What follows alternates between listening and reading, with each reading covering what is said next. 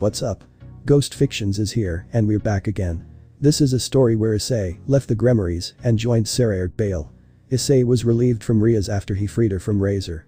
But instead of being stripped of his pieces, he's traded to Sairaorg, heir of the Bael clan.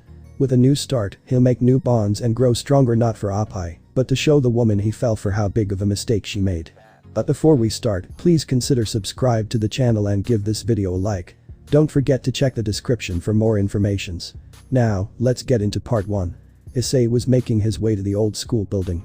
He was excited to continue club activities with the rest of the orc members and continue his life as a devil. He had defeated Razor and saved Rias from her marriage. A few devils may hate him, but he didn't care. Nothing could make him happier than to see that huge smile on his master's face. He had saved the woman who had given him a second chance at life. And, just maybe, she would see him as more of a man. They did kiss after all. Afternoon butchu. Issei called as he walked into the clubroom. He held his hand high as he waved to everyone with a bright smile. Issei, perfect timing. Rias spoke from behind her desk. She wasn't as happy as the brunette. In fact, none of the other orc members were as happy as the boy. They were, actually, very quiet and distant. It almost seemed like they got the worst news possible. It was just like how they were when Razor first arrived. Could he be back with a vengeance possibly? What's wrong everyone? Issei asked with concern. No one said a word. They just had these looks of sorrow. Except for Rias. Her eyes had become sharp and cold. Something he saw only in Kaneko or Sona Kaichu. Issei, you've saved me from my marriage and for that I'm very thankful. Rias spoke with true sincerity. She was truly sincere saying that. Nothing could have made her happier than to be free of that womanizing asshole. The brunette, on the other hand, felt wary of his master. He saw her words as something worse. The undertone and hidden meaning he could sense coming despite her joyous tone and positive words. However, during the raiding game your powers failed me, and the only way you beat Razor was through holy items and the sacrifice of your arm. The Redeed explained, her eyes narrowing half an inch. Issei felt a chill run up his spine from the look on her face. It was quite scary, seeing as the only other person who gave him such a look was Rainer. The moment she called him worthless trash and tried to end his life once more in the abandoned church. That look of disappointment and lack of pity. That look was one he knew something bad was right behind. He froze from her eyes, feeling the trauma of that gaze burning to the back of his skull. And to see it in Ria's eyes. His savior's eyes. It was almost mind-breaking. I'm going to give it to you straight, Issei. I can't rely on you using these tactics time and time again. Situations like this may arise once more and stronger opponents shall come before you. Rias stated, thinning her lips with a firm gaze. How long will it be before you sacrifice everything to that sacred gear? Or face an opponent that holy items won't work on? Will you try to grow stronger or will you continue to be a pervert and peep with your friends? Issei took a shaky step forward. But I promise I'll get much stronger. I told you, I'd always protect you. I know what you said, Issei. But I can't take that risk when I trusted you the first time and you fell so short. I thought you would be much stronger than you were, and it looks like I made a sloppy decision. What are you saying? But Issei asked, his voice shaky as his whole body shivered. He never felt so cold, so alone. He was isolated. Issei. I'm trading you to another devil's peerage. Silence filled the room. A slight weight settled on everyone's head as the brunette stood there, unmoving. He didn't speak, he didn't flinch, it didn't even look like he was breathing. But then again, he must have lost his breath after hearing that he was now being sent to another devil. Did all of you agree to this? Issei asked quietly. His fellow reincarnated devils said nothing. They exchanged looks of concern between one another. The boy's voice had changed slightly. It wasn't shaking anymore and seemed dark. It was also colder and more monotone than anything. It was mechanical the way he asked the question. Asia. He spoke up. He slowly rose his head to the blonde girl. The former nun he tried to save from his ex-girlfriend. Do you feel the same as Rias? The girl said nothing. It was obvious she didn't want to answer. Not because she was agreeing or disagreeing, but because she felt her opinion would change nothing. It would only get her into trouble if she dare spoke her mind. The look on Ria's face answered that. And as Issei looked around the clubroom, he could see that everybody had a similar response to him. The Gremorys heir had her leashes wrapped around them. This was a prepared move by Rias, but for how long? Since he lost. Since he saved her. He didn't want to think too long on it. I see. He muttered. Well, if I'm such a failure, why send me to someone else? Why not kill me like? It was of a personal request. Rias answered quickly. The last thing she'd do is be compared to that fallen angel who feared this boy would grow very powerful. What a joke. Someone personally requested this trade. Issei asked, sounding surprised by the reply. Yes, your fight with Razor piqued his interest. He said I was lucky with how you fought with such passion, all for my sake. When I told him you had fulfilled your role, he quickly offered to trade me for you. The heiress explained. I was a bit hesitant but, after some quick thought, agreed. Issei felt heartbroken and could feel tears coming to his eyes. His savior, his master, his love interest, was treating him like trash. She was throwing him away after he saved her from what was a terrible marriage. And he made sure that no other suitors would try to take her away from any of them again. He had cleaned up her mess and possibly saved her life. But, in the end, he just found himself being swept up and thrown away. As if he was just some fight dog that had one good bout and now was being put down. Talk about a worthy reward. Why string me along then? Issei asked quietly. Rias rose a brow at this, confused by the question. You had me work hard and train my butt off. You told me how you believed in me and was so proud of me. How I could do amazing things if I just put my mind to it. So why build me up, just tear me down? Answer me that. Issei was trembling. His fists were clenched so tight his knuckles were turning white. It was obvious of his distraught, and the rest of the orc was upset to see him in that state. And yet, they still said nothing. Rias, however, spoke up. Issei, you can do some very unique things. But it's the costs I can't afford.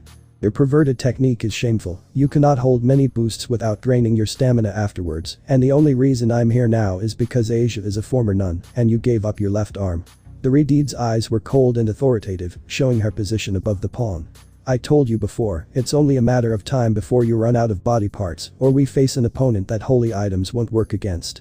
I need strong beings, Issei, not a perverted child. You're just not enough. Rias, I think you've said enough. A new voice boomed. The entire room fell into a tense silence as a magic circle lit up in the corner behind the group. It was bright and felt different from both the Gremorys and Phoenix's circles. It was powerful, and the raw power it exerted alone was enough to put Issei on alert. Everyone else, besides Asia, expected this person's arrival and stayed silent, despite also feeling overwhelmed. As the light faded, it revealed a young man around their age. He was tall, dashing, and packed with muscle from head to toe. His clothes only enhanced their size by how tightly they strained to him. Sairaorg, you're early, was Ria's response to his arrival. The young man looked back at her in return, staring at her for some period of time. Her blue-green eyes met his amethyst as they said nothing. A tense moment of silence between them was shared, causing the others to look between each other with concern. But it wasn't long before the new face spoke. My apologies. I got a bit ahead of myself. I just had to meet this generation's Sairaorg. Sairaorg answered. He then folded his arms and narrowed his eyes. However, I didn't expect to arrive and hear you belittle him so. I'm not belittling Issei. If anything, I'm telling him of what I think he'll accomplish. He's the weakest Sairaorg by far. Rias snapped back with an ice-cold tone. Her remark made Issei feel even worse as his broken heart was continuing to be smashed into dust. His head fell lower, and his eyes sunk deeper as the tears were so much closer to falling. He could feel his world shattering as the woman he looked up to tore him down, as if he was some broken toy. Was this what the world crumbling around him felt like? The feeling of emptiness as everything he put his effort into was suddenly destroyed. This moment of darkness that surrounded him and made him feel so alone and isolated. If so, it started to grab a hold of him as he felt weak, tired, and most of all, disgusted. Not at Rias or at anyone of the club, but himself. He believed he was completely worthless. That everything he did could have been avoided if Rias hadn't wasted her time on someone as pathetic as him. Sairaorg noticed his new pawn's behavior and his eyes narrowed further. Rias, I'll be taking Issei with me. For good. Sairaorg stated, with little room for argument. This shocked the group, Rias included. What? But he's a student here, as well as a club member. She replied hotly. He'll be transferring. I'm not going to leave him in an environment that is detrimental to his health. The older male replied. But, you don't need him. He's not your pawn anymore. Sairaorg flared a bit of his power to prove he was serious about this. Rias wasn't ready to back down as she flared her own. He's still a part of my club. But he's of no use to you anymore. Isn't that what you just told him? Rias grit her teeth. While removing him from her peerage was one thing, completely taking him from her was another. Issei still had some use to her and could have been called on at any time if need be. For her cousin to take him away meant losing a valuable asset if a bad situation came up. Weak or not, the Sairaorg was still a useful pawn, even if he wasn't hers. She knew of Issei's desires to protect his friends and could have used that to manipulate him if such an occasion called for it. He wasn't much, but she was hoping that she'd still be over him somehow. Keeping him as a just in case. Issei, what do you say? Will you join me? Sairaorg asked, holding out his hand to the boy. You're giving me a choice. Issei asked, genuinely confused by the older male. He looked at the outstretched appendage before looking up to the devil. There was no ill intent or any opposing motives. Of course Issei wasn't the best at picking up on those. Sairaorg, however, seemed like a genuine guy and he looked honest in his words. But why go so far just for him if he didn't have any ulterior motives? There had to be something else if he was being so nice. It seemed Rias had. Why wouldn't I? Sairaorg asked back, just as confused. But you told me of how devils would kill for a piece like me. How they'd do anything necessary to obtain me because of this. He replied slowly, lifting his arm and activating the boosted gear. Sairaorg stood there for a moment, silent. But he soon placed a firm hand on Issei's shoulder, causing the boy to look up in confusion. The devil smiled reassuringly, giving a small sign of comfort to the younger devil. Issei, I'm not going to lie. Being the Sairaorg is a big part of why I want you. But I won't do anything that will put you in a tough position. I only ask that you strive to be the best and grow as an individual so that we may come together as partners, equals even. Sairaorg stated firmly. You mean? I could actually grow to a high-class devil? Issei asked, his eyes remaining the life they lost from before. Of course. Hell, with the way you stayed on par with Razor, I'm surprised you weren't offered middle class. Sairaorg replied. His smile widened and it fueled Issei, contagiously appearing on the brunette's face as he gripped his fist tighter. If you really believe in me, I'll do it. Issei looked down at his gauntlet-covered hand and clenched it into a tight fist. He would get stronger and prove to Rias that he wasn't weak. He'd make sure she regretted trading him and, just maybe, see him in a different light. He'd make sure all of them knew that Issei Haidu wasn't just some one-and-done type of dude. That he still had fight in him and room to grow much stronger. No matter what, he'd make sure all the devils knew he wasn't the one to be fucked with. He wasn't going to give up now, not when his odds were starting to look good. He still had a dream and it will damn sure come true. Sairaorg, in turn, smiled wider and held out his hand once more. Well then, Issei, partners. Issei grinned, now fueled with a new fire. It burned with confidence and determination as he now had another chance to better himself. His light was lit, burning brighter than ever. Now was the time to capitalize on the gift he was given. Issei stepped over to Sairaorg as the magic circle appeared below his feet. It shined brightly, signaling that it was teleporting them. However, just before the duo left, Issei could see the saddened looks on everyone's face. They looked as if they were actually going to miss him, which made him frown. And then he turned to Rias to see her blank look. She didn't seem to care as she stared with no signs of emotion whatsoever. His frown only deepened as the last seconds ticked away and both Issei and Sairaorg vanished with a flash of bright light. I'll be back, Rias. And I'll make sure your face is filled with shock and surprise next time you see me. Tusan, Kachan, I promise to write and visit when I can. Issei, are you sure you want to do this? This is so abrupt. Yeah, going across seas is a big move. Issei stood in front of his house, just outside the doorway with his parents. The brunette wasn't a heartless son, so before he would leave from the underworld, he had to make sure he didn't up and disappear without telling them. He wasn't going to make them worry about him and he had to make sure they were at ease before his departure. I know, but I want to see more than just Japan. Having this opportunity. I can't just pass it up. He replied, still uneasy and nervous. His parents were right, it was a big move with what he was doing. Especially since it was happening so fast. But who knows what would happen to him if he stayed, so maybe a change of scenery would do him some good. He still had ties with the orc and a small connection to the student council. Staying near them both would only make him sulk worse with how close the two kings were, despite their deal of separation. So it was best to just avoid it altogether. Issei, you can't be serious. Europe is so far away and you know nothing about it. Or where you're going. The boy's mother argued. She didn't want her child to leave yet as she cherished little time with him. It felt like yesterday that he was in diapers, clinging to her no matter where she went. What happened to her baby boy? I have someone to help me out, Kachan. He'll have my back throughout this entire transition. Issei reassured, trying to calm her. She was always so overprotective of him and he appreciated that. It was a bit embarrassing at times, however. You promised to call? His mother asked. Of course. Whenever I can. You have everything you need? His father asked. Yup, all set. We love you, Issei. No matter where you are, if you're in trouble call us and we'll be there as soon as we can. His mother stated. His father nodded firmly, enforcing his wife's words. It put a smile on Issei's face as he stepped forward and hugged them tightly. You two are the best parents a kid can ask for. I'll see you as soon as I can, promise. He released them from his grasp before turning around. Sairaorg was leaning against a black car, waiting for him with his arms folded. Ready to go? He asked with a grin. Issei grinned back and nodded his head. Yeah. The duo then entered into the back seat of the car.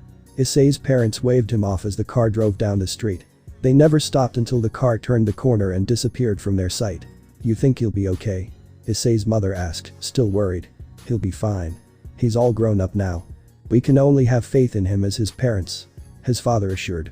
"Yes, hopefully all of our cooking lessons will pay off too. And cleaning. And what to do in case of. I wouldn't worry, he's well trained, dear. He'll probably be the best damn cook on campus anyways. Had to give him something to impress the ladies." His father was confident as he grinned. "If there was one way to capture a woman's heart, it was cooking. It impressed me all those years ago."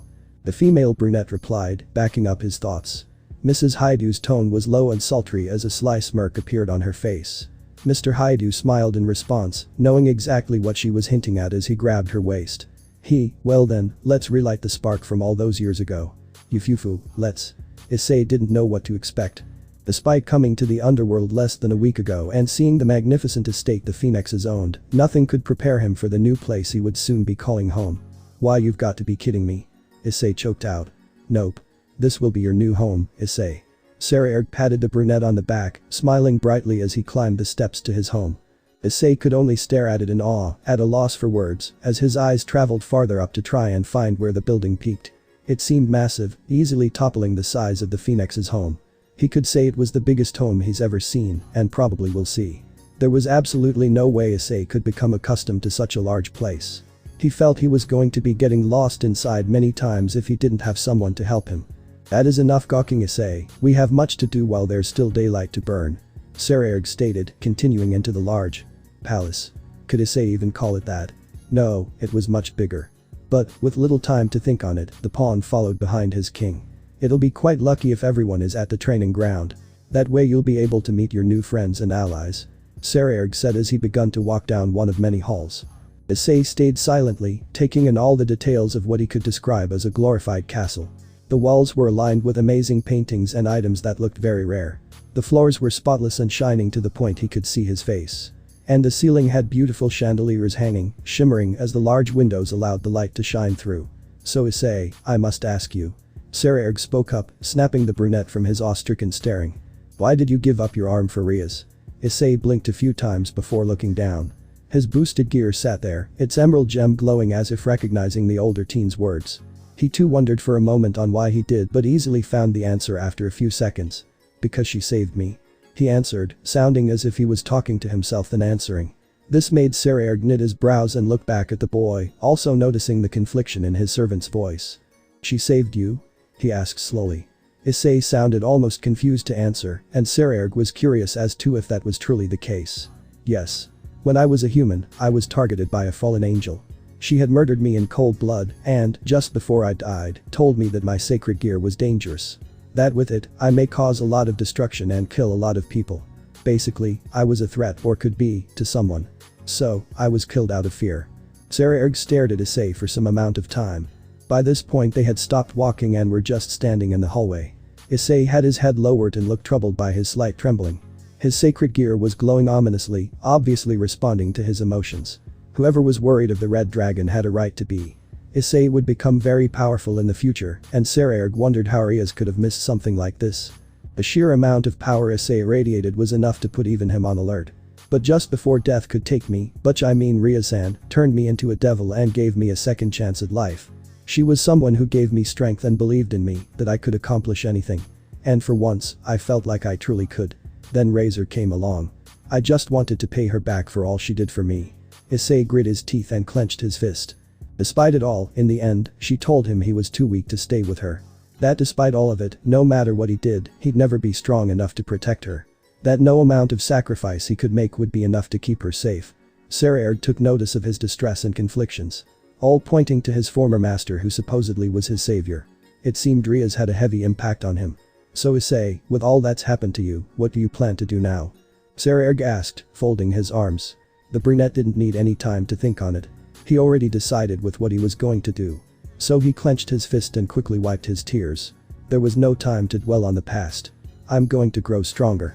I'm going to prove that I'm not weak. I'm going to make Rias see me as someone worthy of her. And, most importantly, I'm going to strive for my dream to become harem king," Issei shouted, pumping his fist into the air. The heir blinked a few times before chuckling. He quickly tried to stifle it with his fist, but it was hard to control.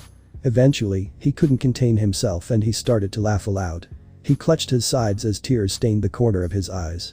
Sairaorg expected the first part of Issei's claims, but the last bit caught him by complete surprise. Of all the things he prepared himself for, that was the least likely. Although it was not unheard of, it was still a surprise that that was his goal despite the recent events. Oh my, please excuse me, ahahaha. I never expected you to have such a passion for that kind of dream ice. Sairaorg said, trying to explain his sudden outburst. By this point, the Bael heir was hunched over, his arms wrapped around his gut in an attempt to ease the slight pain in his stomach from laughing so hard. Issei had already expected the reaction. Everyone laughed at his dream as it was something people thought was unattainable. It didn't deter the brunette from his dream, and so he had become somewhat used to it. It was just odd that even devils laughed about it when Rias told him that polygamy was encouraged in the supernatural world.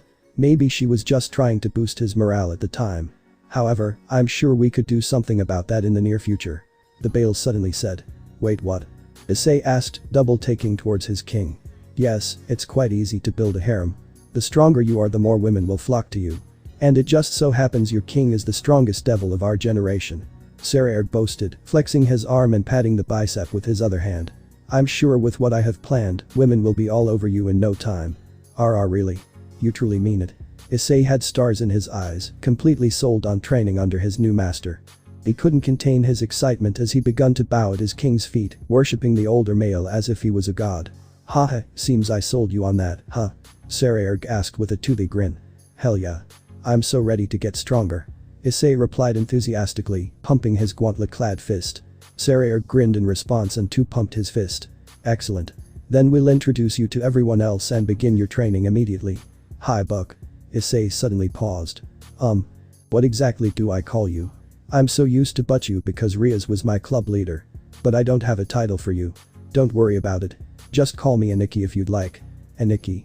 But wouldn't political officials or superiors get pissed at me for calling you something so informal? Issei asked in confusion. You know, the whole servant master BS. Yeah, but who really cares about that? I've never been one to like such pompous titles. Makes me feel like an old man. Sairaorg replied lackadaisically. Issei smiled in return, a warm feeling filling his chest. He felt relaxed and comfortable around his new master. Hi, Aniki. The duo then continued down the hall, a lighter mood held between the two. So are there any particular traits you want in a girl? Large oppai, big enough to squeeze and suck and sleep and all of that. I see. Well, I'll keep that in mind. Thank you so much, Aniki. Hey, don't thank me, it'll be from your power that such women come to you. You think so? I know so. I'll make sure you become the strongest Sairaorg in existence. Past, present, and future. The White One won't know what hit them. This made Issei pause. He stopped mid-step as his arm suddenly pulsed. He winced in pain and grabbed his arm instinctively. Sairaorg noticed and turned back. What is it? He asked. I don't know. My arm just started acting up when you mentioned the White One or whatever. Issei replied. Have you heard of them? Sairaorg asked. Issei shook his head. Well, it'll be a story for a later date as we still have some time. For now, your main concern should be growing stronger. Issei was slow to nod his head. With the way his king spoke of this White One, it made it seem like something serious. Was there some hidden destiny between him and this White One? Was he like some weak-ass protagonist who was going to have to fight this super powerful being that called him their eternal rival? Well, as long as he gets his harem, he didn't care who he had to fight. He'd beat whoever the hell this White One was. Here we are. Sairaorg announced. Issei came out of his thoughts to find himself outside. He and Sairaorg were standing outside under a walkway, the latter looking out into a large open space. When Issei turned, his eyes widened to the size of saucers. In the open field a group of people were training. They varied in size, gender, and powers, but all of them looked incredible as they sparred or practiced, looking incredible to the boy. Don't fall behind, I have to introduce them to you. Sairaorg said as he walked out into the field.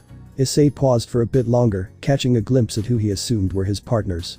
The group quickly took notice of Sairaorg walking towards them and immediately began to wind down whatever they were doing. Sairaorg-sama, you have returned. One of the girls said as she stepped to him and bowed. She was young, around Sairaorg's age. She had long flowing blonde hair, tied in a ponytail, with bright blue eyes that were almost like crystals. She was dressed in a light flowing white dress that matched her porcelain skin amazingly and wore a matching set of sandals showing off her delicate feet. Of course Issei could only notice how big her breasts were, ogling at them with wide eyes. They looked luscious and squeezable, drool pooling from the boy's mouth as he imagined how'd they feel in his hands. Issei, come over here, you have to meet everyone. Sairaorg called back to the daydreaming pawn. Issei snapped from his thoughts at the call and rushed to his king's side. Now was not the time to perv out. Everyone had their eyes on him as he came forward, and Issei nervously stepped beside Sairaorg, who grinned and placed a hand on top of Issei's head. Okay everyone, here's our new member of the family. This is Issei Haidu, he's my first and only pawn, so be sure to look out for him. The heir announced loud enough for everyone to hear. Issei felt embarrassed being at the center of attention. Despite the lack of numbers, Issei could feel the power radiating off of each and every one of them. They weren't as strong as Sairaorg, but he could tell that they were much stronger than everyone at the orc.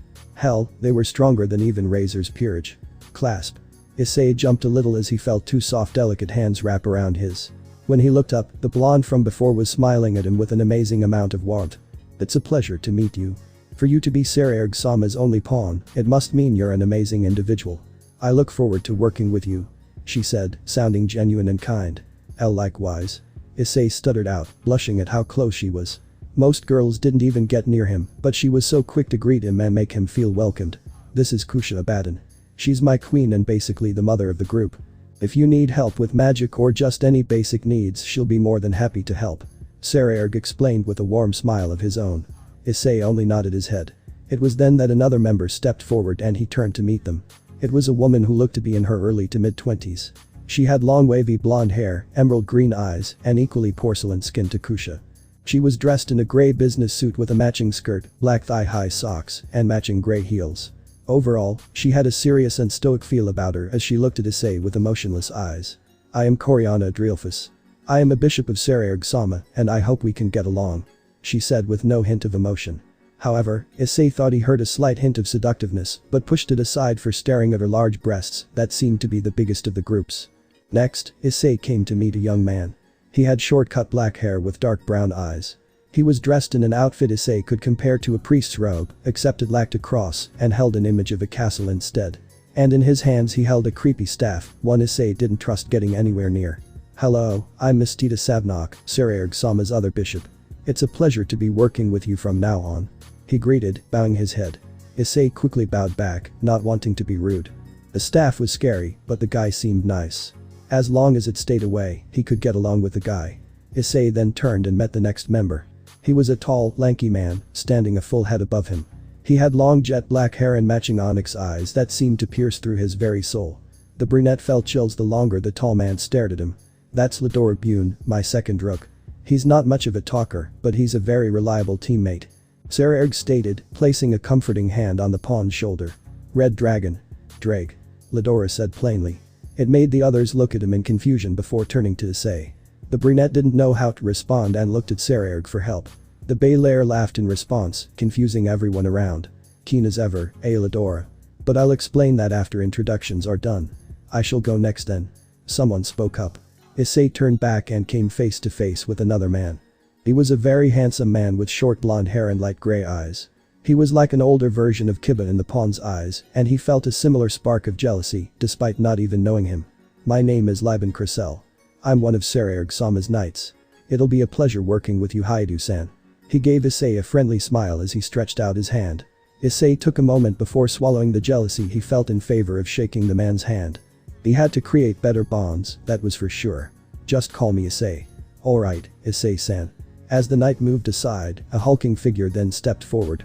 Issei's eyes widened as he curved his neck back to look up at the walking wall in front of him. That's Gandoma Balam, my other rook. He talks less than Ladora, but is a sweetheart to the core. If you need any comforting, just have conversation with him. I know I always feel better. Sairaorg stated before laughing a bit.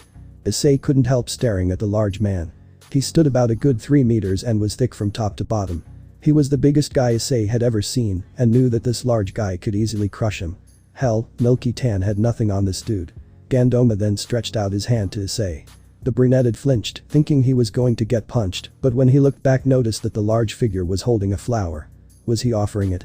Issei slowly reached out and took the plant. He stared at it before looking back up at the large creature. Gandoma smiled in response, which Issei didn't think was possible, and nodded his head lightly before walking over to Liban. Issei's eyes followed the large man before looking back at the flower. He guessed that maybe his looks were just deceiving. That it takes some getting used to though. I suppose I am the last one. Issei looked back to see a knight in full armor ride up on a white horse that had blue and white flames for a mane and tail. Issei blinked a few times, unsure of what he was seeing. The knight dropped from his steed and removed his helmet, revealing himself to be an older man. He had long silver hair with navy blue eyes. He was chiseled and looked like every girl's fabled white knight. It was almost cliché at how he looked. Issei could only imagine how he spoke. I am Baruka Furkas. I am Sairaorg Bael's knight and I look forward to fighting with you on the battlefield. Issei stared at him with a dry stare. Yeah, he was every cliché knight in fairy tales. It almost made him want to puke. Baruka, stop with the facade, you'll confuse Issei-chan. Kusha stated with a playful pout. Issei was confused and looked at the queen before turning back to the knight. He looked almost offended by her words. Why, whatever do you mean? I'm sorry, that accent is a bit hard to hold. Baruka replied, dropping his tone seconds later. Issei was suddenly surprised as his eyes widened from the sudden change in the final member's demeanor. Anyway, like I said, it'll be great working with you, Issei-kun. He blinked a few times, surprised by how relaxed the knight had quickly become. It seemed he judged too quickly. So, Mr. Pretty wasn't what he portrayed himself to be. Huh, that was actually a first. The brunette's master noticed this and pulled him into a tight bro hug. Trust me, Issei, you'll find many more surprises with us. Sairaorg said, giving a hearty laugh at the end. Issei couldn't help but join in as well. The others around him soon followed. As they shared the laugh, Issei couldn't help but feel a bond already forming with his new allies. He connected with them much faster than with the others at the Orc and somehow felt a part of the family more so than with Rias. While Kaneko hated him and Kiba and Akeno felt somewhat of an acquaintance with him, he felt that these guys actually wanted to make him feel a part of the group. He felt this warmth they gave off and, for once, felt he could maybe grow to something better. Sairaorg believed in him as he gave him this new opportunity. And he was damn sure that he wasn't going to waste it. As the laughter finally died down, everyone sighed in contentment. Afterwards, Sairaorg placed both hands on his hip as a fire lit in his eyes and confidence began to radiate off him. Alright then, let's continue with training. I want everyone to be as strong as they can. He said with a small fist pump. Hi. The group responded together. It was then that they turned to Issei, who they noticed had said nothing. That includes you, Ice. No matter how weak you think you are, we'll be sure to help you. Sairaorg said confidently. Issei slowly looked around, seeing everyone else nod or smile as reassurance. They made him feel at home so quickly and he could feel the slight sting of tears.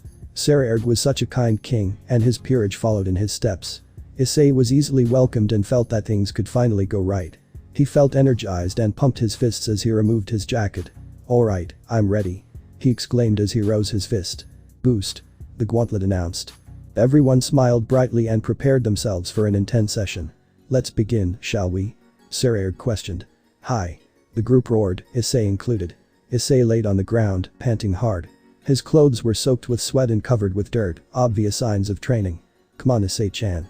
I'm sure you've got one more round in you. Kusha cheered. You're killing me, Kui-kai. Issei gasped out from his sprawled position.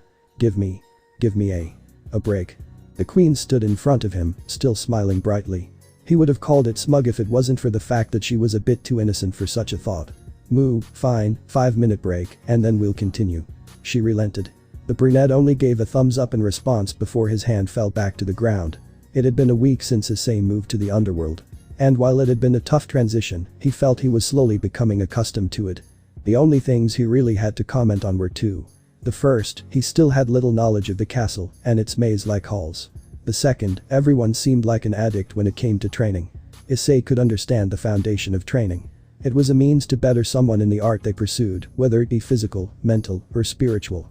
But when it came to Sairaorg and his peerage, training seemed to be a practice taken to the extreme. Almost like it was their religion. It was like an all-day, everyday type of thing. From dawn to dusk everyone was training. And because Issei was lacking so much compared to everyone else, the entire group took it among themselves to train him. The first to nab him were usually Ladora or Gandoma. They trained him in the power of a rook. Similar to Kaneko, it was a spar massacre with tips of how he should strike or counter. Where to focus when fighting and how to defend against attacks. The duo, if they caught him together, would then have him promote to rook and help solidify his defenses. And how could they do such a thing? By showering him with heavy punches and kicks that could break bone. If it wasn't for the promotion, Issei would swear up and down that his bones would have been shattered and he'd be a puddle in the floor. Not on, in. If that wasn't enough, after their early morning training, next would be Liban and Baruka. They took it upon themselves to train Issei in sword art. Well, Liban would while Baruka would attempt to impale him on his spear. He would give the usual response of wanting to improve his reaction speed and judgment of the enemy's reach. And Liban would agree and end up joining in on trying to dissect the brunette. After that, Issei would then receive an hour break, which was taken up by a 5-minute lunch and the remainder spent on a hardcore study session. Sairaorg didn't allow the pawn to slip in his studies, so he took it upon himself to drill a whole day of classes in a 55-minute time span. Issei felt like he might go insane at some point with the constant lessons of warhead figures and battles of this and that. It was odd how the underworld's history was along the same lines as humanity's. Whether it was political or simply trailblazing, it seemed the supernatural and human world shared some common occurrences. After Issei's heavy study hall, he would then continue his training with Coriana and Mistita. They were a bit of a breather, only focusing on helping Issei with his magic. The trio knew of the pawn's lack for magical reserves, so they helped him learn basic spells. Such things like hidden spells and even concealing magic. Things that even someone like Issei, with little to no reserves, could perform. It would help keep him alive in fights or sneak around if need be. It even allowed for him to go undetected if he returned to the human world. Finally, Issei would then finish the day with Kusha. Being the queen and second in command, she taught Issei the most important points. The first being his power of promotion. The second being teamwork. And the third being his sacred gear. When it came to promotion, the first thing Kusha explained is how vital each piece was. Issei-chan, when it comes to promotion, what would be the piece you choose? She asked. The queen. Issei replied almost immediately. Kusha nodded her head in response. A likely choice. But what if the queen wasn't the correct choice? She then questioned. This stumped the brunette as he didn't know what she meant. The blonde noticed this as she giggled. Think of it this way. What if you needed to get somewhere quickly because a teammate was in trouble? Then I'd go with the knight. Issei replied. Correct. And then if you needed to break down the enemy's defenses or fortify your own? The rook. Yup. And then if you were required to use a large amount of magic? Bishop. Precisely. She commended. Kusha still saw a bit of confusion on the pawn's face and giggled again.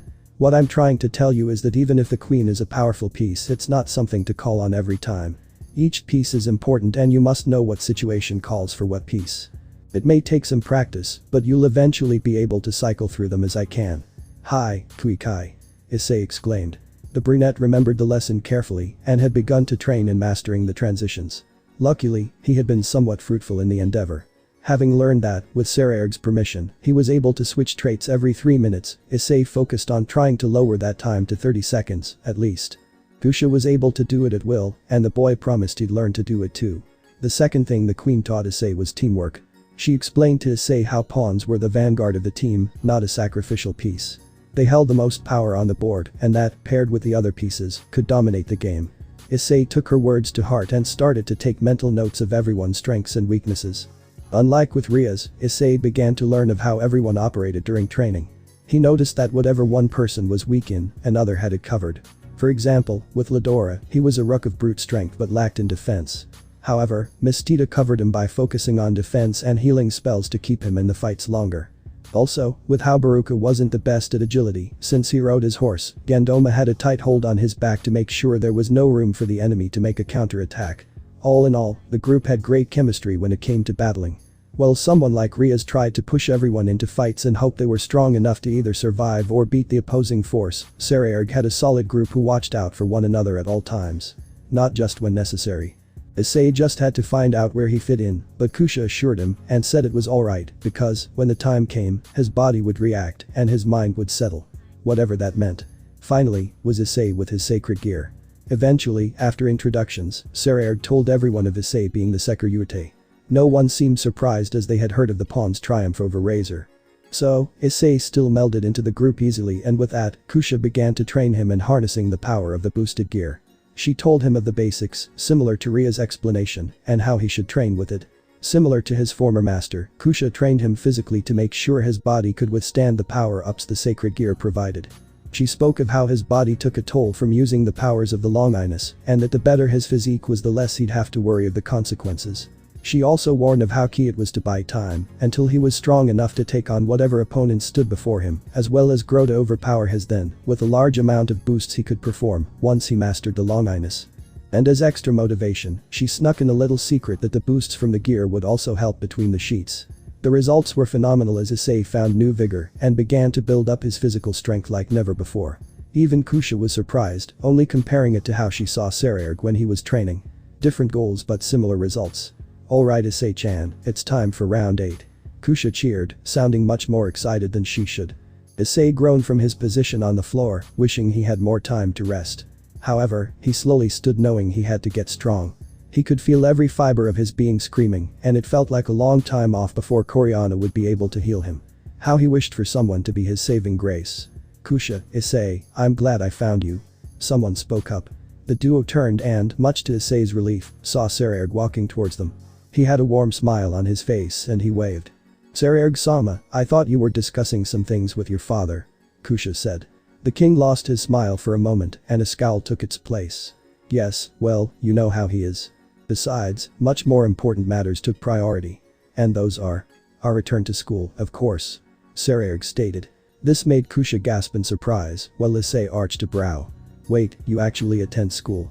I thought you guys had, like, a personal instructor or something like that.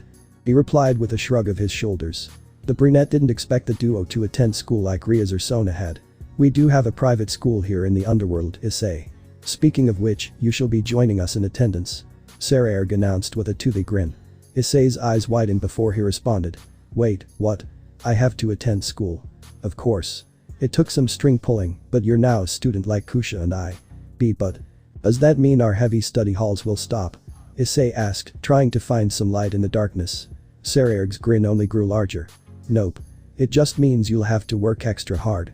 Comical tears fell from Issei's eyes as he muttered about how unfair the world was. Sairaorg laughed it off, patting his back as Kusha continued to giggle. Just when things were going up for Issei, fate just had to have a way to slap him back down. Oh, speaking of, Issei will have to prepare for his entrance exam. Kusha said, reminding their king. The heir's eyes widened as he forgot a key part of the private academy. He quickly turned to Issei and grabbed his shoulders, looking a bit frantic in the process. Issei, I had completely forgotten. The entrance exam is very important at this academy. Not even I can get you past it. Please tell me, do you know how to cook? The brunette blinked a few times. That was an odd question. Yeah, I dabble in it, I suppose. He responded. Sairaorg's grip tightened, making Issei wince slightly from the force. And are you any good? The pawn smirked. Well, not to toot my own horn, but I'm pretty sure I'm damn good at it. His king stared at him a bit longer, discerning whether to believe him or not. But with such a face of confidence the devil eventually released his grip and sighed. Sorry, it's just very important that you pass the entrance exam. Everyone has to take it and very few succeed. What's so important about cooking for an entrance exam? Issei asked, still baffled by the weird test. It's a culinary school, Issei-chan. Kusha answered. A culinary school? In the underworld? The pawn asked with an arched brow. He could hardly believe that. This place was sounding more and more like the human world the longer he lived here.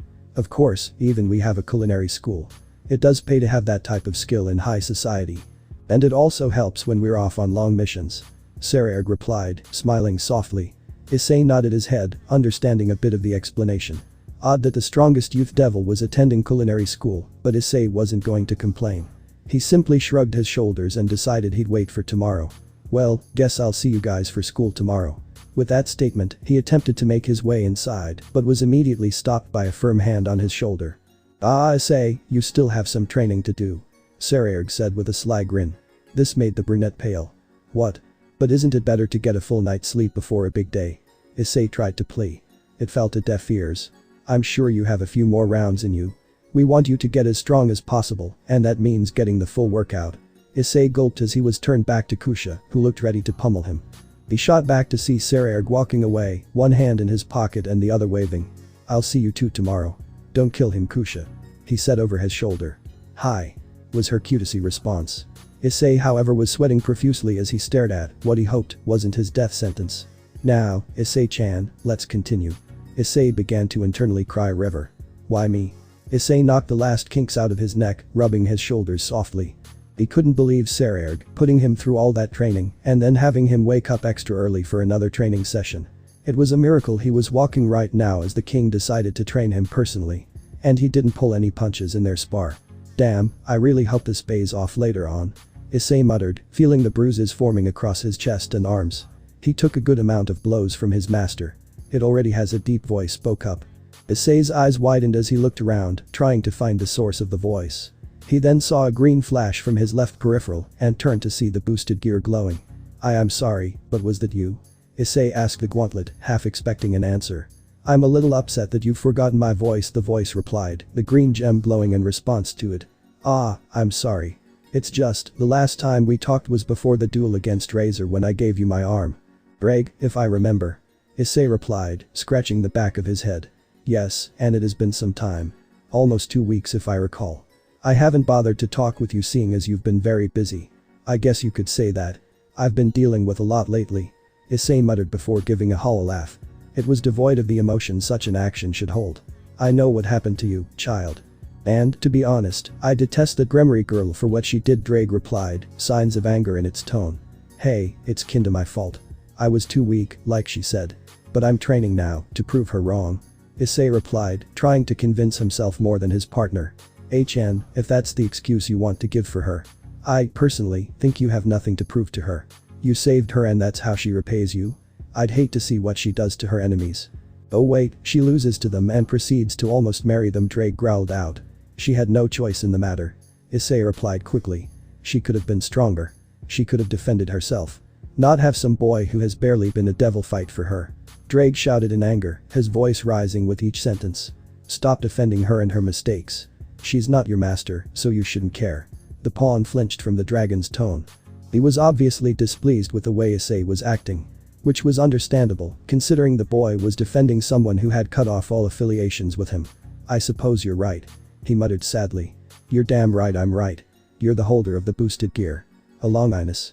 Hold your head up high because you're a valuable asset wherever you go, Drake said with absolute confidence. It doesn't matter how late you start or how far you fall. I know you'll stand back up and keep trying. Issei's lips curved upward in a small smile. It was rare that he heard praise and couldn't help the slight flutter inside.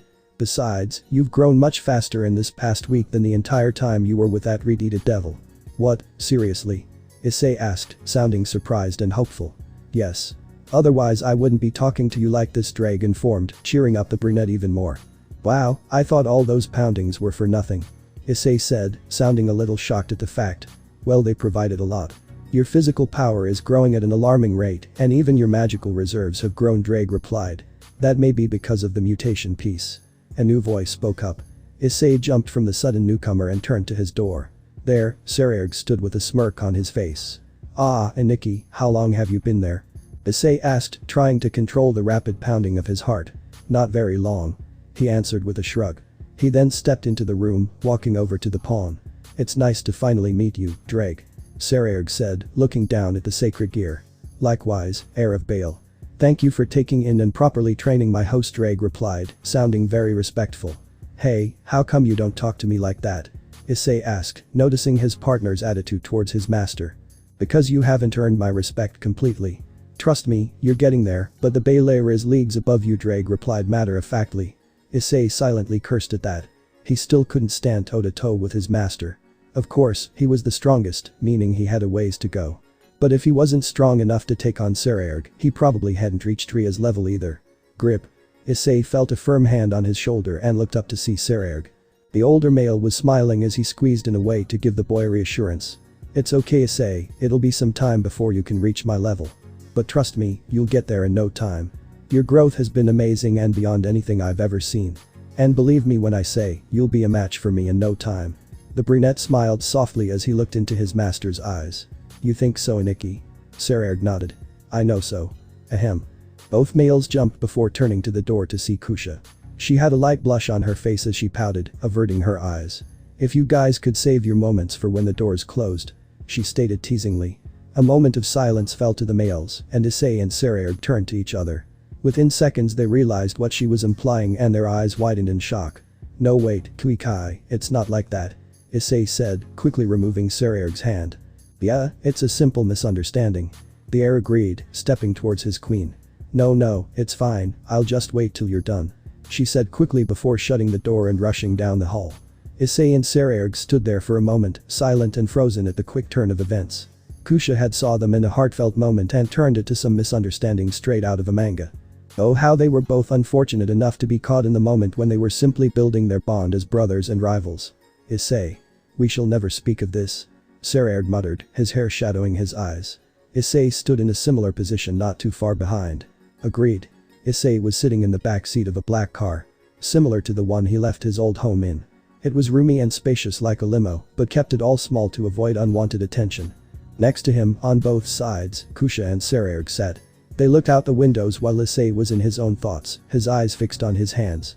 He had to create a dish for the entrance exam, and, while he was good, he couldn't help but be nervous. This was a high-class academy, and it accepted very few into it. It was only for the best of the best, and Issei wasn't sure if he qualified as the best. So what could he cook to wow the judges? Issei-chan, are you alright? Kusha asked, placing her hand over his in concern. The brunette laughed, a bead of sweat dripping down the side of his face. Yeah, just trying to think of what I'm going to cook. This made Sairaorg turn and look at Issei with a serious expression he only held during training. Make something with apples. He said automatically. This made Issei blink twice and Kusha sigh. He's not cooking with apples, Sairaorg-sama. He doesn't even know the theme yet. Kusha replied. But what if it is apples? Sairaorg answered back. If I know the judges, I'm sure they won't make it apples. Kusha said dryly. You never know. Eventually they'll discover the true power of apples. They make any dish taste good. Sairaorg said passionately. Looking closely there was a fire burning in his eyes, almost as large as when he gives his speeches about hard work and training. Issei could only scoot a few inches away from his king. He couldn't get farther due to the seating arrangement. But he leaned in closer to Kusha, only allowing her to hear him. What's his deal with apples? They save his life or something? Issei asked, genuinely worried for his master's well-being. No one could be this crazy about a fruit. Kusha leaned back in. No, it's a thing with his brother. His brother likes botany, and Sairaorg supports him 100% despite their father's disdain for it. In turn, the thing he loves most are his brother's apples, and it, in turn, caused him to be so adamant about them. Issei just gave a sound of acknowledgement before silently straightening himself. The heir didn't notice and continued his rant about how apples were a superfood. He also spoke of how his apple dishes would rule the world and how everyone will realize the true potential the fruit held. The blonde and brunette could only bide their time until they reached the school. Fortunately, the trio soon arrived at the academy, and Kusha was quick to drag her king out of the car. By the time Issei was out, the Bael had finally finished his speech, and it filled the queen and pawn with relief. It wasn't long after that Issei was finally able to take in the school. When he looked up, to say he was blown away was an understatement. The sheer size of the academy had made his jaw drop farther than when he first arrived at the Bael estate. The academy was massive. It was the size of a university, no, much bigger than that. It was the mix of a large middle school, high school, and university. It was basically all the grade levels besides grade school packed into one. Kuo Academy had nothing on this as the private devil structure easily towered over the human-made academy. Welcome to Tsuki Academy Issei. Sairaorg announced, loud enough for all to hear. His voice carried, easily showing just how large the academy truly was. At the same time, the courtyard, that was currently filled with students, turned to the gates at the sudden shout. There, they saw the trio walking in and stopped whatever they were doing in order to take in the new arrivals. As Sairaorg passed by, girls of all kind began to cheer and swoon over the strongest youth. He merely waved as girls of all years, all ages, and all sizes basically cried for him in a multitude of worships or requests. Kaya, it's Sairaorg-sama. He's back. One of the girls cheered. She was a pretty, human-looking type of girl. He's been gone for a whole week. But our fruitful king has returned. Another cheered. She was a more devilish type of girl with pointed ears, sharpened teeth, and slitted eyes. Issei didn't pay much mind though as he couldn't believe it. No matter where he went, the guys he were with were always so popular. Was he cursed? Why didn't he have a fan club? Thank the Satans. Our queen Kusha-sama has returned. The plethora of males cheered simultaneously. It was as if they practiced it or were just gifted by sheer luck at the amount who all timed their cries perfectly. Issei wasn't as surprised to it though. They sounded very similar to the shouts he heard from the males at Kuo Academy. Although it was surprising not as many girls cheered as the girls at Kuo would for Rias and Akeno. Meh, what could he do? Kusha was a very attractive girl. Who's that new guy between them? A male devil suddenly asked. It was then, like a rain of arrows, that Issei felt everyone's eyes fall upon him. He couldn't believe his luck for this was the second school he felt the strong stares of the students from every angle, just based off of the people he found himself associating with. Then, as if luck played a cruel joke on him his magic spiked and the boosted gear appeared. His shock was evident, seeing as Kusha helped him use what little magic he had after training to seal it this morning.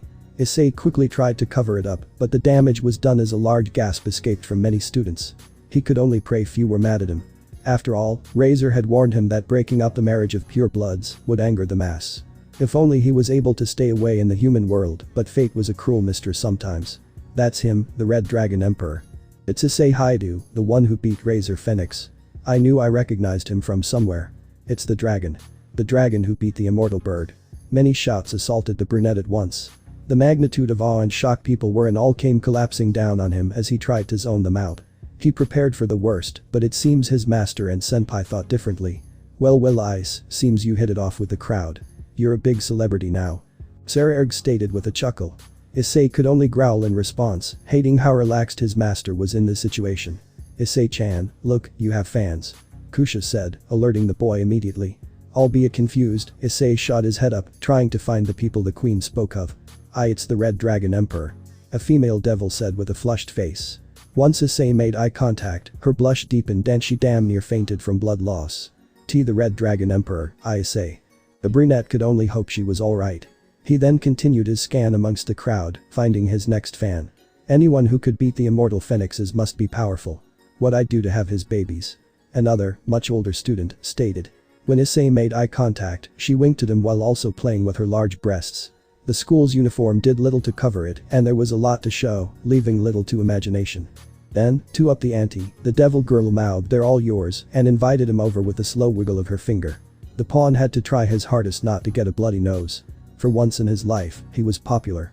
His dream may have been coming to fruition sooner than he though. He had to try and contain himself as he started to make his way over to the busty devil. Only then would he exploit his true perverted nature. And claim one of the many bounties he hoped for. But, before he could capitalize on his sudden spark of popularity, Sairaorg grabbed him with a strong arm around his neck. To Issei's ire, his king blocked him from squeezing a handful of luscious oppai. And he was not pleased at the sudden act of blue balls. Sorry Ice, no time to play. You have an exam to take and the sooner the better. The Bael stated as he continued on his way inside. Aniki, let me go. I think I was finally going to lose my virginity. Issei cried out. Guikai, help me out here. He pleaded. The blonde however wasn't paying attention, still waving at a few guys who were trying to show off to her with some flexes or quick tricks. You say something Issei-chan. I hate both of you. The brunette muttered. And with that the trio entered the front doors of the academy. Thus, Issei's first day back at school commenced. Issei stepped into the room begrudgingly. Picking an imaginary stone, he leaned against wall and folded his arms, acting very childish. There was a pout on his face as he grumbled incoherent words to himself. It was obvious he was still upset by his king's actions. He was finally going to get a handful of oppai and start creating his harem. But no, Sairaorg just had to get in the way and drag him to the stupid test. He hated that and complained about how unfair the world was. It doesn't matter if I'm in the human world or the supernatural. I'm never gonna get the chance to become harem king. The brunette complained with a whiny tone. It's not all bad partner. She was just a devil attracted to your power. It's going to happen a lot. Drake spoke up, the boosted gear appearing on Issei's arm once more. So? She was hot. And her oppai were perfect. Issei exclaimed, forming the shape of the girl's breast to emphasize his point. I think you need more training if you're somehow still only fixated a woman's physical appearance, the dragon replied dryly. Hey, I care for more than just looks. Issei snapped back. He was met with a snort. Besides, it's not my fault you haven't felt the sweet heavenly sensation that is oppai for thousands of years. Issei snapped back. I don't care for those types of things, child. I've done more intimate things than you can ever imagine in my lifetime. Even with your extended lifeline, you'll never come close to the women I've laid and pleased. Drake retorted, almost sounding like he was bragging. We'll see about that, you overgrown lizard. Haha, see what? You fail miserably. Have you ever even grabbed a woman's breast, boy? Drake mocked with a hearty laugh. It made Issei turn bright red. I have for your information. Grabbing that redeeds on accident or while you're asleep does not count. Shut up. Ahem, Haidu-chan. Issei's head shot up. His eyes were wide and his face was flushed as he came face to face with the person calling him. To say he was embarrassed fell far from the truth. The one to call him was a young woman. She was around his age, maybe a year older. She stood a few inches taller than him, bending over so she was at eye level with him. She was very beautiful in the eyes of the pawn. The girl had short silver hair, one long bang reaching down past her chin on the left side of her face. Her eyes were an alluring crimson red, matching and highlighting her skin nicely. And she held this aura of prestige, much similar to Rias in fact. Haidu-chan, are you alright? The girl asked. The slight wave of her hand snapped Issei from his daydream as he blinked a few times before shaking his head. Yeah, sorry about that. He quickly replied with a chuckle. The girl giggled before returning to her original position at eye level with the brunette, placing herself a few inches away from him. However, instead of her curious look prior, she now sported a look of interest. Or deep analysis. He couldn't tell. "Oh no," he muttered, unsure of what was happening. "What are you?" "Hush." The girl snapped, prompting Issei to shut his mouth immediately. A few more moments passed before she pulled back and smiled. She then nodded her head, as if she was sure of whatever she was thinking. "Yup, the rumors are true," she said. Issei knitted his eyebrows in confusion. "What do you mean?" he asked in return. "Oh, that you're really cute," she replied nonchalantly. Issei didn't respond. The words were caught in his throat as his cheeks turned bright red. Swirls appeared in his eyes as he could feel steam pouring out of his ears. "Aye. Wah," he sputtered unintelligibly. The compliment caught him completely off guard. Well, he was used to Rias calling him adorable. It was more so like he was a puppy. Almost like a pity compliment. But this girl, it sounded like she meant it as a flirty gesture. Issei was unsure of how to respond to a girl who found him attractive and was so blunt about it. None of the girls at Kuo were like that. They just beat him down. This girl didn't seem to mind being upfront with her emotions, however. And she wasn't punching or kicking him, bonus.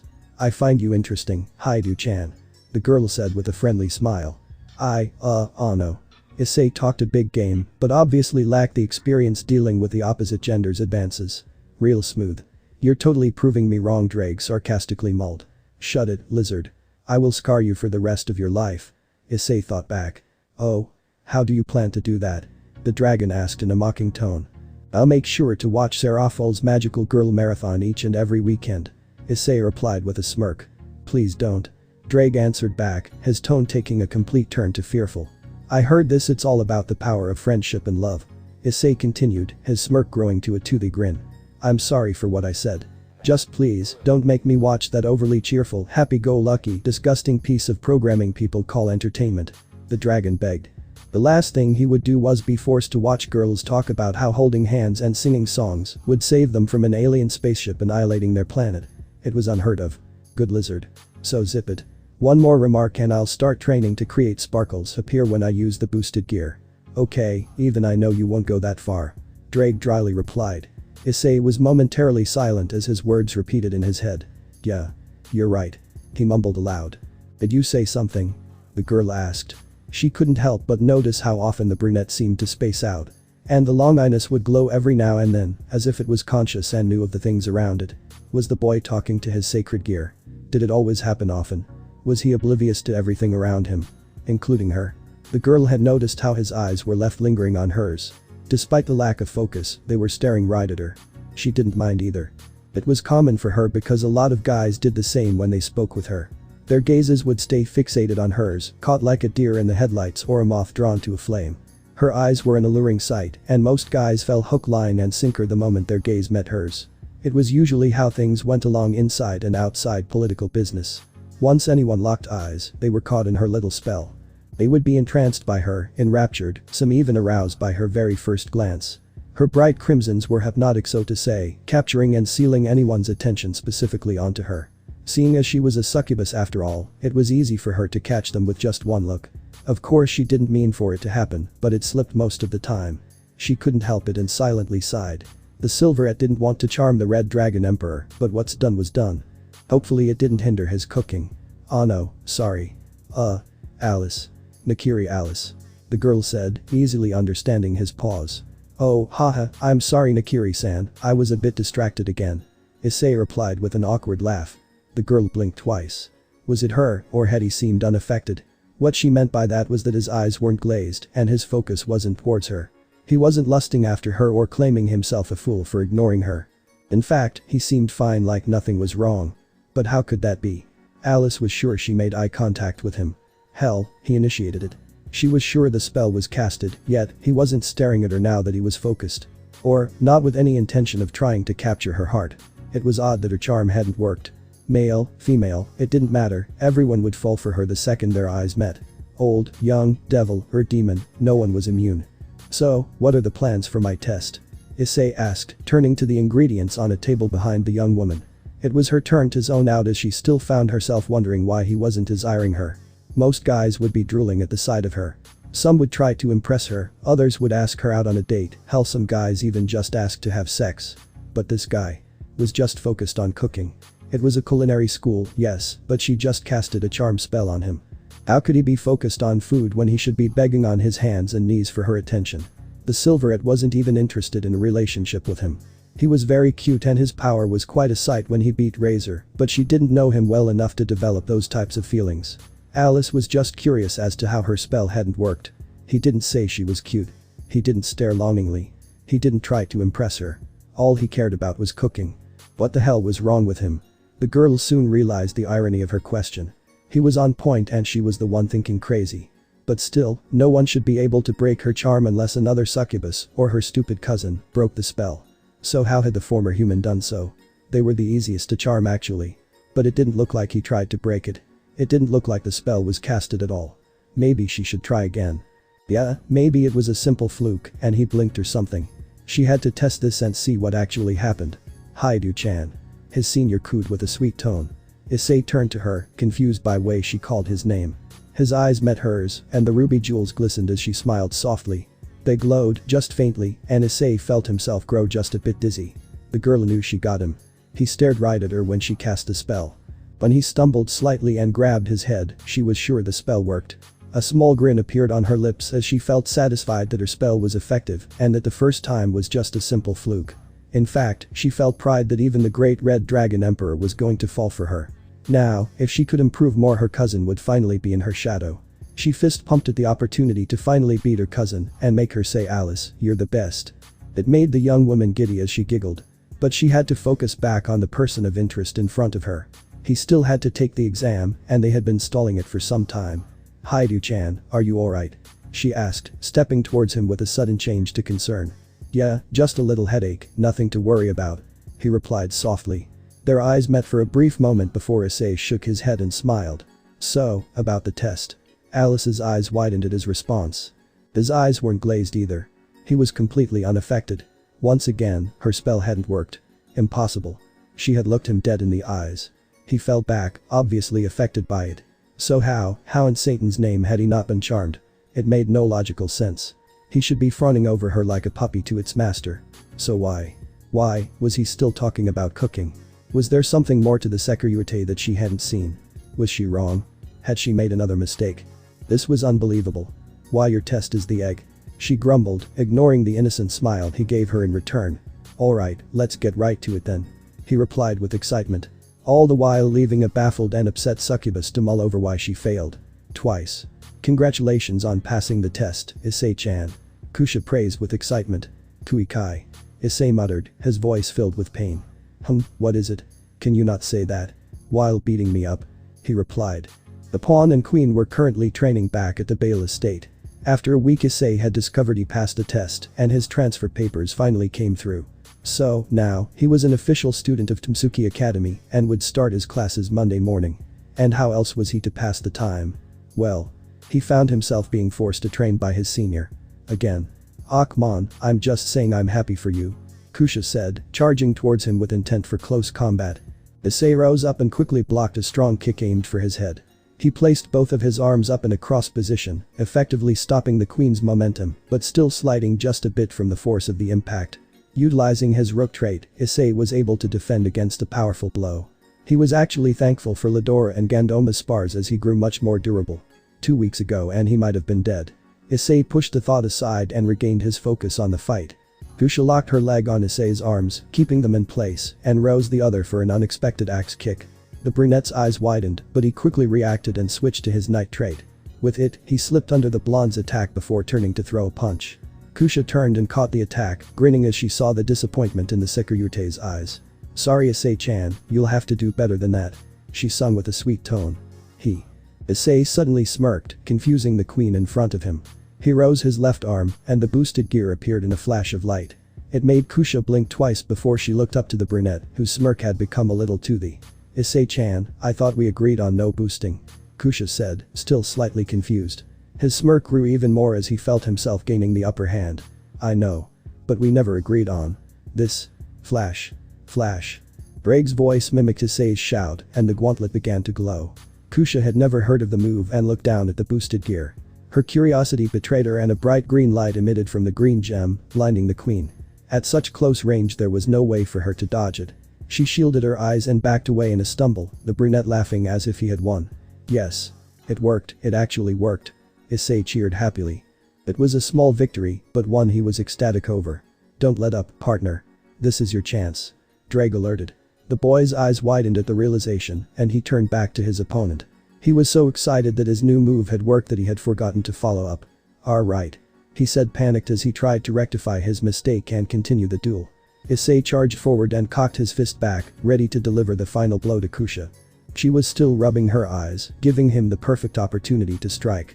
Charging his demonic power into the gauntlet, he prepared himself to land a hard haymaker to his senior's cheek. Get ready Kuikai, cause I finally beat Ga. As Issei neared the blonde she suddenly vanished. His eyes widened as he felt a hard strike hit him in his gut. Looking down, he saw the queen smiling at him. Her fist was buried in his stomach and with a slight twist he was sent flying backwards. The pawn slammed into a tree, full force, the sound of bark cracking echoing throughout the grounds. A silent scream escaped his lips as the wind was knocked out of him.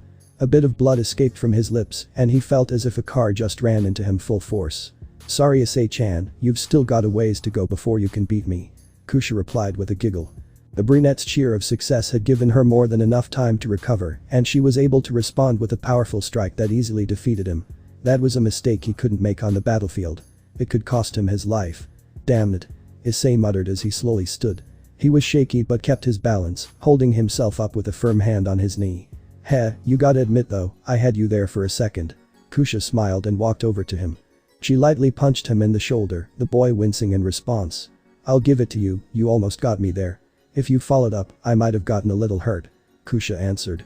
She looked up at him, feeling proud towards her cowhide. Well. Looks like I've still got a ways to go. Issei replied, clutching the shoulder the blonde punched. You're growing very fast Issei-chan. It's almost unbelievable at the rate you're going. Kusha praised, much to the brunette's surprise. You really think so? I haven't noticed myself growing that much. He replied, scratching the back of his head before wincing from the pain of doing the action. Ice, you forced me to use a lot in that punch.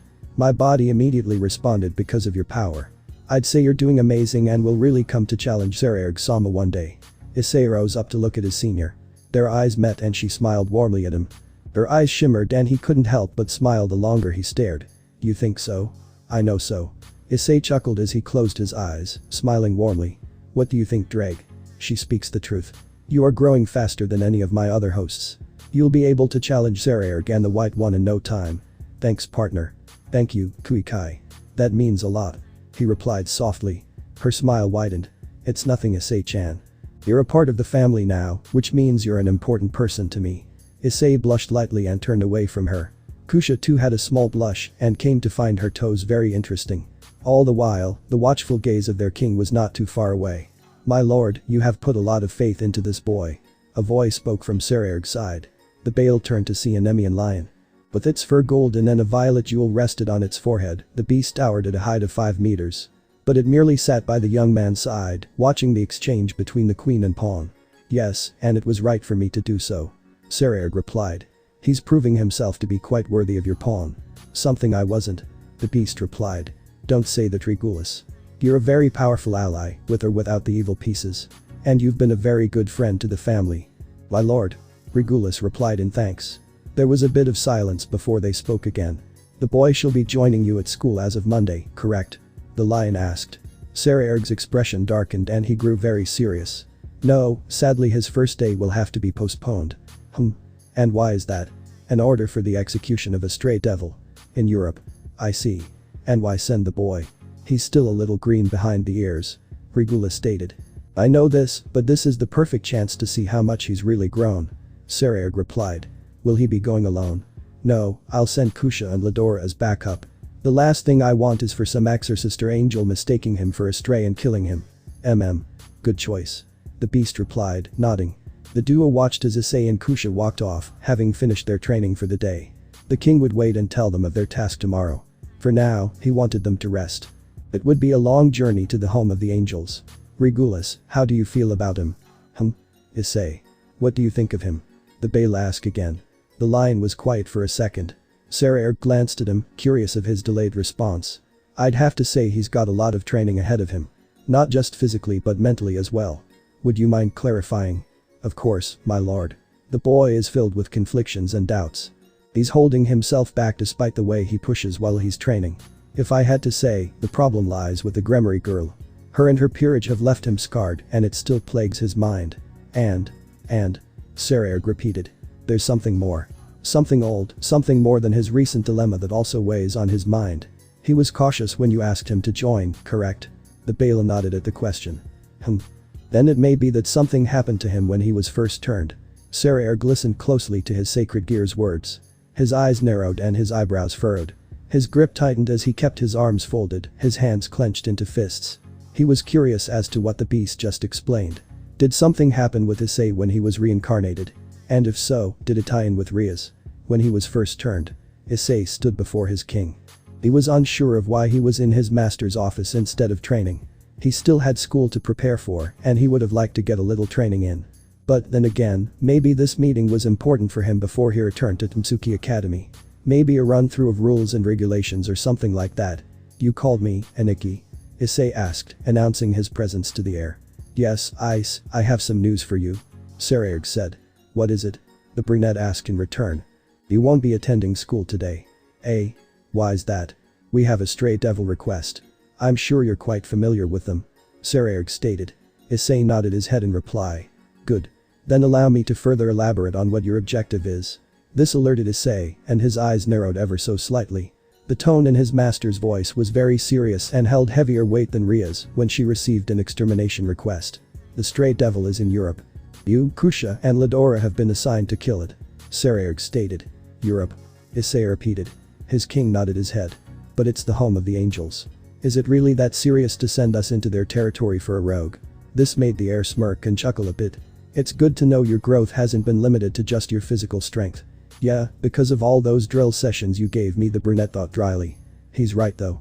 You have improved mentally as well and have started to actually think things through. Drake spoke, sounding groggy. He must have just woken up. Well yeah, after the trade I realized that I always dove into fights without thinking. I did it with Raynor and I did it again with Razor. Twice. And it either ended in me getting my ass handed to me or almost dying. If I'm gonna prove myself to Rias, I have to actually start using my head. The one with my brain. Yes, I got it. But honestly, I believe you should give up on her. She's not worth your time, hatchling. Issei's eyes fell at his partner's words and he clenched his fist. I can't, Drake. It's just not as easy as you or Aniki believe. This feeling in my heart. It's not that easy to just let go. I feel that, at least, if I show her how strong I've become, I could get this weight off my shoulder. There was a moment of silence between the gear and user. But a sigh soon broke those short seconds of peace. It was the gear. You can't let her hold you back, Issei. Staying fixated on the past can only get you so much. Especially if it's just to impress a weakling like her. You must let go if you're to ever truly become strong. She's not weak. She's. Damn it, why is it so hard? I mean, I know I should move on. But it's still just so hard. Issei replied, sounding truly conflicted. He wanted to forget her, but it was difficult. She saved his life, gave him meaning, and tossed him aside moments later. I know it is. But you'll get through it. I promise, the dragon assured. She was a stepping stone, one that you'll only grow from and become a better person with. How are you so sure? The brunette asked back. Drake hesitated once more. The memory of a blue western dragon surfaced in his mind. He quickly pushed it down and controlled the sudden spike in his emotions. Don't worry about the reason behind it. Just know you have people who believe in you. Thanks, Drake. Once the link was severed, Issei returned to find Sairaorg looking at him with an amused smile. There were hints of pride in there as well. He could only imagine how long he had zoned out in his discussion with Drake. I'm sorry, Aniki, I got distracted. He apologized quickly with a bow. The Bael chuckled in response. No need to apologize. You were talking with Drake, were you not? Issei slumped his shoulders and turned away from his king. Yeah, we were. We were talking about Rias. This made Sairaorg narrow his eyes. And similarly to the boy and his sacred gear, he and his master shared a moment of silence. The heir was reminded of the day before. The conversation he and Regulus shared came back and he could feel the desire for the answer return. Although, it was not like it had quelled much since the assumption was proposed. For the sake of his pawn, who was already like family to him, he had to uncover the answer. Even if it meant confronting the one who was related to him by blood. Whatever Rias did, he had to know, otherwise Issei's mind and heart would suffer. The brunette didn't need to prove himself to her. He already had when he saved her from Razor. When he put his life on the line and dissolved a marriage everyone knew she didn't want. Going against the laws and destiny, for her sake, with no expectant of a reward. He had proven himself tenfold and then some. Issei was more than enough for his prideful little cousin. And yet, here he was, saying he hadn't felt it was enough. Ice, you may go. Kusha and Ladora are waiting for you. You will be gone for some time, so pack accordingly. Hi. Was the pawn's simple reply. He then turned to leave. Oh, and one more thing. Sairaorg said. Issei turned back. This is to see how much you've grown. Kusha and Ladora have your back, but this task is to test if you can cover theirs.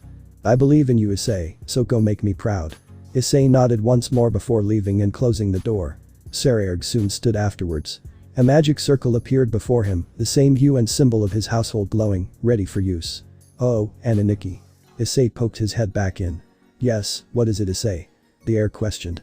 When I get back, tell me how you got that badass lion hiding in the shadows. I'm so jealous. Issei said with a grin before disappearing behind the door once more. Sairaorg's eyes went wide and he stood stiff for a few moments. The silence was broken by a light chuckle coming from behind the teen. And, as the brunette said, emerging from the shadows was Regulus. He had, what looked like, a grin on his face as he shook his head in amusement. So he knew I was there the whole time. You didn't reveal yourself to him on purpose, did you? Sairaorg asked without looking back. I didn't. The boy has already grown considerably. I'd say he's reaching the next step in his growth. Regulus replied, grinning widely. You mean balance breaker, correct? The Bael asked, turning back to the beast. It nodded in response. He's grown so much. Rias unlocked the potential, but she didn't utilize it. Now, he's making it into his own weapon and excelling with it. Could you say that this mission may unlock it? Hard to say. Sacred gears are fickle things created by God. Some just need more training, while others could take a life or death situation to unleash its raw power. Sairaorg put a fist to his chin and thought. He couldn't mull on it long, but it was still incredible that the boy had come so far in such a short period of time. Not even he had such a growth spurt. Could it be Drake giving him some kind of boost? Or was it something more? Regulus. Is it possible for a sacred gear to alter the genetics of its host? The Nemean lion paused for a moment. He then turned to his master with a look that spoke confusion. He was obviously vexed by the question. What do you mean? I mean, do you think Drake might be altering Issei's DNA? Possibly. Turning him into a dragon. Regulus thinned his lips and narrowed his eyes. He thought on the idea for a moment before turning back to the heir. I've heard stories of gears altering their hosts' bodies to accommodate their weight or abilities.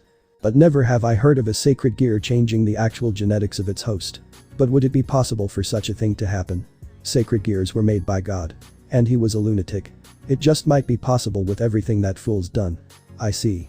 Rias was doing some paperwork in the occult research clubroom. She denied a few more requests from those trying to fill Issei's place. She signed off a few papers the student council sent her. And she, of course, signed a consent form for a Japanese expo that would be coming to town in a few weeks. But you. Someone spoke up to her. The Redeed looked up to see her trusted queen, Akeno, standing before her. You have something for me? The heiress asked, setting her reading glasses down. No, actually, someone wanted to speak with you. It was quite urgent in fact. This aroused the curiosity of the Gremorys.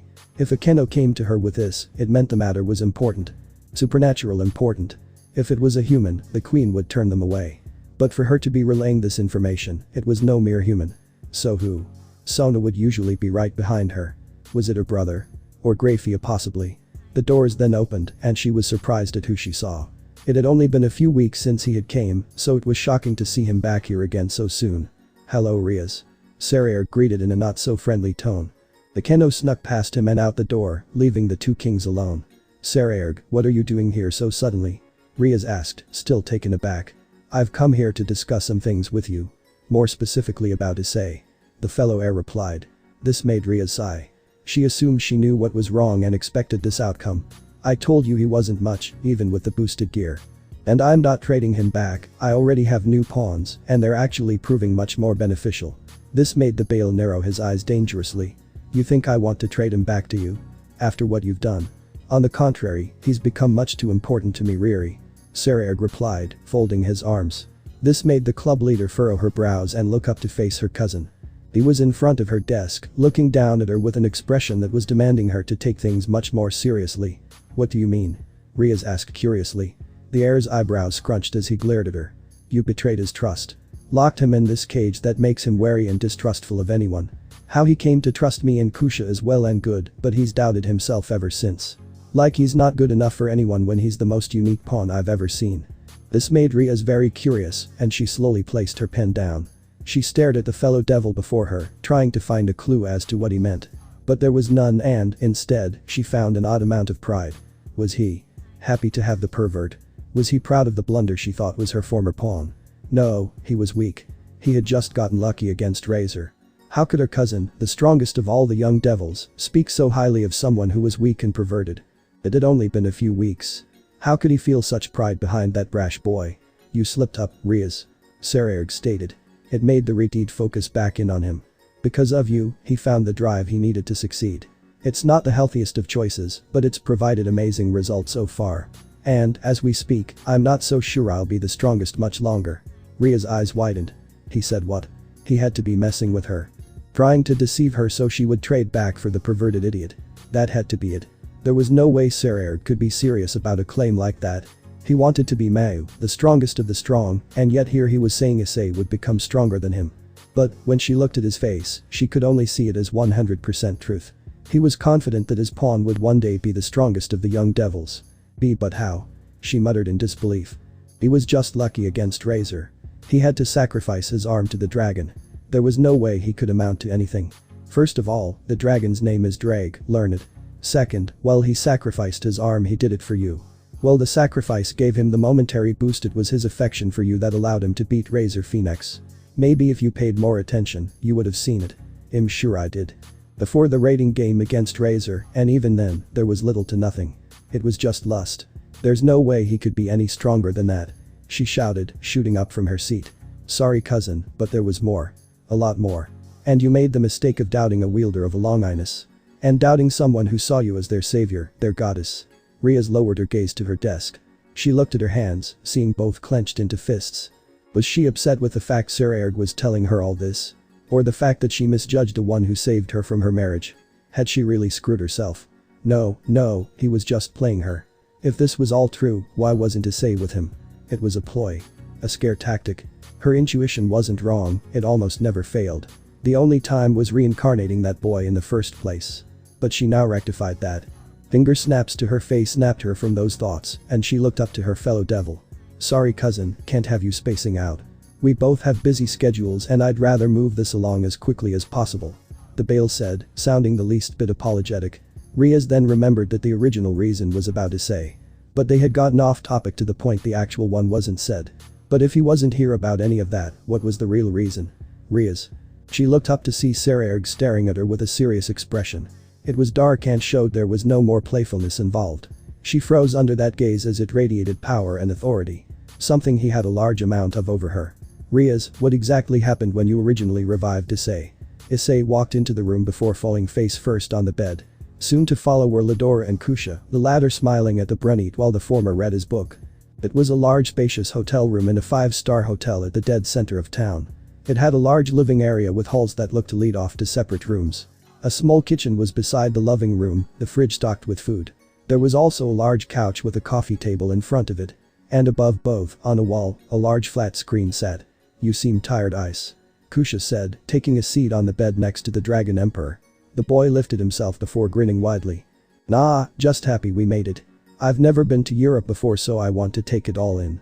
He then flopped back down again, enjoying the soft comforts the bed provided for him. He never knew 5-star hotels could be this comfortable. And it starts with how soft this pillow is.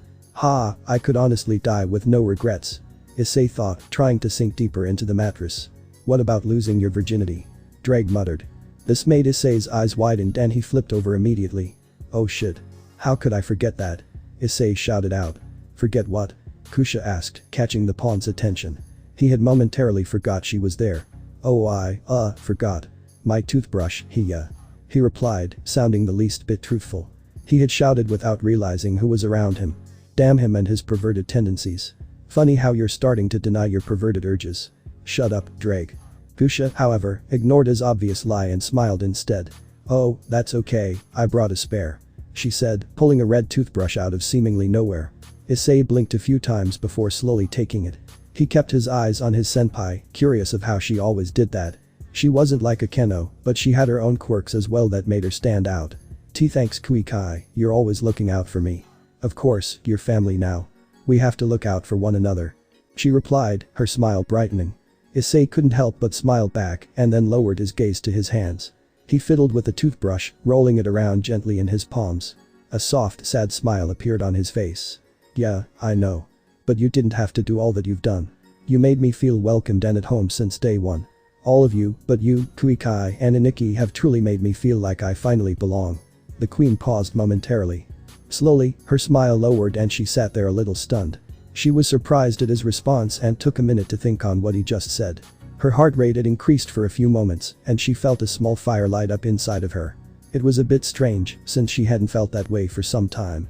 It was a bit strange, but she slowly controlled herself and took a few calming breaths. And just as she thought it was a one-off thing. I mean, if there's anyone I'd like to see the city with, I'm happy that person's you. Kusha felt her heart thump once more and her cheeks grow just a bit hotter. Damn it Issei, why do you like catching people off guard? The innocence on his face and cluelessness to what he did to her. It was almost too unreal. He had the tongue of a devil and he was still new to the whole thing. The blonde giggled, trying to recover herself. She didn't know what he was doing to her, but she wouldn't let it affect her too much. Not now when they still had a mission to do. Ladora, meanwhile, could see the interaction between the two and decided against involving himself. It was obvious that the two were starting to see each other as more than associates or friends. They didn't know it, but all that training was bringing them closer. And this task would only heighten the speed at which it was going. He wasn't against seeing the seed sprout. So, he left the room to find somewhere peaceful to continue his read. And leave the two young ones to come a bit closer. It'd take some time, but all nurtured items did and they always made something beautiful. Once he was gone, Kusha was calm again and Issei was enjoying the bed once more.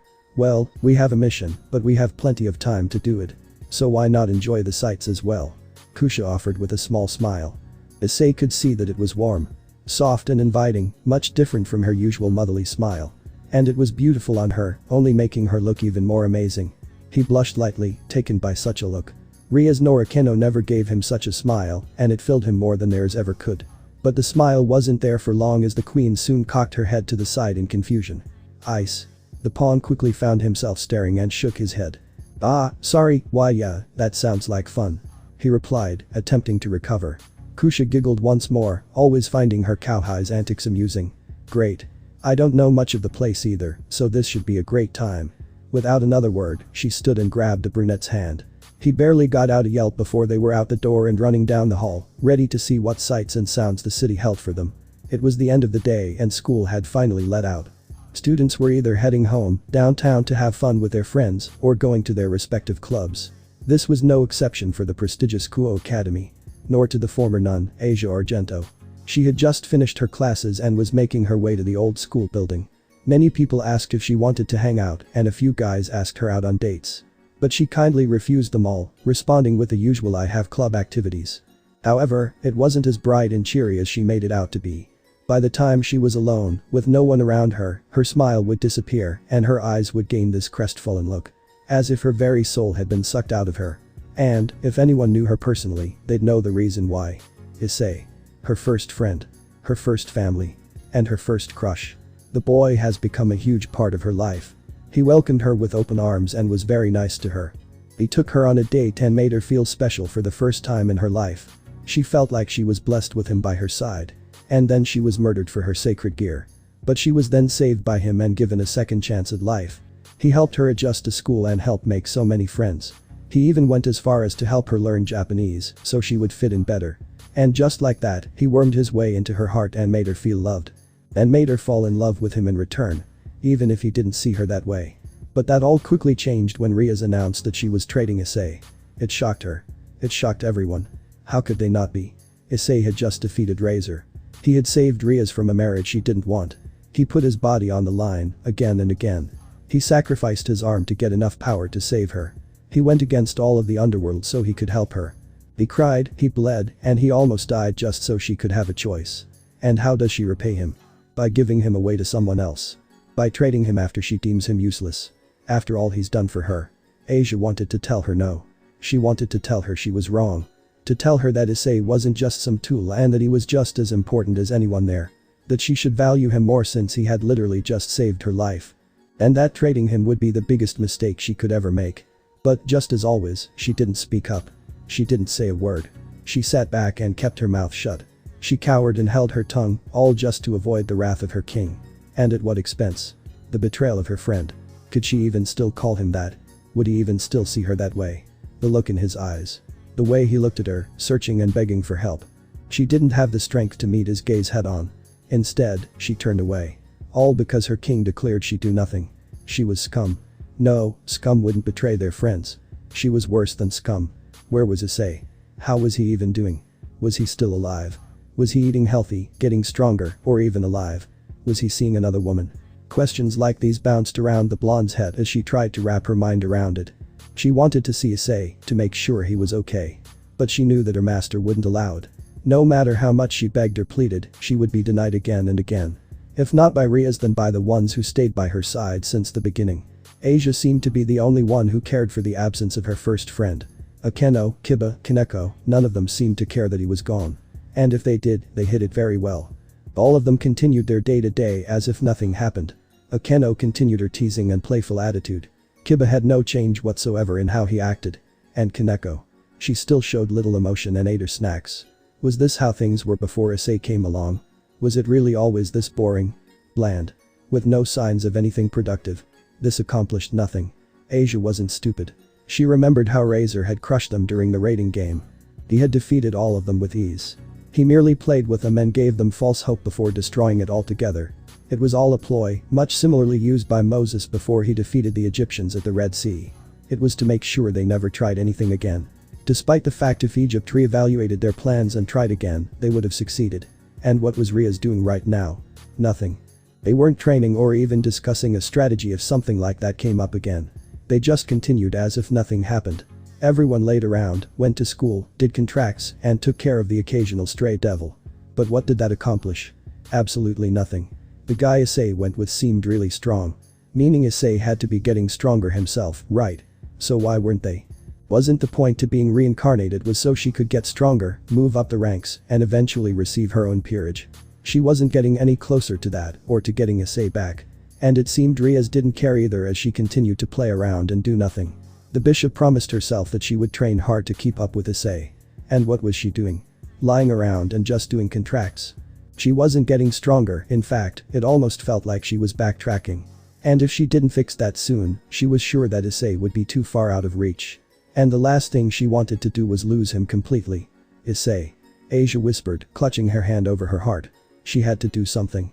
Find some way to get stronger and stand by his side again. But what could she do? She wasn't strong physically like Kaneko or one of Razor's rooks. Nor was she adept in magic like Rias or Akeno. All she had was her healing, and that didn't offer much to improve on. What could she do? Rias, I'm honestly very disappointed. A new voice spoke up. Asia shot up in alert from it and realized she was standing in front of the club's doors.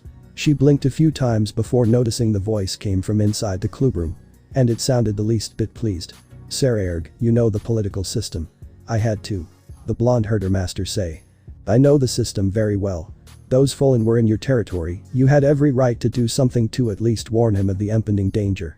And the fact that that's how you reincarnated Ice is disgusting. The trust he had for you, it was obviously a lie. Sairaorg growled in response. Asia poked her head in the door, making sure she wasn't seen or heard, watching the two kings glare at each other. The only thing in between them was the desk, and that did little to suppress the energy they were releasing. It was blatantly obvious they were in a heated argument. And Issei was the source. But what about exactly? You have no right to question my judgment. Rias snapped back. Oh I do, Riri. The moment Issei became my pawn, his problems became mine. And you're the biggest one for both of us. Sairaorg looked to be seething. His fists were clenched tight, his teeth were grit, and his power was growing the more time passed. Asia was actually surprised by that. He was getting this worked up over Issei. Did that mean that he cared for the brunette? He works day in and day out, also he can live up to your expectations. But to find out that his views of you are fabricated lies, I don't even know what to tell him. The Bael stated, sounding very displeased. You've not only disgraced yourself, you've disgraced the Gremorys name. Watch where you step, Sairaorg. You aren't in the best position to talk down to me. And I could honestly care less about Issei.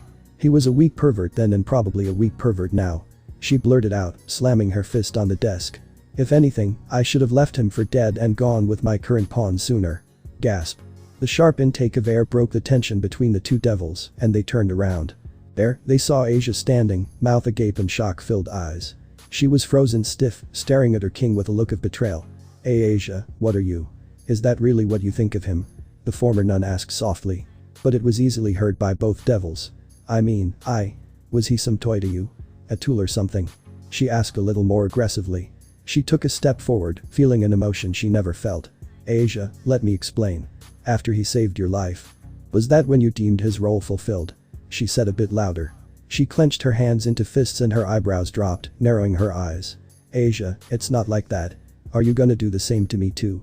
After I've accomplished whatever you see fit, would you trade me to someone else as well? Or just flat out get rid of me?" She tightened her jaw and her shoulders squared. "No. I would never." "Then why did you abandon Issei?" she shouted at the top of her lungs. Rias flinched from the emotion behind it and, for the first time, was wary of the bishop. "He loved you, Rias. And you just threw him aside like trash." The redeed's eyes widened to full size. She was caught off guard by the blonde's sudden claim and hesitated to answer. Her breath hitched as Asia felt this new emotion growing in the pit of her stomach. It slowly spread and filled her with a want and desire to hit something. For the first time ever, Asia wanted to inflict pain upon someone. And that someone stood right before her. He. Why else would he sacrifice his body for you? His life for you? His pride, his dignity, and the respect of many? Just because he kinda liked you? This was not the same Asia everyone knew. This wasn't the kind, caring, gentle, and lovable ex-nun that Rias had reincarnated. No, this was a completely different girl. This girl was nowhere near the same Asia before Issei left. Hell, it wasn't the one they had to deal with for the past few weeks. But why? It was so sudden, it was like she suddenly snapped. "Seems that your sneaky tactics and desperation to get out of the marriage contract with Razor are now coming full circle." Sairaorg spoke, garnering the club leader's attention once more. He looked as dead serious and angered as Asia, still showing a large amount of disappointment at her. "I'll leave you to your business. I've spent too much time here and it looks like you have a lot of explaining to do." And just like that, the magic circle appeared and the older male stepped in. But as it begun to flash, he looked over his shoulder. "Oh, and I'll be sure to tell your family of your decision. I can only wonder how they'll react once I relay your exact words to them." And with that, he disappeared with the bright light. Rias stared at the spot where he left before turning back to her bishop, who was still fuming. Now, not only was Asia angry at her, but now her parents and brother would catch wind of her deeds. They had told Rias of how much they liked the boy and hoped to properly meet him. But she kept putting it off in favor of the trade. Now, they would know before she could tell them. And, to make matters worse, she knew Sairaorg would make her out to be the bad guy. What could she do? First, she had to try and control a raging bishop. This was the last thing she needed. "Asia, please let me explain." "No, I'm not done. It's your turn to listen." Rias took a step back, feeling what seemed to be fear. And the source of it was the blonde before her. The one who never got angry or yelled at anyone. What had happened to her bishop? Because, for the first time, Asia was experiencing what was known as rage. And she didn't look to be attempting to control it at all. "Come on, Ice. You gotta keep up." Kusha shouted over her shoulder. "Hey, it's not my fault you're so nimble and can slide past everyone," the pawn replied, not too far behind. He shoved past a few more people, trying to keep track of the blonde in front of him. It was a little difficult being in the center of the city, but luckily his sensory skills had improved and he was able to track her easily. She stood out from most of the human tourists and the few holy followers due to her demonic aura. "You're such a slowpoke, Ice," she said once more, spinning around to see how far back he was. When she noticed him cutting through the crowd like a sharpened blade, she realized she had underestimated him once more. "Who's a slowpoke?" he replied with a big grin, just a few yards behind her. Kusha smiled and turned, deciding to continue their game of cat and mouse. It wasn't much training but a good exercise nonetheless. And it was pretty fun at the same time. It wasn't long after that the blonde found an open street. As she turned, a sight immediately caught her eyes and she stopped. Not too far behind, Issei came charging around the corner. It was a split second between when he sped around and when he saw his senpai. He knew he couldn't stop in time and shifted his body to the side, just barely dodging Kusha.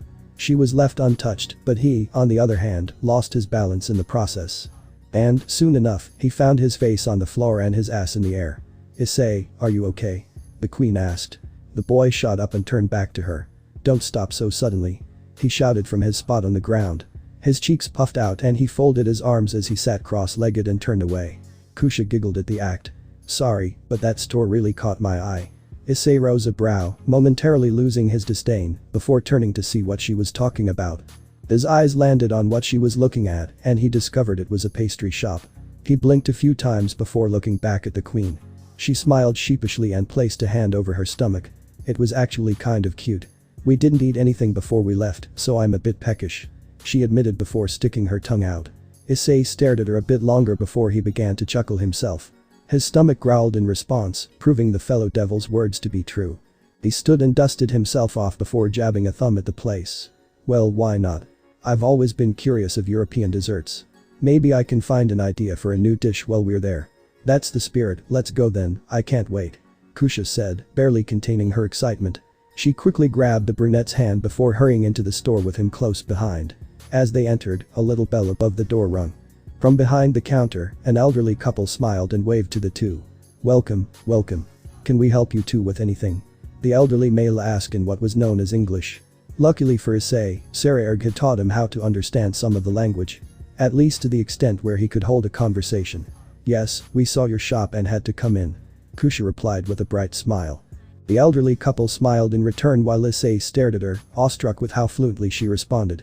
It seemed like it was almost second nature to her. Ah, well thank you. There's lots to choose from, so take your time, the older male said, smiling just as bright. Thank you. We'll be sure to look over carefully, she replied. With a nod, the older couple walked into the back. Most likely to make a few more desserts. See anything you like, Ice? Kusha asked, glancing over at the brunette. I'm curious of the souffle.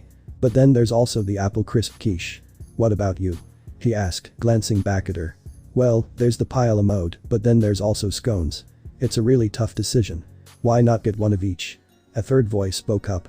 Both devils were caught off guard and shot around. There, they came face to face with another male. He waved in response with a lazy smile. But both of them became very defensive by the very sight of him. The male was taller than both of them by a few inches. He had long blonde hair and soft green eyes, giving him a very refreshing look despite his lazy expression. But what did the two teenagers on edge was his priest outfit and silver cross. Ah, sorry, I didn't mean to scare you, haha. He chuckled, waving his hand defensively. The two devils didn't budge an inch. They could feel the power radiating off the male in front of them, and it far exceeded either of theirs. He was powerful, despite being a human. Was he an exorcist or a mage of the church? Ah, Dulio, it's good to see you again. The elder woman spoke from behind the teens. He looked up to her and smiled. Yes, it's been some time, Alice. How have you been? He asked with a warming smile. I've been well. How are the kids? Did they enjoy the treats we sent? Yes, very much. They loved yours and Adam's cooking. Of course, who wouldn't? I'm glad. Have you come back to get some more for them? Or yourself?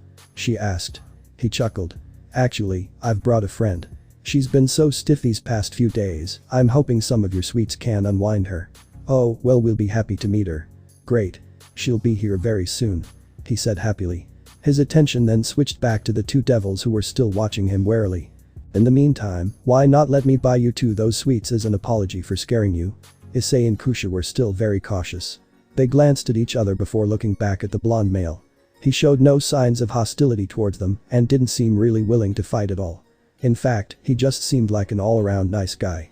Still, they had to stay on guard. Well, since you're offering, it'd be rude to say no. Thank you, Kusha said with a bow. No need to thank me. I noticed you two don't look like you're from around here.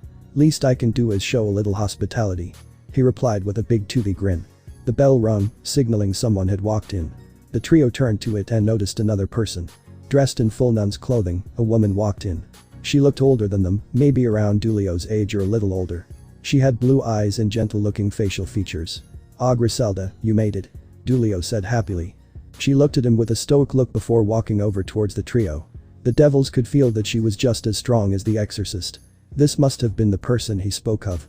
Dulio, I still don't understand why you invited me out. I must see Zenobia off and I have very little time, she replied. Oh come on, you're always so busy. You got to relax every once in a while, Dulio whined, sounding very childish. It actually made Kusha and Issei lose their caution towards him for the moment. And that, in turn, alerted Griselda to them. Oh, and who are you two? She asked, sounding very polite. It was much different than how she spoke to the older blonde. It was just lucky that she wasn't hostile towards them either. These are two new friends I made. They'll be joining us here. There. He paused momentarily before turning to the two. I actually didn't get your names. He said sheepishly, invoking the other three to look at him with deadpan expressions. Honestly, Dulio, I wonder about you sometimes. Anyways, if you'll allow me to introduce myself first, I'm Griselda Quarta, pleasure to make your acquaintance. And I'm Dulio Gesualdo. But you kinda already knew that. Kusha Haidu. Kusha introduced herself with a bow.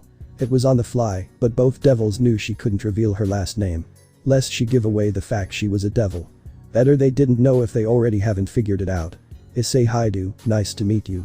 He went along with the flow, and they both silently decided to play the part as brother and sister. See, now with introductions out the way. We can enjoy some sweets. Dulio shouted, immediately changing the subject. He was met with looks of disappointment or caution. The former from his partner and the latter from both teens. He was obviously a weird one. Well, seeing as we're here, might as well. Griselda said with a sigh. No use trying to argue against a blonde male. He was a stubborn one. Issei and Kusha looked at each other once more. They saw no problem with it, but they would still stay on guard just in case. So, with a silent nod, they turned back and smiled softly at the two. Thank you for having us. Kusha said. Please take care of us. Issei added, both bowing simultaneously. Alright. Well, let's chow down then. So, Issei, Kusha, what brought you two all the way out here from Japan? Dulio asked with a light smile. We're actually here searching for something. Issei replied. Oh. It must be important if you two have traveled this far. Griselda said from her seat next to Dulio. Yes, it is. If I remember correctly, it was left in this city and we have to retrieve it as soon as possible. Kusha answered. If there's anything we can do to help. Issei immediately waved his hands, stopping the offer immediately. Oh no, we could never ask you of that. You've already shown us enough hospitality. Are you sure? Griselda asked with a sign of genuine concern. Yeah. Besides, this is something we have to do on our own. Issei replied.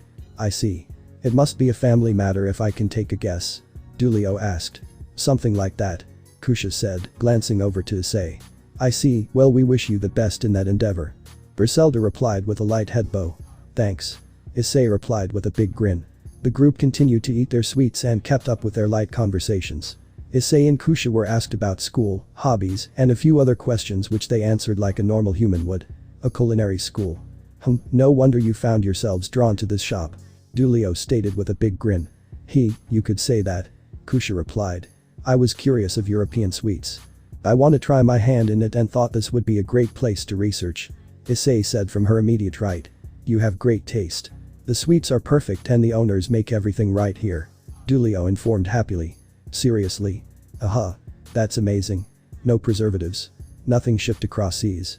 Nope. They have quite a hand at making magic from nothing. That's amazing.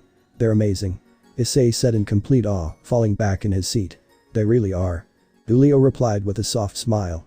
Kusha and Griselda merely looked between their partners.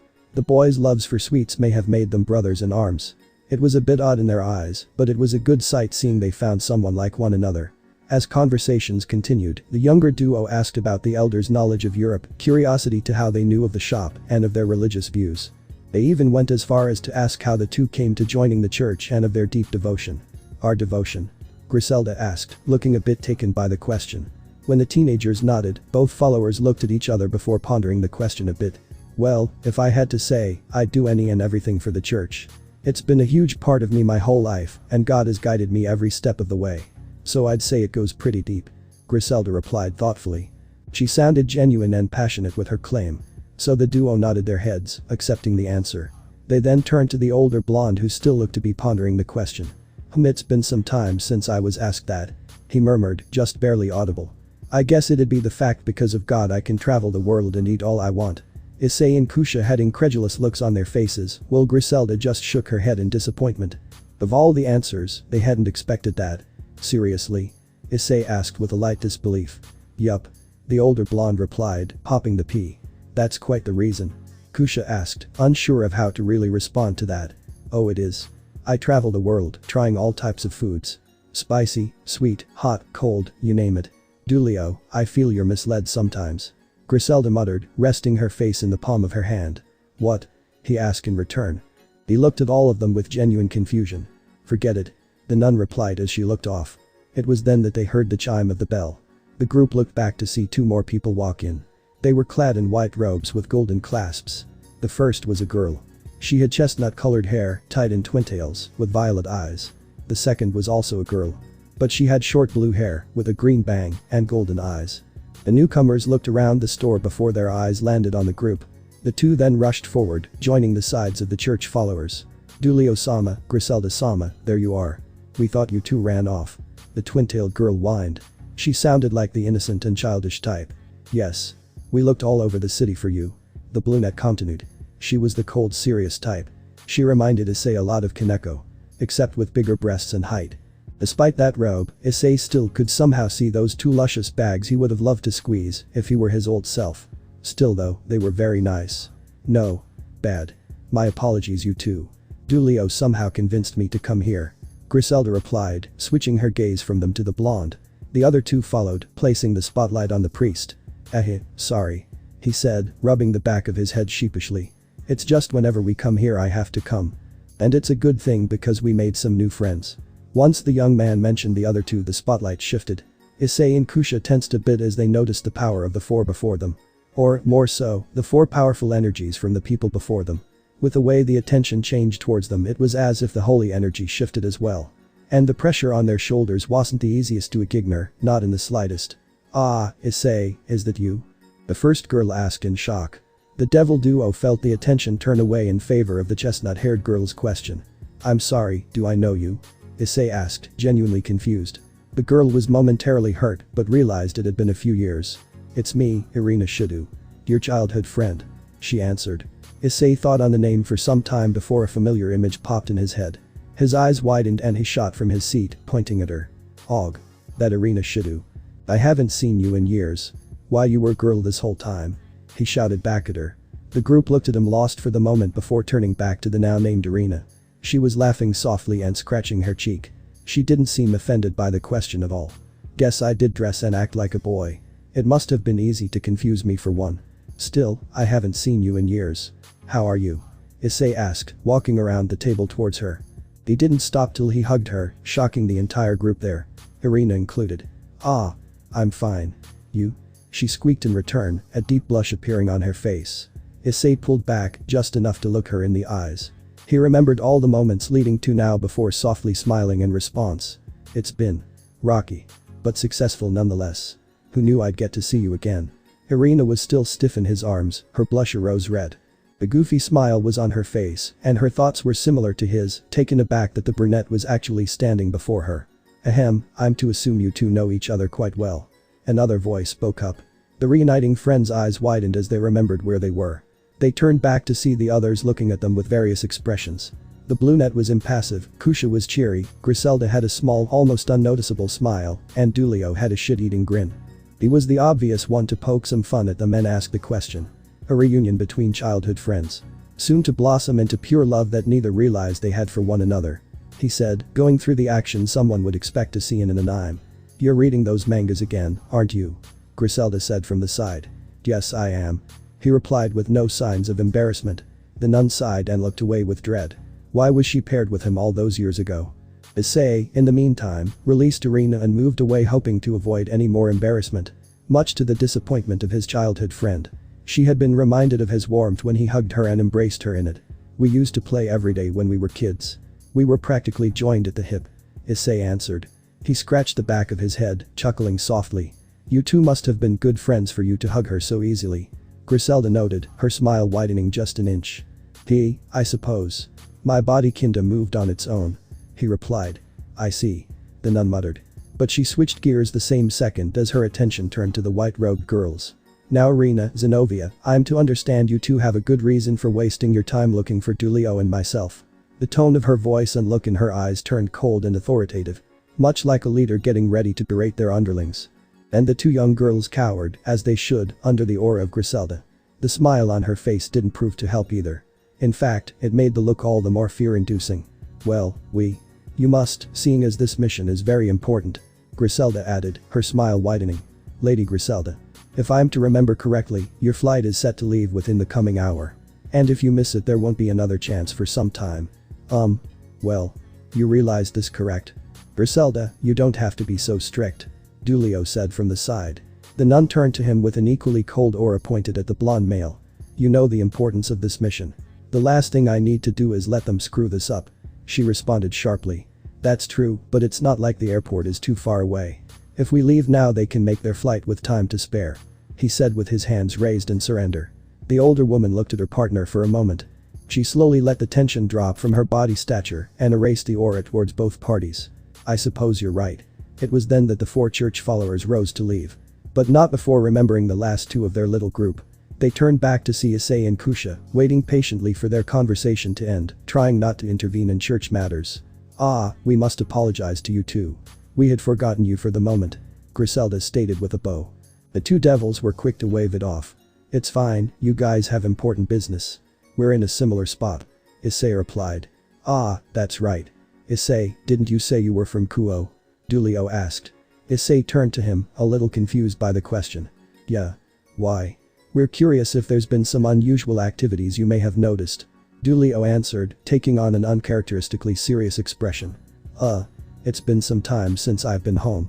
I wouldn't be able to give you an accurate answer. He replied, scratching his head nervously. Sorry. Dulio smiled once more to ease him. Don't worry about it. You've done nothing wrong. He then stood and joined the 3 at the door. It was nice meeting you. We hope you and your sister find whatever it is you're looking for.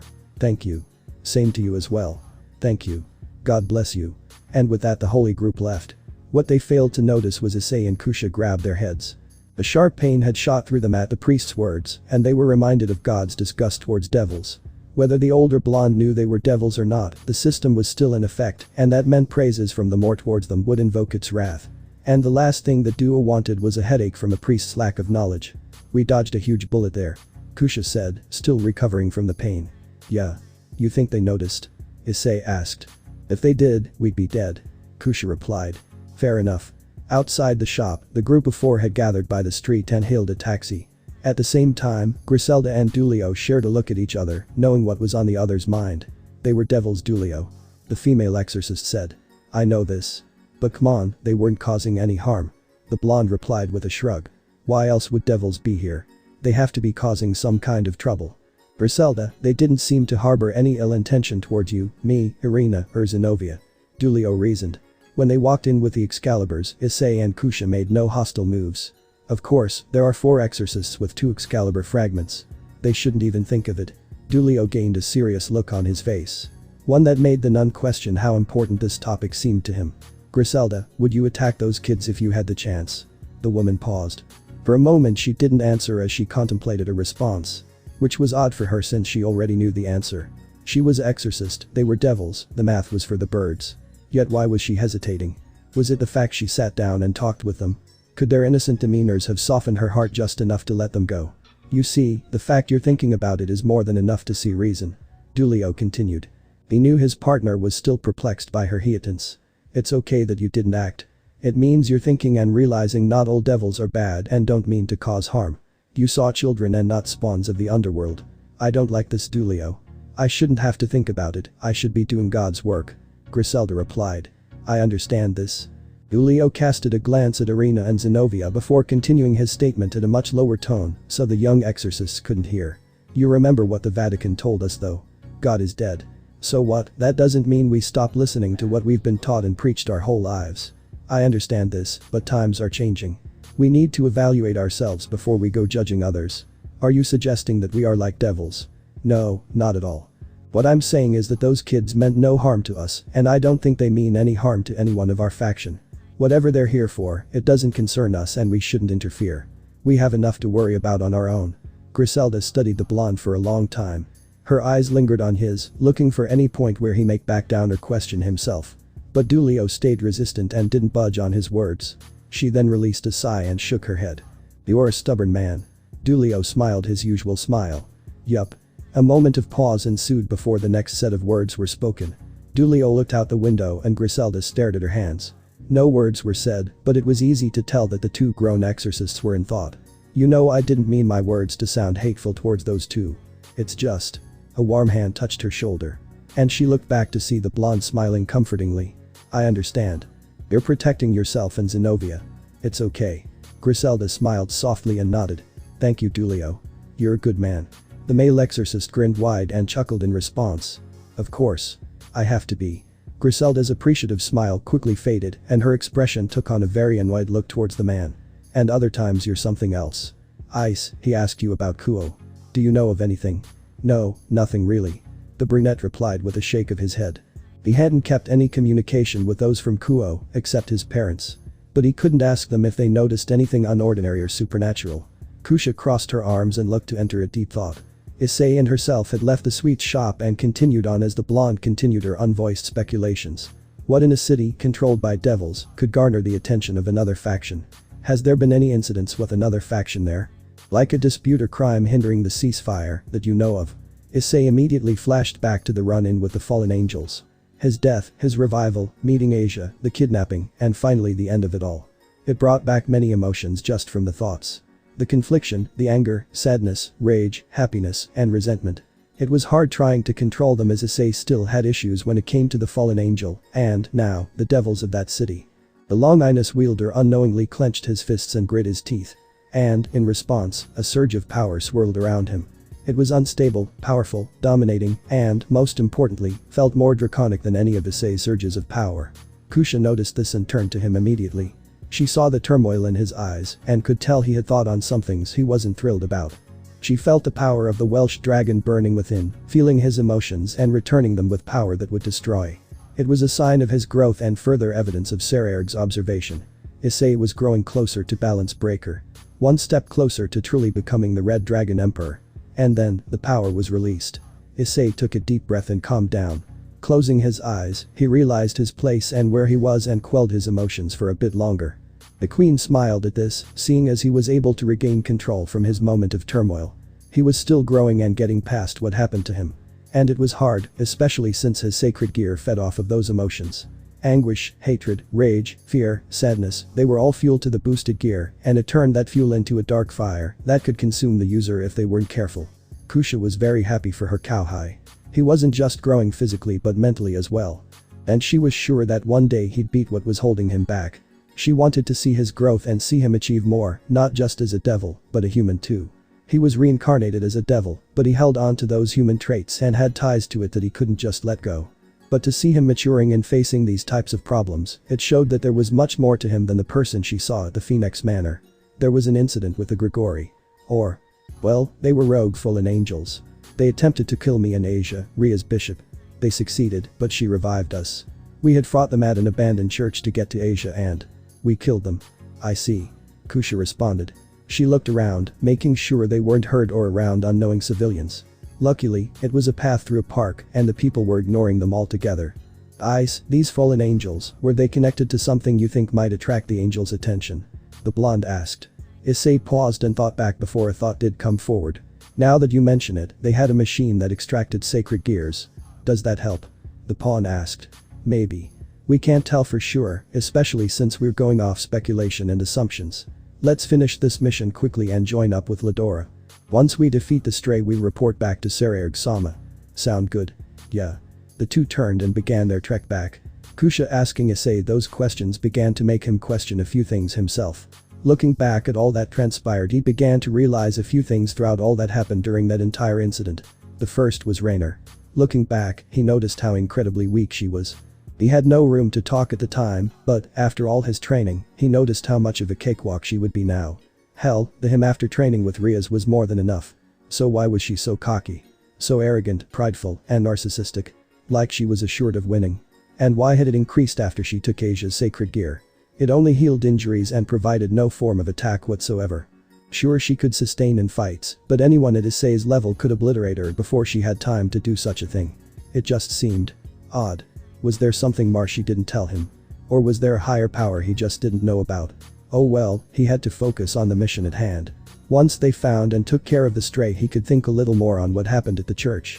As the sun set, the timing for the hunt couldn't have been any more perfect. Issei wouldn't fail Kusha or Ladora. Nor would he fail Sairaorg, who had a lot of faith in him. He had a lot he wanted to do and needed to get back to training. Sooner he gets done, the sooner he could get back home. Surziches had finally found the perfect time to visit his parents. He was free of work, for now, had an empty schedule, and found himself missing home just a bit. So he made up his mind, made his way home, and was now having a nice lunch with his parents. They were all in the family room. Tea had been poured, neat cut sandwiches were on the table, and the trio were laughing away.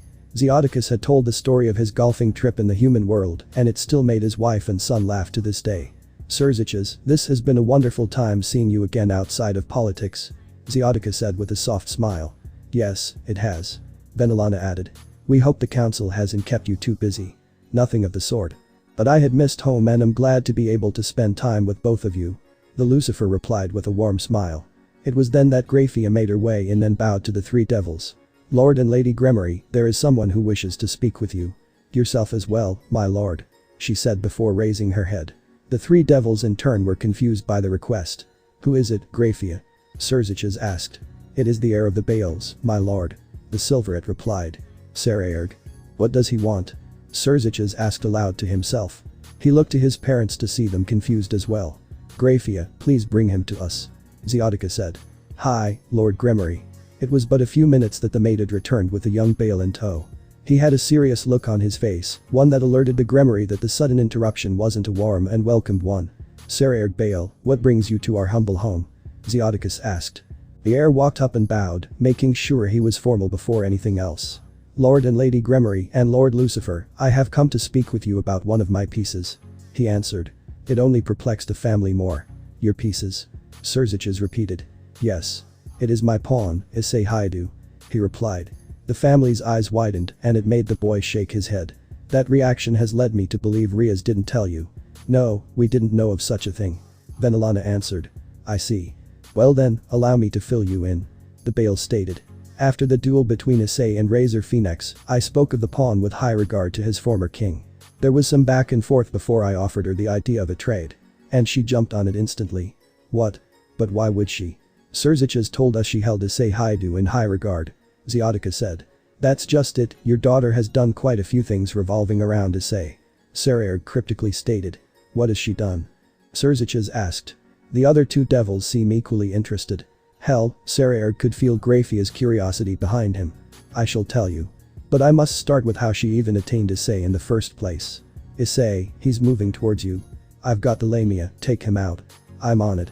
Issei, Kusha and Ladora had been chasing the stray devil for a few days. The first 2 nights were exhausting as the trio fought and avoided many traps the rogue had in place. Trapdoors, monster pits, rigged buildings, and even a giant mouse trap. Why, they didn't know. And on this night, thinking they finally had him cornered, the 3 devils found themselves fighting the remaining peerage members who were defending the S-class they had been searching for. It had been tough battle after tough battle, but once they defeated the last knight, all that was left was the former queen of the deceased Antalian heir. Issei ran around the corner, Issei already there with his fist cocked back. You're mine. The stray ducked underneath a strike, Issei burying his hand into the wall. Dust flew and blinded the brunette, forcing him to rub his eyes of the invading particles. The stray turned back, looking to get a free shot at the pawn. He pulled out a small dagger, aiming to end the boy's life quickly. Issei pulled his arm out the wall just before the devil could reach him. He quickly parried the dagger and landed a strong right hook to the man's cheek, sending him flying into the next room. Through the wall, of course. He stepped through the hole, hoping to capture the stray this time. Just as he did, he was met with a hard kick to the abdomen, sending he back into the hallway and into a mirror. Glass shards flew, a few scraping him as they fell to the floor. The stray grabbed a large, sharp piece and leapt at the pawn. Issei regained himself just in time to stop the shard from stabbing him in the throat. The fellow devil tried his hardest to kill the brunette with his makeshift weapon, but the item wouldn't budge against Issei.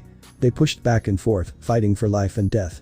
The weapon didn't move an inch between the two, both sweating and exhausted from the original long chase.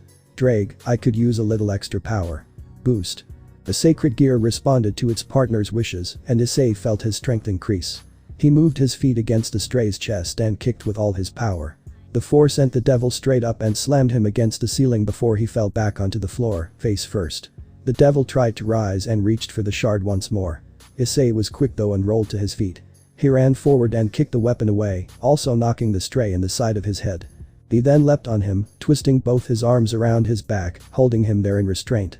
Gotcha, you bastard. The brunette yelled victoriously. You putrid devil. He choked out. Let me go this instant or I'll make you pay. Okay, first, you're in no place to make threats. Second, kind of ironic for you to say that when you're a devil too. Issei stated. Kusha walked in, dragging the corpse of a large snakewoman. A lamia, so to speak. She tossed it next to the stray and his eyes widened at the sight. You bitch. I'll kill you where you stand. Stray devil Borg, this is the end for you. You poisoned and killed your master before fleeing to the human world. There is nothing left for you but to accept your fate. Kaisha had that rare and serious look that Issei had rarely seen. She could be quite scary and, if he was to be honest, very sexy when she got like that. You think this is enough to defeat me? You've only sealed your fate when you brought the body to me. Borg growled before he clicked his teeth. The Lamia's body began to glow and expand as an orange-yellowish light could be seen in its gut. The pawn and queen's eyes widened as the light filled the room within seconds. Cooey. Issei yelled as he released the stray and tackled the blonde out of the way. Kaboom. The explosion rocked the building and took out the floor the trio were on. Issei held onto Kusha as they fell to the next, slamming on an old wardrobe that shattered from their combined weight. The stray had fallen and landed hard on the second floor. But he was still able to recover and pick himself up before running off. Kusha quickly rose, looking down towards Issei. Ice, are you alright? She asked. Why yeah, damn it that stings. He murmured, holding his shoulder. Slowly he sat up, Kusha kneeling to help with his wound.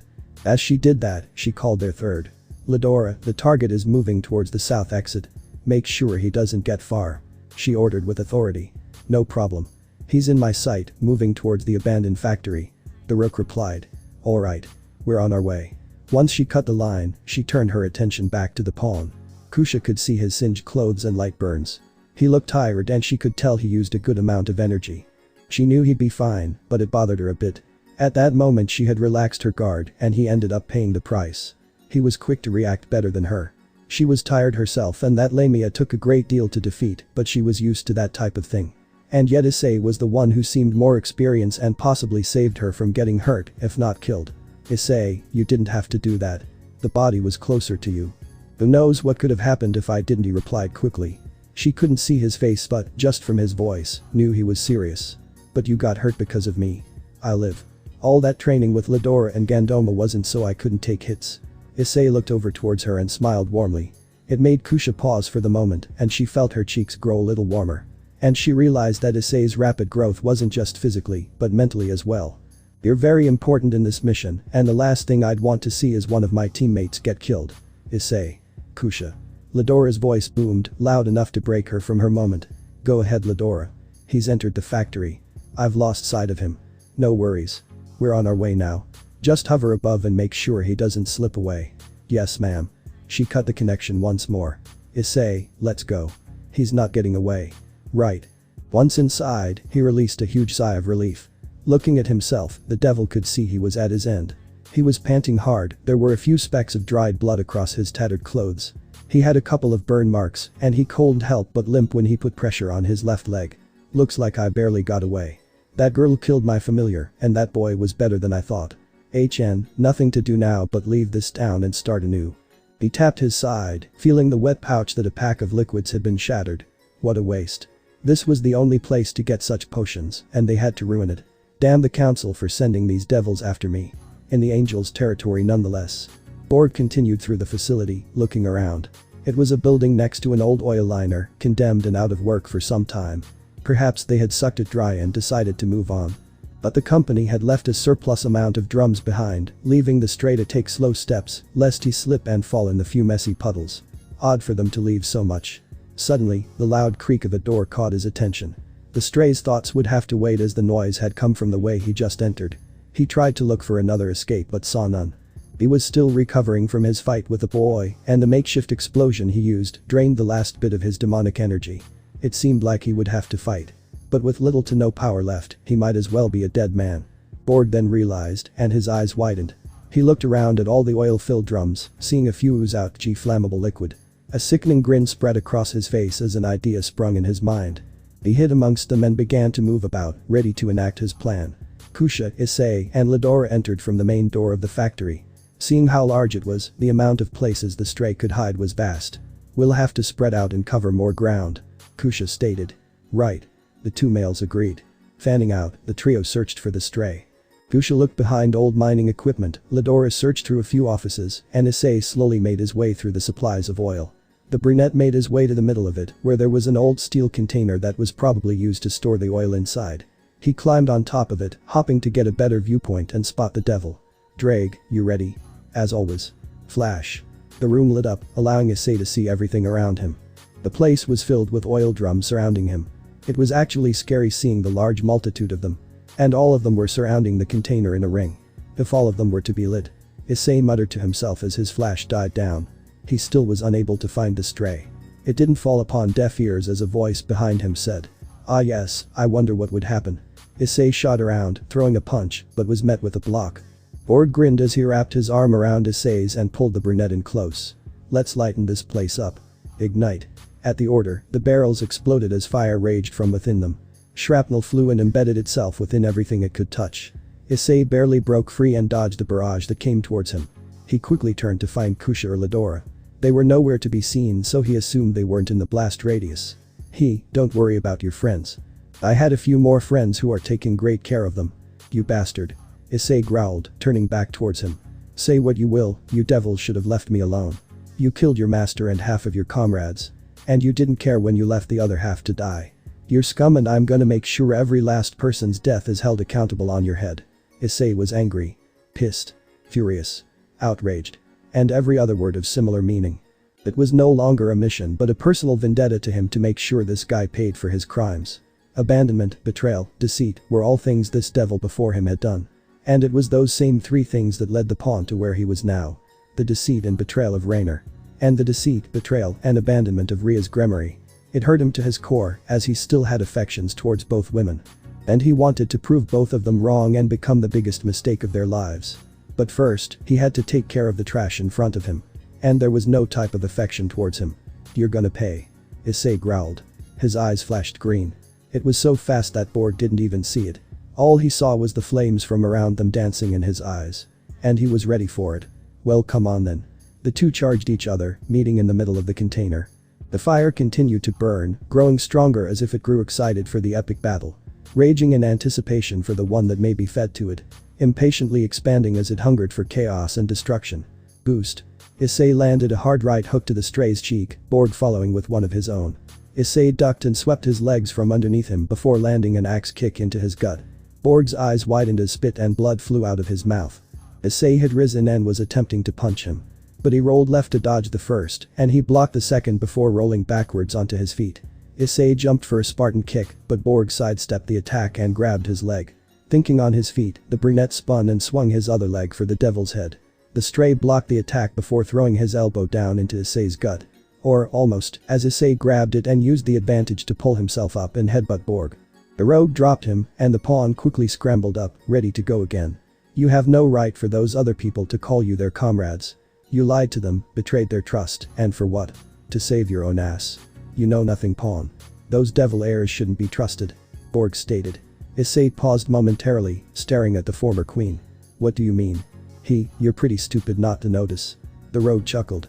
"To those heirs, we're nothing more than the chess pieces we are reincarnated from. Easily tradable and easily disposable." Issei had a quick flash of Rias. He felt himself grow a bit depressed and his eyes glazed over as the past resurfaced once more. And Borg could see it all over his face. "Ah, I see. You've experienced it. You were traded and it's caused you to enter this state of doubt. You don't know if you can truly trust someone ever again." "Yes, that's it."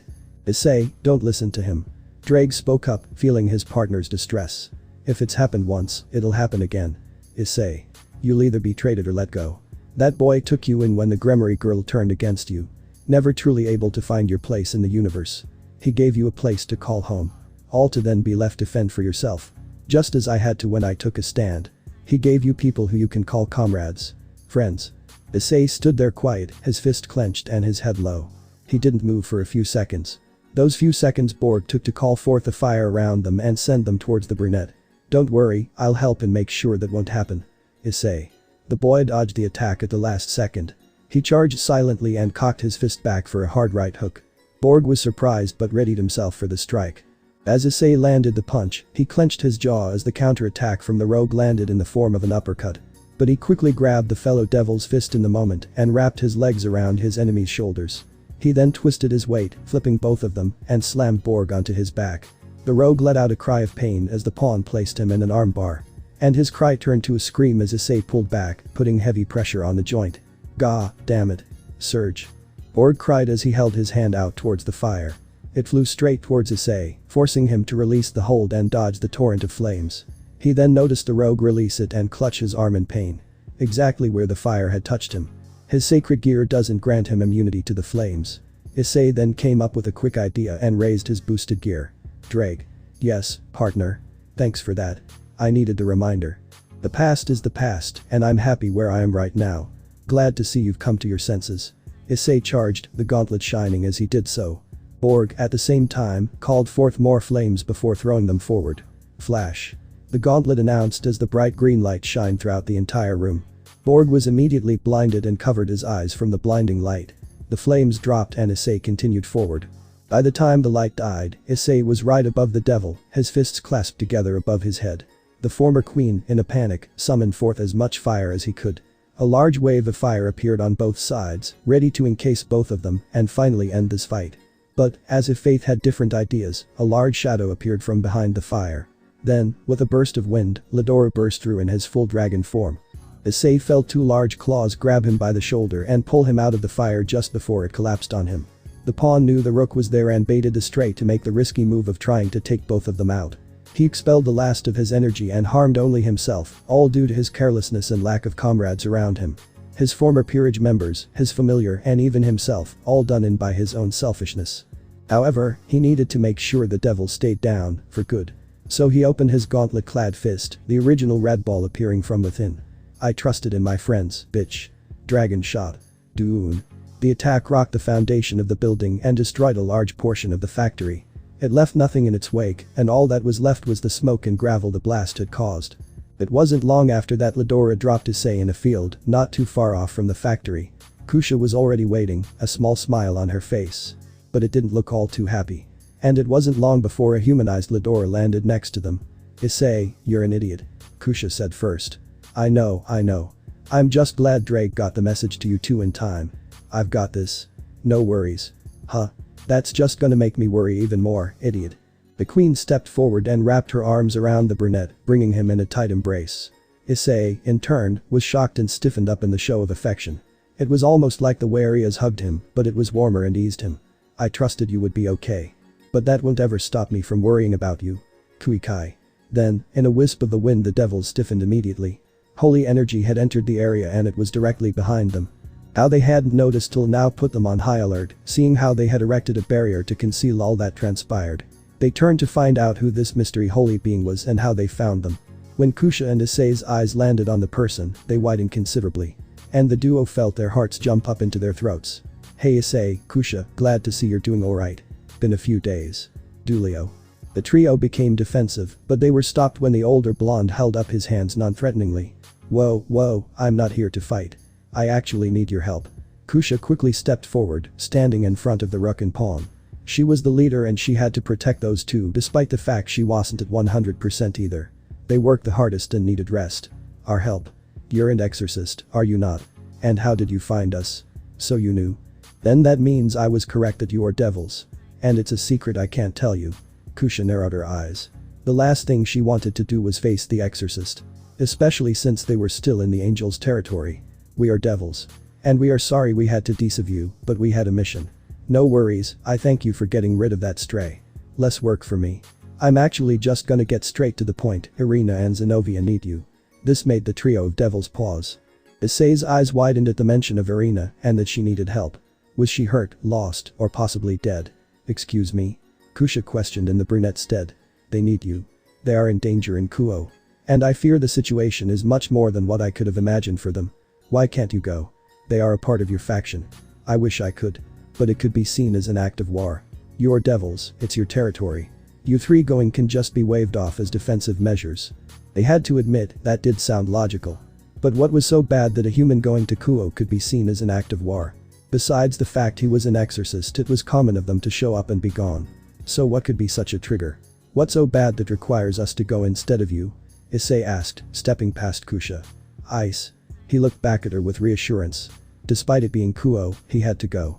Irina was in danger, and as much as he wanted to forget, Rias was too. And he had to help them. A fallen angel leader has attacked. And he plans to destroy the city with everyone inside. Kakabiel was many things. A warmonger, a madman, a bloodthirsty fool, a conniving baton feeder, and a guy you couldn't take out into the sun. He was a man of the old ways and a guy who wanted nothing more than to kill off anyone who stood in his way. Even if that meant his own kind. The dark elfish-based leader, in his time of planning, had many things on his mind. Taking over the Gremorys. Gaining his last pair of wings. Becoming the strongest angel in history. And the biggest of all. Starting a war. But not just any war, a great war. Much like the one he participated in to become a leader of the Gremorys. His despise of angels and devils was massive. Much larger than any other being, as he dreamed of killing off both races each and every day. And he hated his superior, Azazel, because he did not share in the ideal. And, if his plan continued the way he wanted, it would all soon come to fruition. The crazed Fallen was currently in the city known as Kuo. A quaint little place with not much to offer besides a few good schools and a high job rate. Of course, that was only in the eyes of the humans. In the supernatural, it was a much different story. This town was of high importance as it held the heirs to both the Gremorys and Sitri clans. Both of which attended the prestigious high school that only some of the best attended. It was a devil's den, housing those directly associated to the leaders of the underworld. And yet, it was unguarded, and Kakabiel had the easiest time getting in. And the easiest time finding the heirs. Rias Gremory, you remind me much of your older brother. Were his first words upon his arrival. Ones that drew the ire of the redeeted heiress. Unknowing of his reasons behind his invasion, Rias gave the order to protect Kuo from the battle-hungry beast that was Kakabiel. Of all people, she hadn't expected the cause of the recent events to be a leader of the fallen. You will not harm the civilians of this town, Kakabiel. They are under my protection. Was her response. But it was met only with a wicked cackle from the pale man.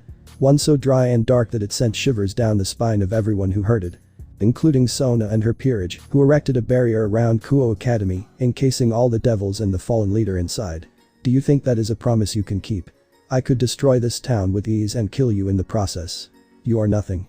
His words only angered her more as her insignificance to the angel struck her pride. And boy was she prideful. Too much to the point it blinded her, and Akeno had to call Surzages for help. The Gremorys heiress ordered her peerage to attack, and while they tried their hardest they were utterly defeated. The one known as Fried Selzen, an excommunicated exorcist, took care of Kiba, Zenobia and Irina, with 3 Excalibur fragments combined into one. A gift given by a man known as Valper Galilei, a former priest and accomplice to Kakabiel. And despite that amount of power, the angel brought one more card to assure the complete defeat of the heirs and their peerages. The guard of the gates of hell, the 3-headed hellhound, Cerberus. It was an utter defeat from the start. And while Rias tried to hold on, her and her peerage could do nothing against the overwhelming force. Not even with the help of the 2 exorcists.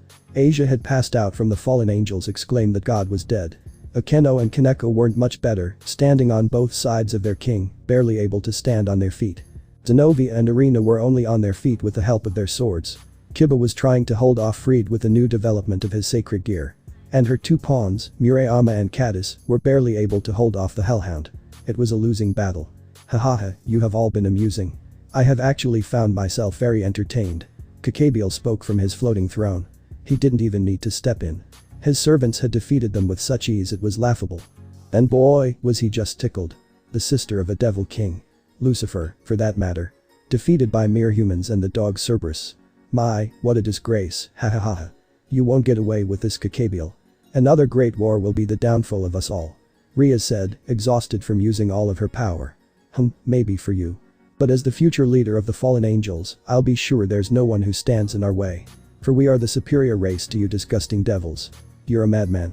Akeno muttered, dropping to one knee as she clutched her left arm with the other. Silence, daughter of Barakiel. Perhaps I'll take you on as a concubine and use you before your father before I slit his throat, muhaha. The evil cackle rained throughout the entire school ground, sending a chill down all of the devil's spines. Today is a new day. The age of the... Suddenly, there was a flicker of lights, silencing the leader's proclamation. The entire space inside of the barrier seemed to have dimmed momentarily, as if the light in the area was a broken light bulb. It brought forth everyone's attention as they looked around, confused as to what could have caused such a disturbance. Then a portal appeared between both sides. It seemed like more of a slit in the very space before it expanded, wide enough for multiple people at once. Its deep spatial violet entranced those who saw it, and their breath were momentarily caught in their throats. What is this? Valper, is this your doing? Kakabiel asked the husky ex-priest. No, Kakabiel-sama. I have no idea what it is. He replied. Kakabiel narrowed his eyes, curious as to who or what it could be opening such a thing. He hadn't seen such a rift before, no traces of holy or demonic energy coming from it. And it didn't seem like reinforcements for the devils because they looked equally confused. Rias. Akeno called to her king. The Redeeds stood silent, watching just as everyone else. All with bated breaths as the newcomers slowly stepped out. Kuikai, can you back up Kiba and take out that psycho? Issei asked as he touched the school ground for the first time in what seemed like a long time, maybe a month or so. He had lost track seeing as devils had a different time was different from humans. He's not a problem at all. The blonde queen replied. Ladora, eliminate that mud and make sure no one else gets hurt. The brunette further order. Not a problem. He replied. Good. And I'll take care of Bird Brains here who thinks he's all that. Oh ho, a new challenger. Kakabiel questioned with a smirk. He could feel the power from the new arrivals and they were much more of a match than the others. He was even more excited. Issei rose his fist at the cadre level angel. You're damn right. And I'm gonna kick your ass. Issei announced loud enough for everyone. Boost. The red gauntlet appeared, the green gem shining from the usual call. It brimmed with power as it felt Issei's emotions. Gold letters, not in any human or devil language, appeared across it, shining brightly as it powered up. Ah, the famed boosted gear. One of the 13 Longinus. Kakabiel marveled. He could feel the energy irradiating and, had to admit, it was large. He felt adrenaline pulsing at the chance to fight the dragon of domination. The inevitability of his fight with the brunette made him slightly twitchy. Boost. As this was happening, the devils all around were shocked by the trio's arrival. Who had sent them, Serziches, Serafal, or possibly Sairaorg? No, there was still time before Serziches and Serafal. So was it her cousin? Had he somehow known? Issei took the moment to glance back.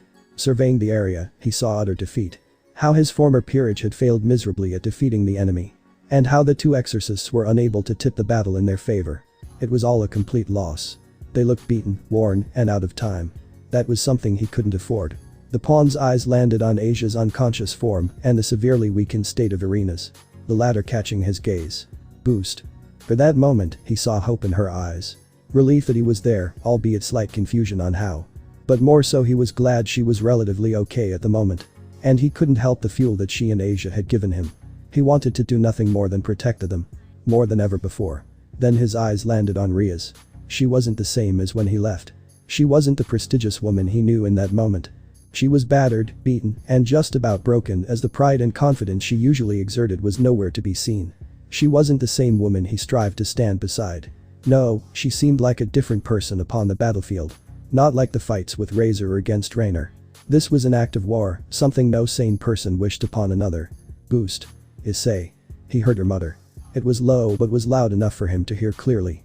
It was desperate, hopeful, and dare he say, dull. He longed for her to say his name, happy to have him back. But now, it was lost and void. He felt nothing from it, no fulfillment, no satisfaction. All he felt was this dryness that didn't make his hard work feel like it was worth it. No, wait, it was definitely worth it. So why did he feel so empty? Now that he looked at her, finding her in such a state, why did he feel unfulfilled? As if his goal hasn't mattered. Boost. Why? Issei couldn't dwell on it. He had stalled and was lucky that the leader had given him all this time to power up and take note of the situation. For now, he needed to focus on defeating Kakabiel. Then he would deal with these new thoughts later. So, with a clear head he rose his gauntlet above his head. He closed his eyes and took a deep breath before exhaling slowly. Alright. Let's do this. Flash. Kakabiel shielded his eyes just before the bright light was able to momentarily blind him. Sairaorg sat at his desk. He was doing some paperwork before he put his pen down and sat back in his seat. He had been feeling strange these past few hours. There wasn't an emotion to really describe it, but he had this nagging feeling of future events. As if something was warning him. But what could it be? The heir wanted to figure out what, but it was hard with no basis to work off of. All he could tell was that the connection to Kusha, Ladora and Issei were the source of it. The connection would give signs of their emotions and of their presence. There were times that he couldn't sense them through the connection, which was normal as barriers could block such things. So, now that it has faded once more he was to assume they had re-entered a barrier or had entered a new one. With little to go by, Sairaorg would simply have to wait until they returned to get more information. Hopefully positivity and growth in the bonds of his family. The heir returned the pen to his hand and continued his report. With the latest news spreading of the Red Dragon Emperor being traded from the house where servants were treated as family, many devils thought he was on the market. News had spread fast of Ria's blunder, and her parents, nor her brother, were all too thrilled about that. Especially since they saw Issei as a future son, brother-in-law. We had no idea. How long has he been a part of your peerage? It has been over a month, Lord Gremorys. I'm sorry you had to find out about the situation this way. I expected Rias would have told you much sooner. Sairaorg replied, bowing his head in respect. No, thank you Sairaorg. If it has been this long, who knows when Rias would have told us, then Alana spoke. I'm to assume Issei left an impression. Yes. The fight with Razor showed us how much Rias meant to Issei. Not as a servant to his master, but as a boy to a girl. And we thought Rias felt the same. Zeoticus explained. Yes, I had thought so too. But it seemed she had only been using him to get out of her marriage. A dark ending to such a bright boy. How is Issei doing? Serziches asked. Sairaorg smiled for the first time. Issei is doing very well. The one you saw before is only a small fraction of what he has become. The trio of devils looked at the heir with curiosity. Just the thought of Issei growing stronger tugged at the tendencies they were given as devils. Curiosity made them lean in slightly, wanting to hear of the red dragon's progress. A small fraction after only such a short time. Sairaorg nodded. That is correct. Under my training, Issei has made tremendous progress. The former boy from the engagement party, the one who claimed your daughter's virginity and sacrificed his arm, has been replaced by a man. What does that mean, Sairaorg? Is it possible? Are you saying Issei has achieved balance breaker? Serziches asked with a slightly tightened grip. The heir chuckled. As much as I'd like to say yes, no, he hasn't. But he is very close. This made the trio edge closer. And as Sairaorg returned to his thoughts, his smile faded. The strife, the anguish, the sadness, and the betrayal, all have pushed Issei to this point. And I know that he won't stop here, not while the weight is on his shoulders and the pressure is surrounding him. The Bael said softly. The others looked at him confused. What do you mean, Sairaorg? Rias. He stated. It only confused them more, so he elaborated. Issei still pushes himself for her. All of you know he sacrificed his arm because he loved her and would do anything for her. So, when she traded him, it must have felt like the worst pain possible. Much worse than when that fallen had seduced and attacked him. He took a breath, calming himself and feeling his clenched fist unwind slowly. Now, he trains to prove himself to her. To show he wasn't a one and done and that he can still protect her. That once he's powerful enough, she'll finally recognize him. Sairaorg closed his eyes and took a slow breath. And I've seen the look in his eyes. The fire that drives him to become enough. The family leaned in closer. They were on the edge of their seats, raptured by the Bael's words. Their curiosity was at its peak. It is only a matter of time before he unlocks Balance Breaker. And, I dare say, that the reason for it will involve Rias. Yes. Now this is more like it. Bael hadn't felt such a rush in quite some time. His heart was racing, the adrenaline was pumping, and he felt alive again. He couldn't contain himself as he practically exploded in bloodthirsty ecstasy as he traded blows with Issei. The leader had lost track of how many boosts the boy had, but the more the word echoed, the more excited he became. Each punch grew stronger, each kick felt more devastating, and when they headbutted, the feeling of his own blood pouring down his face made him that much more enthralled. Boy, you have proven yourself greatly to me. You are much more of an asset than that excommunicated priest and exorcist. You must join me and together we shall conquer the world. He said as he dodged a punch and returned one of his own. Issei parried the blow before throwing a kick to the fallen's head. It was blocked and they pushed away. Fat chance, you gothic creep. My friends mean more than anything you have to offer. Issei charged again and cocked his fist for a Superman punch. Bael sidestepped the attack and called forth a light spear. As Issei flew past him, the angel jabbed the spear for the boy's legs, but was met with the gauntlet grabbing the tip. Bael looked up to see the brunette had twisted his body backwards to block the spear. As he did this, Issei continued to his momentum and brought his leg down for a powerful axe kick. He shattered the light spear in his grip and threw a fragment at the fallen leader, forcing him to dodge one or the other. Shifting his weight, Bael leaned back from the shard but also had to catch the axe kick before it could land. It was simple for him, but he hadn't left the sequence unscathed. He learned that when more of his blood leaked down his cheek and dripped off his chin. The cadre didn't lose his shit-eating grin as he used his free hand to wipe the blood. Oh please, everyone has a price. The real question is, what is yours? Is it money, women, an endless line of sacrifices? They are all merely a taste of what our future can be if we team up Red Dragon. Boost. Issei clenched his fists. He looked back at his friends to still see them recovering. Ladora had easily defeated Cerberus and sent the beast back to hell. Kusha had also disposed of Freed, now helping in the recovery of the others.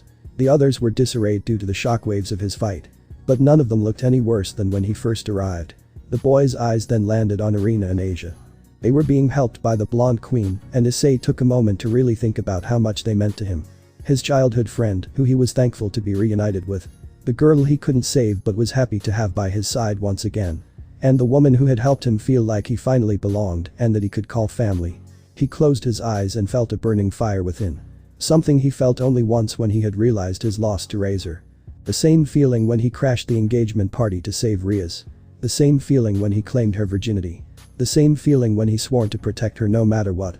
The same feeling when he let go. Issei turned to the one he used to call his king. The one who gave him a second chance. The one who was his savior and love of his short life. The one who kissed him before trading him and breaking his heart. The one who he swore he would make them regret. There was a dull feeling there. The awe on her face didn't give him what he wanted. But when he looked back at the others, the sight of Asia alive and safe, the sight of Irina well and hopeful for him, the sight of Kusha confident and supportive of him. It filled him with power. It filled him with satisfaction. It made him feel stronger. It made him feel whole. And it drove him to want to protect them at all costs. So you've finally realized it, partner. Drake, what do you mean? Your goal to show off to that girl and make her feel regret, that wasn't the goal you should have sought after. It was the same goal that you've had all along since the day that blonde nun died in your arms. Issei took the moment to think. And it clicked just seconds later. To which Drake felt and responded to. Exactly. You still hold some piece of the old you that wanted to be strong enough to protect those you cared about. The nun, the exorcist, Kusha, doesn't matter.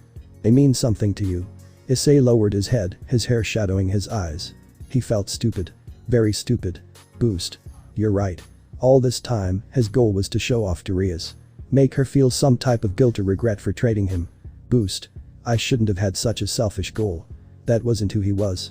It wasn't what made him Issei Haidu. Boost. Boost. All this time I worked my ass off just to prove one person wrong. His dream was to be a harem king and protect his loved ones. Boost. Boost. Boost. Seems I still have growing to do. Thanks Drake, I think I finally got what you've been trying to tell me this entire time. Finally, you moron. Now show this cadre what it's like to face the dragon of domination. Right. Boost. Boost. Boost. Boost. Boost. Boost. Boost. Boost. Boost. Boost. Kakabiel felt himself back away just an inch from the sudden surge of new power. His eyes widened in shock as he realized what was happening. Issei's eyes shot open, now solid green. The gem on the boosted gear glowed brightly, the yellow insignias gleaming brighter than before. Inside of the green gem the symbol of a dragon appeared within it before a burst of energy exploded from it, surrounding Issei in a tornado of raw power. The wind whipped about and the ground was carved and lifted up from the energy, the school grounds shaking from the large exertion of power. Welsh Dragon Overbooster. Balance Breaker. The call sounded throughout the entire courtyard. The raw cylinder of draconic energy continued to tear up the ground and, if it continued, could possibly destroy the schoolyard. But before that could happen, a wisp of wind from the torrent of energy expelled the blast, leaving the boy clad in his new armor. Red armor plates, shaped as dragon scales, covered the boy from head to toe. Gauntlets clad his hands and boots shaped as dragon claws covered his feet. A green gem sat on the back of his hands, as it did on the boosted gear, and another large green gem sat at the center of his chest plate. Finally, was the red helm. With bright green eyes, the scale mail was that of makeshift dragon armor. And the power radiating off it made it all the more dangerous looking. Issei then expanded the draconic wings, flexing his new armor.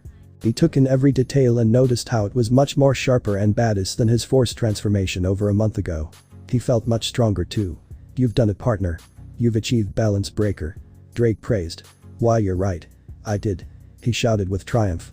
But he remembered where he was and turned back to Kakabiel. The cadre was exerting more power of his own. And he looked to have a mix of emotions. It was clear though as the leader displayed shock, excitement, and, above all, bloodthirst. Ahahaha, this is what I've been waiting for. You boy, you have exceeded every one of my expectations. You are truly one who must join me. What is your name? Name's Issei Haidu. And you can forget it, Kakabiel. If anything, knows when I'm really gonna kick your ass. Issei clashed his fists together and placed himself in his fighting stance. So let's cut the chit-chat and get back to beating the shit out of each other. Kakabiel's grin grew. Yes. Let's. Boost. Boost. Boost. Boost. Boost. Boost. Boost. Boost. Boost. Boost. Scatter shot. Issei shouted. A plethora of green energy arrows bursted from the two gauntlets, racing towards the fallen angel. Kakabiel summoned a light spear before charging into the volley of attacks. He either dodged or deflected the attack as he neared the pawn. His grin had never disappeared as he enjoyed every second of the battle. As the leader neared Issei rose his gauntlet and parried the attack before throwing a hard punch into the angel's gut. The older male keeled over, but all that could be heard were his soft, maniacal laughs. Good. This is very good. he said as he lifted his head and looked Issei in his eyes. I want to see more. Show me more of this power. Bael summoned another light spear and began to stab and poke at Issei with both of his weapons. His expression looked like a madman's as his grin looked ready to tear his face in two. Issei's expression couldn't be seen, but he fought back, somehow keeping pace with the fallen leader. He either blocked or parried the attacks before returning with on of his own. He continued to feel his power grow, but he could feel himself reaching his limit. He had to end this quickly before he reset. Dragon shot. Boost. Dragon shot. Boost. Boost. Smoke enveloped the area as the two powerful beings continued to clash. A few attacks would land here and there, but the duo didn't let up. Their war cries echoed throughout the entire field as they disappeared from sight. It was a spectacle as the very bursts of energy off each of their attacks would shoot out from the smoke cloud. Yellow. Green. Yellow. Green. Yellow. Green. Everyone watching stared in awe at the fight above their heads. The sounds of clashing, blocks, parries, and endless fighting. It was like nothing they ever heard before. Not even Ladora had witnessed such a thing before. Kusha, however, had. But not like this. When she had, it was Sairaorg fighting to regain his status as an heir. But it was one-sided against his brother. This wasn't just some fight. It was a clash of ideals and of beliefs. Bael believed that fallen angels deserved to be superior to all. It wasn't good, but it was his ideal nonetheless. Issei. He was different. He was fighting to protect everyone and everything he cared for. She could see he wasn't fighting to prove something. He was finally fighting to help others and to keep all of them safe. He was fighting for them, not himself. He had ascended and reached the next level through sacrificing his original goal. It was why he achieved such a milestone and unlocked Balance Breaker. Another explosion rocked the grounds, and the cloud of smoke burst. Issei and Bael had collided, the light spear and gauntlet clashed together in a fight of dominance. Bael grinned towards the boy. His robe was in tatters, and he had a few bruises forming from the powerful blows he received.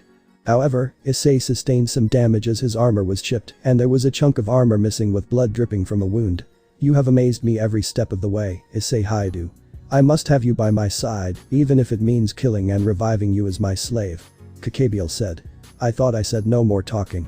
Issei replied from the helm. Reconsider my offer, boy. All the money, women, and power can be yours. The information I received from Rainer said you were a fan of women with large breasts. I can give you women with the biggest you'll ever see. All you have to do is join me. The clash of dominance was broken by the brunette as he flung himself and the leader a few meters back. A pause soon followed, leaving everyone stunned. Their focus was on Issei completely as he stayed completely still, looking to be in a deep thought. Think about it, Issei Haidu. Women with the biggest breasts, all ready to please you whenever you desire. The older male continued to try and sway.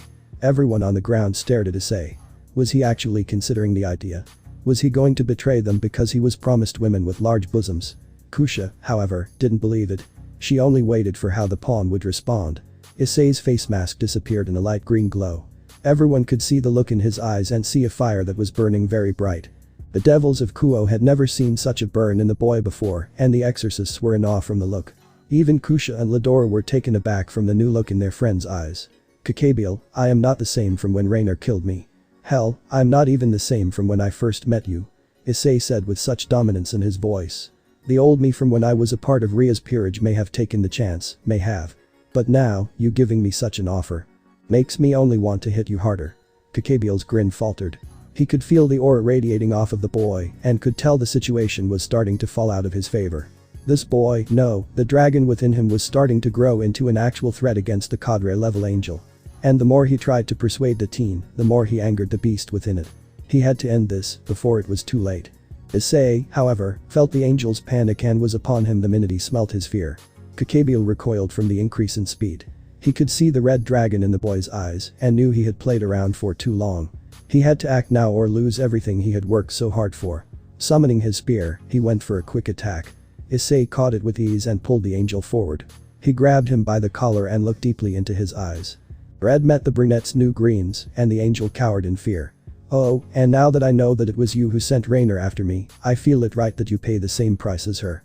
The cadre angel grit his teeth and had a panicked and angered expression. He released the spear and tried to gain some distance from the Sairaorg.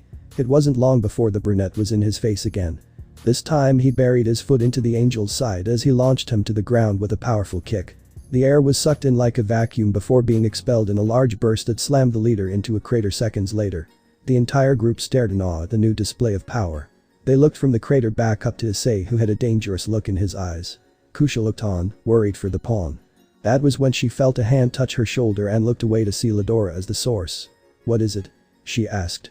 The rook looked at her with concern. But it wasn't directed at her. His gaze went up and she followed it to Issei. "He's a dragon," was all the man said. It took a moment for the queen to understand. At first it was confusion before she slowly realized what he meant. She shot back to him, her eyes wide and a look of disbelief on her face. "You don't mean?" She trailed off. It was met with a nod, and her disbelief turned to complete shock.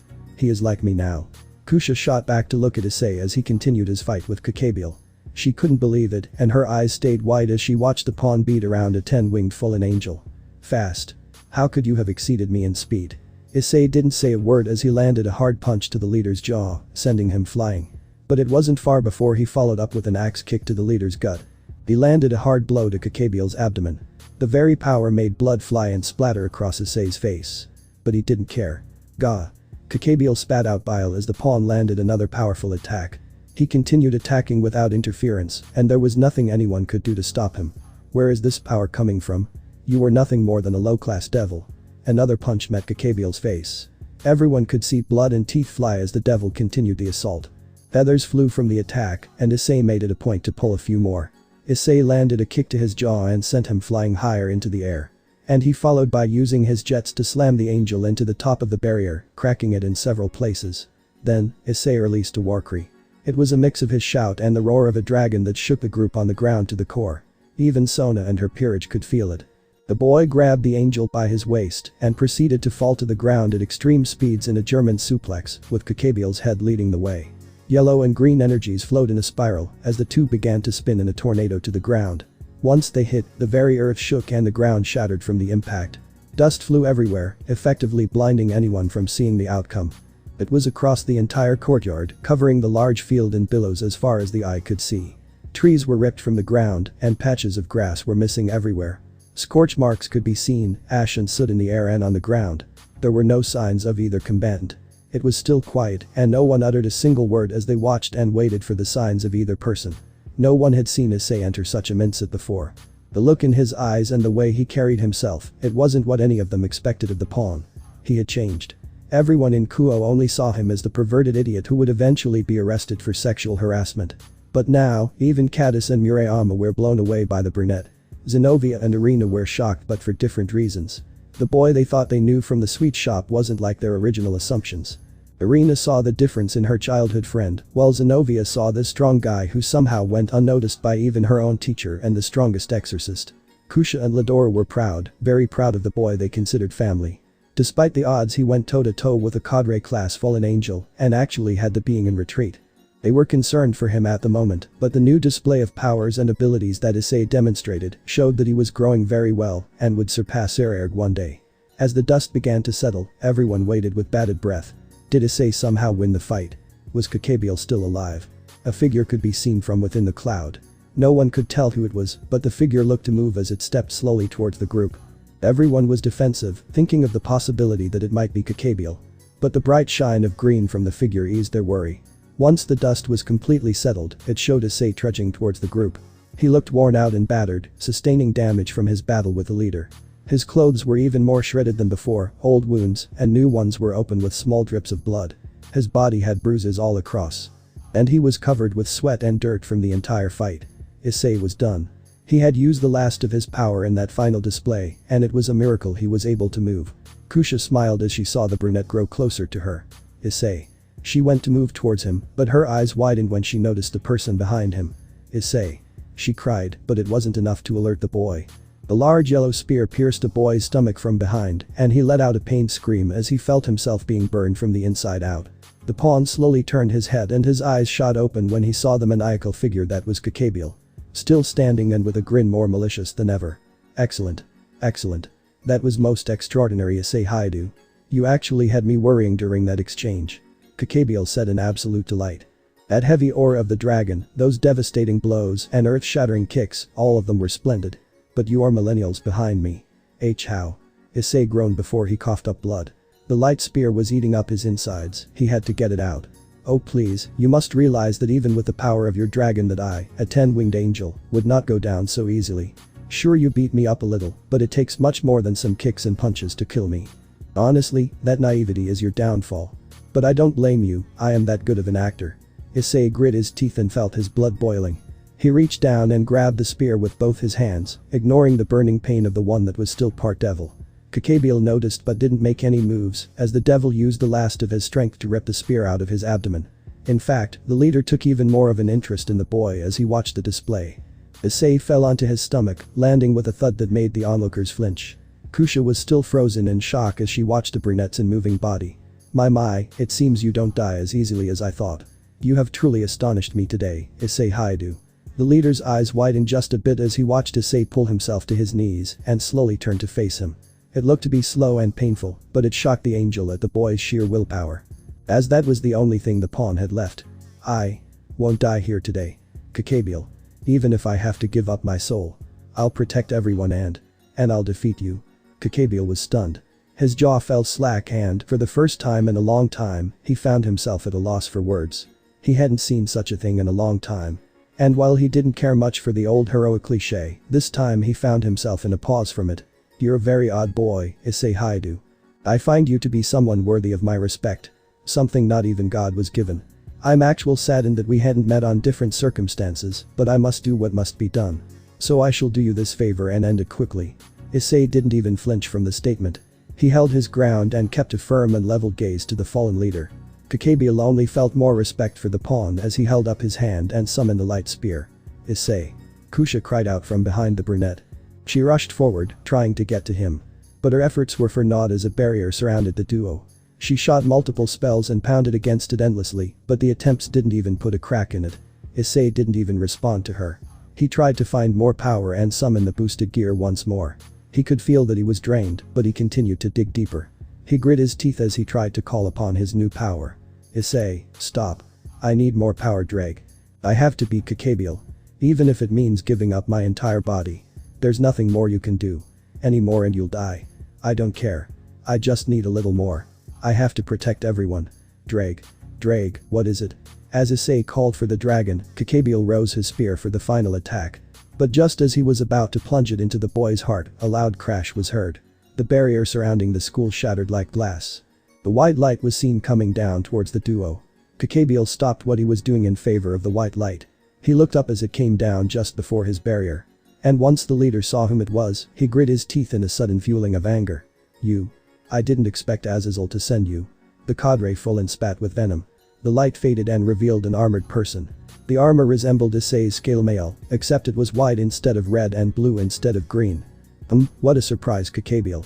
You've seemed to have taken quite the beating from my rival. The white armored being spoke. It sounded like the person inside was male. This is nothing. I am more than capable enough to kill you too. Oh, is that so? The new arrival sounded amused by the angel's claim. He then rose his hand almost tauntingly before he backhanded the barrier, shattering it easily. Then by all means, prove it. Bael, in a quick fit of rage, summoned two light spears and charged the armored man. However, he was stopped in his tracks with a powerful blow to his gut. It was more than enough to knock him unconscious and break a few ribs in the process. The male looked down at the fallen through his helm. He then made a noise that sounded like he was a bit surprised. And his eyes shifted to Issei, who was still bleeding profusely. He was about to move towards him but was shoved aside by Kusha. The queen rushed to Issei's side and held him in her arms. She quickly began to treat his wounds but still stayed defensive against the newest arrival. Ladora was quick to appear by her side, following her example as he too grew defensive. Do you two really think you can stop me? You look just as spent as my rival. The male looked at the pawn who was now able to look back at him. The armored man could still see the resolve in Issei's eyes and it made him chuckle aloud. I see. Well then, I'll take my leave. Bael was my mission, nothing more. The man picked up the unconscious angel and then turned back to Issei once more. You're too weak as you are now, Sairaorg. But I shall commend you for making my job easier. Grow stronger and never lose that fire in your eyes. For when the day comes, the day we fight, we will burn our glorious battle into history. With those parting words, the man disappeared in a flash of light. And with that, Issei fell unconscious as his body and mind finally gave out. Where am I? Issei opened his eyes, his vision slowly clearing, or so he thought. The boy saw nothing, felt nothing, and couldn't comprehend what was up or down. There were no signs of life, or even material for that matter. There wasn't anything surrounding him, let alone anyone. All he could see was himself, floating in an endless abyss. It was an empty black, and he couldn't be sure if it was because there wasn't any light where he was. Or if there wasn't any light to begin with. What the hell is going on? He asked himself, continuing to scan the area. He reached out, trying to find anything solid, but his hands kept grabbing air. He tried to step forward, but it felt like there wasn't even a floor beneath his feet. But it didn't feel as if he was falling. Suddenly, a large green eye, bigger than the boy, opened right in front of his face. It shined like an emerald, glowing brightly as it lit up the area around Issei. The slit-like pupil looked around for a second before it finally landed on the brunette and sharpened as it focused. It was only a few feet away and it scared the boy, having not noticed how close he came to whatever the creature was. "So, you're the one who awakened me?" The voice spoke up. It was strong and very masculine, booming through the void. "Who are you?" Issei asked, a bit shaky, fearful of the creature, but standing his ground. "Who am I? Have you forgotten when you called for me in your fight against the fallen angel?" The eye asked back. Issei's eyes widened and he felt his left hand twitch. He quickly noticed how the sudden surge of power from his fight with Raynor was the same as the power radiating from the eye in front of him. The red dragon. He muttered in awe. He remembered the name from Rias. Rias. In response to his answer, a large torrent of fire filled the void and brightened the area surrounding the teenager. It didn't burn him and was more comforting than dangerous. It also allowed him to see much better, and his eyes widened in shock when he turned back to face the eye. Before him, a large dragon stood where the eye once was. The large creature had crimson-red scales with long sharp claws and jagged teeth. It made the boy stare, awestruck by the beast's great size and powerful appearance. So, this was the legendary creature from fairy tales. "So, you do remember me?" The dragon spoke, breaking the trance. Its mouth hadn't moved, but it spoke as if it did. "Not much, to be honest. I wasn't exactly filled in on who you were or what you did. Hell, I don't even know your name." Issei replied, scratching the back of his head with an awkward smile. He was always taught to ask of someone's name, but he hadn't done that due to the situation he was in. So now, he hoped to rectify that. The dragon looked at him curiously. The boy was no longer scared of him. Not that he ever was, he was more surprised really. In fact, he now seemed relieved to see the red dragon. That wasn't something his former possessors displayed when they first met the dragon. He was a feared creature that everyone ran from upon first glance. So why was this boy so calm? Why should that matter to you? The dragon asked. "Well, you're inside my sacred gear supposedly. That kind of makes us partners now, and I'd like to know the name of the person I'm working with, giant lizard or not. That makes sense, right?" The pawn answered as if it was the simplest of logic. The large beast didn't respond and opted for looking at the devil for a few more seconds. He wasn't able to fully grasp the boy, seeing as none of his other hosts had cared for trivial matters. They usually only asked for more power out the gate, which was granted albeit at a cost. But this boy, he was different, to not even mention a way of cutting corners. It was odd. "Drake. My name is Drake," the red dragon answered after some time. Issei smiled in response and nodded. "Nice to meet you, Drake. I'm Issei Haidu, of course you probably already knew that." The dragon couldn't help a chuckle escaping his lips. He found the devil quite amusing. Never before had he met someone like him in his long lifetime, nor his time trapped in the gear.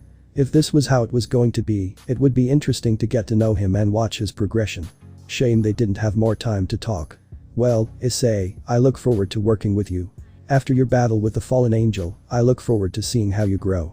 This response confused Issei, but before he could even respond, he found himself waking up. While he didn't want to, there was no chance to stop, had already vanished, and the flames had receded. The teen found himself back in the void, but was soon cast out almost like falling from the sky. Flashback end. Kusha sighed to herself. It had been 2 days since the trio had returned home. Issei was still asleep in his room and hadn't given any signs of waking up soon. Both her and Ladora had given their reports to Sairaorg, who was equally impressed and worried for his newest family member.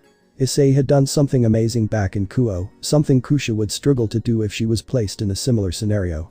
The brunette had held back a cadre fallen angel, a leader of the Gremorys, and had him on his heels, even if just for a moment. Whether it was a ploy or not didn't matter. Issei stood toe-to-toe with a being thousands of years older than him. A being who fought in a war and held centuries of experience from the battlefield. For a split second, Kusha had actually believed Issei had even beaten the fallen. And that had been everyone's mistake, especially Issei's. It must have been a calculated tactic, seeing as everyone lowered their guard. And because of that, Issei almost lost his life. The queen blamed herself, seeing as how she was the leader of the mission. Meaning it was her priority to make sure the 3 of them made it home safe. And she failed, as now Issei was almost killed under her leadership. no one else was to blame but her. The Gremorys made sure her group didn't sustain life-threatening injuries, and even the exorcists weren't too bad. How was she going to become a future king if she couldn't handle a mission as this? Well, it was a former war general. But even still, Issei shouldn't have been the only person fighting. Neither her nor Ladora moved to assist him, and they were supposed to be his seniors. It seemed Issei was better suited as he took control the minute they arrived. Not only that, he hadn't hesitated to take on the Grigori leader, despite feeling the very difference in their power. Kusha knew Issei wasn't dumb. The brunette had to have known he couldn't defeat someone millennials older than him. And yet, he did his most to protect them. What had the queen done? Nothing but stand there.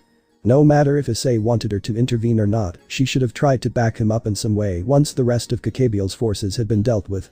It was no surprise that Sairaorg had taken such an interest in Issei. He was a special person, Kusha had felt it from their first encounter. She could see he was hurting, but saw as he smiled and was very kind to everyone. He accepted all of them almost immediately, and the little time they spent together only allowed the bond between them to increase. The devil knew that Rias made a mistake giving up the Red Dragon Emperor. But over time, she realized that the heiress made a bigger mistake by giving up Issei. She placed a hand over her heart, feeling the slowly increasing heartbeats. The more she thought about the brunette and his kindness, his humor, his bravery, his chivalry, and his generosity, the more red dusted her cheeks. She knew what it meant and couldn't help the developing feelings she had for the pawn. He was one of a kind, and she knew that women from all over would kill to make him theirs. She couldn't call her feelings extreme or love, but she genuinely liked the boy. And she was curious to see how her feelings would continue to develop with him. Maybe a little ice or Kusha running around. Her blush turned bright red at that though. For now though, Kusha could wait. She knew of Issei's feelings towards Rias Gremorys and knew that he still needed time to heal after she essentially stepped on those feelings and crushed them. The moment their eyes met back in Kuo was more than enough to let the blonde know there was still pain there, but if there was still affection she didn't know. That wouldn't stop her from helping him heal faster and, hopefully, he would be able to move on from the retreated heiress and be able to truly be happy. He deserved it, and the fact that Rias caused all this only made her look worse as she sullied the Gremorys name and disgraced herself as a person. Kusha reached for the brunette's door and slowly opened it, trying not to disturb him if he was still asleep. She quietly entered, hoping to check on him and see how he was doing. Oriana had aided the queen in healing his injuries after hurrying him home once the battle ended. He had been in a deep sleep since, but was stable and had recovered otherwise. The blonde neared the boy's bed and went to move the covers. However, she noticed that the bed was empty and her eyes widened. She quickly checked the closet and bathroom to see that he was in neither of those, and worry began to set in.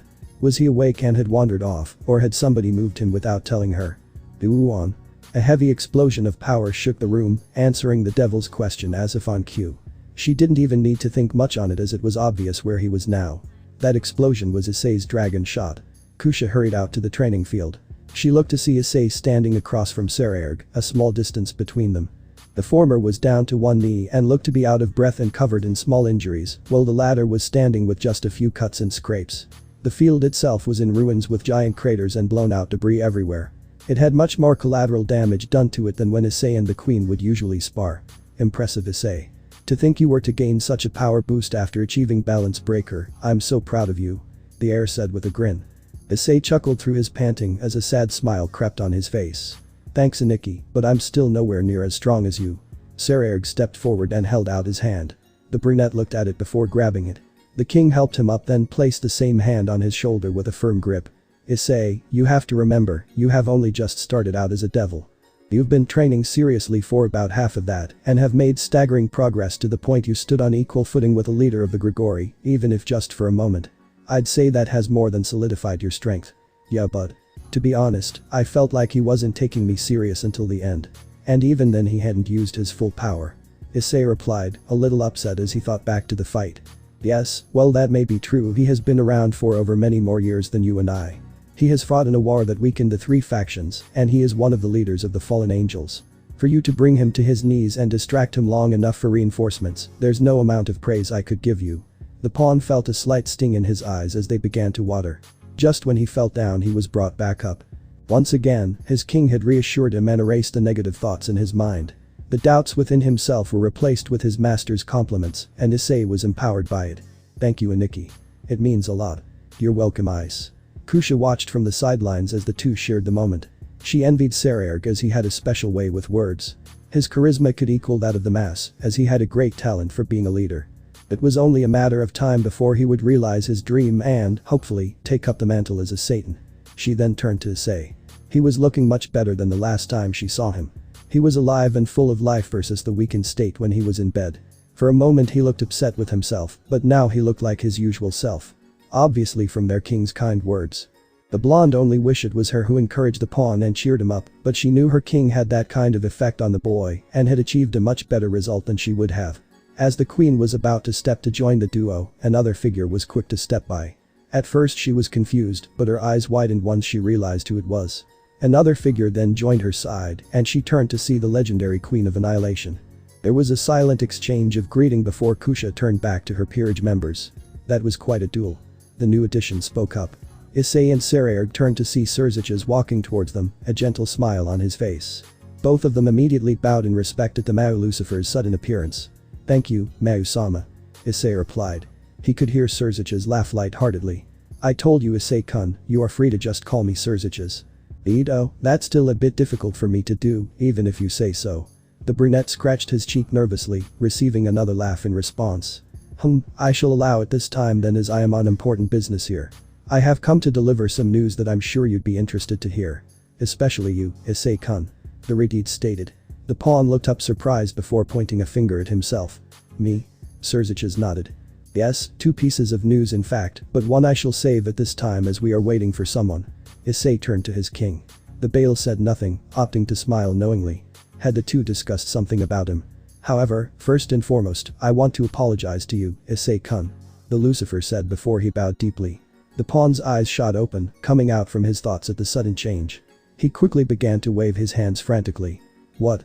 No, what do you have to apologize for, Lucifer-sama?" "My sister," Surziches stated. This made Issei pause abruptly, confusion evident on his face. "She had hurt you in ways I can't imagine, and for that, I am truly sorry.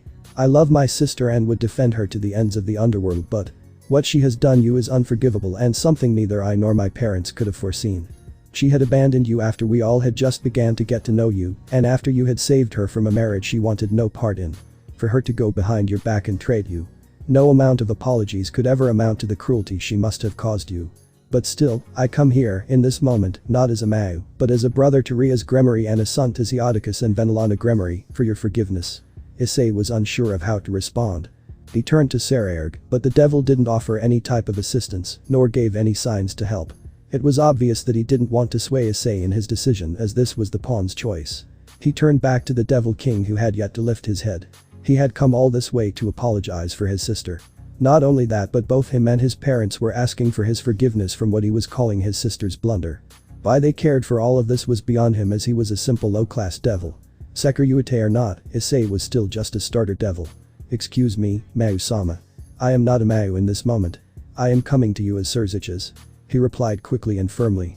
Sir Surziches-sama, Issei paused, truly unsure of how he wanted to respond. He hadn't expected this. Nothing would have prepared him for such a thing. The Mao had come to him, even if he didn't want to be referred to as one, he was still a high-class devil. The boy's eyes began to wander in search of some support. Then they landed on Kusha. She had been standing by Grafia quietly, watching the entire exchange. When she met his gaze, she smiled back reassuringly. It comforted him and he felt the stress over him alleviate just slightly. He then turned back to the Rias and took a deep breath to try and calm his nerves. "Surziches-sama, I have no negativity towards you or Lady and Lord Gremorys. Nor do I blame you for what happened between me and Rias. However, what she did to me is still hard for me to come to terms with at this very moment. So while I will forgive you, I cannot forgive her." The Mao rose his head, his lips thinned. He closed his eyes and took a deep breath before sighing. "Your response was expected but still surprising as well. You have full rights to not forgive her, as we are yet to as well." "What do you mean by that?" Issei asked with knitted brows. "We have stripped Rias of her territory in Kuo and have given full rights to Sona Citri. It is only because of their friendship that she's still allowed to attend the school, otherwise she would have come home. However, she is on probation and cannot do as she wishes without receiving proper permission first, until we deem her ready for such a responsibility once more."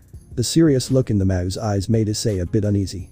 It was moments like this that reminded him Surziches was very old and had fought in a war. That the usual cool and relaxing brother could also be a cold and brutal leader. But was all that really necessary? Issei remembered that trading was a common practice in the underworld.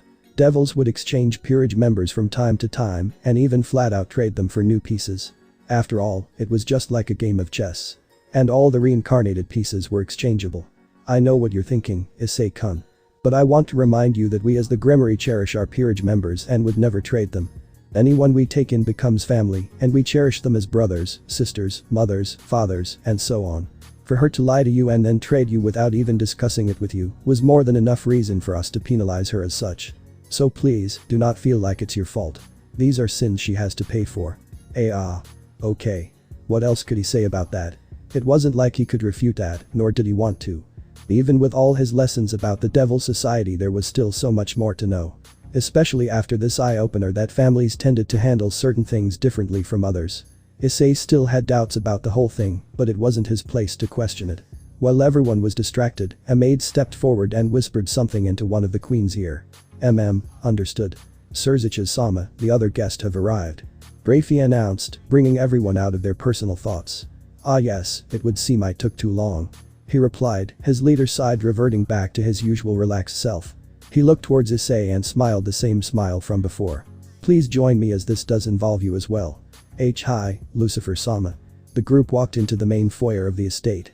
Sitting on one of the many couches were 3 people, one of which Issei had met before.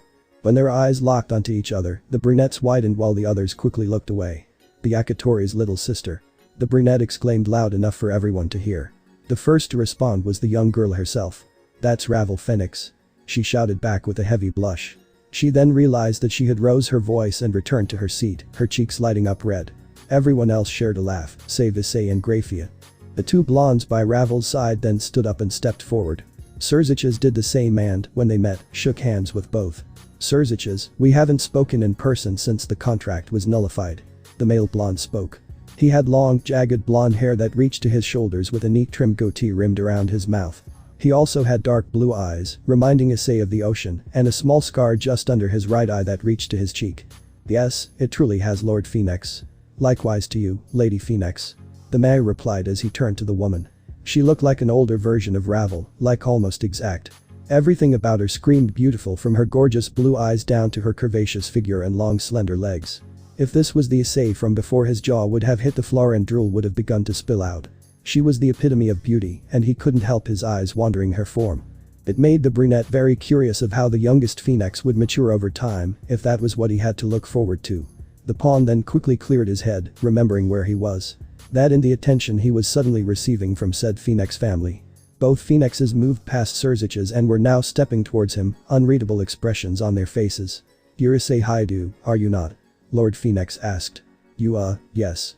It is an honor, Lord and Lady Phoenix. He exclaimed a bit louder than he'd have liked. Ah, well then, I am Rumia's Phoenix, pleasure to meet you. The man replied, holding out a hand. Issei blinked a few times before slowly returning the gesture. Strong grip, that's good. You were the boy who took down Razor, correct? Ah no. Hahaha, no need to fear, son, we hold no ill will toward you. In fact, we thank you for it. That idiot needed to be taught a lesson. Rumia's laughed out. Ha. The pawn didn't know how to respond, only making the confused noise instead. What he means to say is that we appreciate what you did. Razor only believed in the family trait and spent no time training. Thanks to you, we hope he now realizes that the Phoenix name isn't absolute. Lady Phoenix explained. Ah. Well, I'm glad I could help, I think, Ano. Issei said, his sentence hanging at the end. The blonde woman caught on and smiled a refreshing smile that made the pawn's heart nearly skip a beat. Ah yes, where are my manners? I am Rekka Phoenix, a pleasure to finally meet you. She then bowed, to which Issei quickly reciprocated. Yes, a pleasure, ma'am. Oh, he is a very respectable young man. Much different from when he stormed our party. Just makes me like him a little more. Lord Phoenix joked with a grin. Yes, he is quite special, isn't he? Surziches, have you spoken to him about what we discussed? Lady Phoenix asked, turning from her husband to the Retid. Everyone too turned back to the Mao, who was scratching his cheek. Unfortunately not. I was actually waiting for you before I spoke to Issei-kun about it. The Devil King answered. We appreciate it greatly then. Well, we won't keep everyone in suspense. Ravel, come and reintroduce yourself to Issei-kun. Rekka said. Hi, Akasama. The young girl replied before she stepped forward and bowed before the brunette. It has been some time, Sekiryute-sama. As you know, I am Ravel Phoenix, 4th child of the House of Phoenix. She spoke formally. It surprised Issei at how mature she could be for someone her age. Yeah, it has been. And you can just call me Issei like everyone else. Ravel coughed into her fist, still having a hard time making eye contact with him. Well then, I shall call you Issei-sama then. The pawn was a little unsettled by the honorific but opted for the compromise. Now, Issei-kun. Lord Phoenix spoke up, bringing the brunette's attention back to him. Like I said, I'm not going to suspend this longer than I have to. I had been discussing this with Lucifer-sama and Sairaorg, and ever since word broke of Rias Gremorys trading you. I'm here to ask you myself, and it is ultimately your choice to accept or deny it. Issei swallowed hard, the tension that suddenly filled the room thickening very rapidly. What was he going to ask of him? Usually when a lord or Mao came to another's home and requested of a servant, it was to either propose a trade or ask them to go on a mission. And honestly, Issei didn't know how he would respond if either of them were the case. He had just gotten back and he was still a bit sore from his recovery. And he had no immediate plans of wanting to be traded either. Whatever it was, he just had to be as best prepared as possible. Issei-sama, would you do the honors of taking my daughter's hand in marriage? Ha. Ah no. This all seems a bit sudden. I mean, I still. Issei trailed off, unable to find the right words. No, we completely understand. Rias quickly informed. It must be difficult after what happened between you and Rias Gremorys. All of us saw how hard you fought for her, and we commended your resolve. Thank you. I do want to apologize for bringing this forth so quickly. Huh? Issei looked up a bit confused. We understand that you're still conflicted with your feelings toward your former king. Issei opened his mouth to speak, but no words came out. He then remembered Ria's face during his fight with Bael. The same broken, dull, and shameful expression that she held when she came face to face with what she had thrown away. She had looked so defeated and had to hope in what she thought was a mistake. It still left a bad taste in his mouth. Everyone could see his expression fall as he was reminded of her. No matter how many times he thought he was over the heiress, there was still some damage left behind.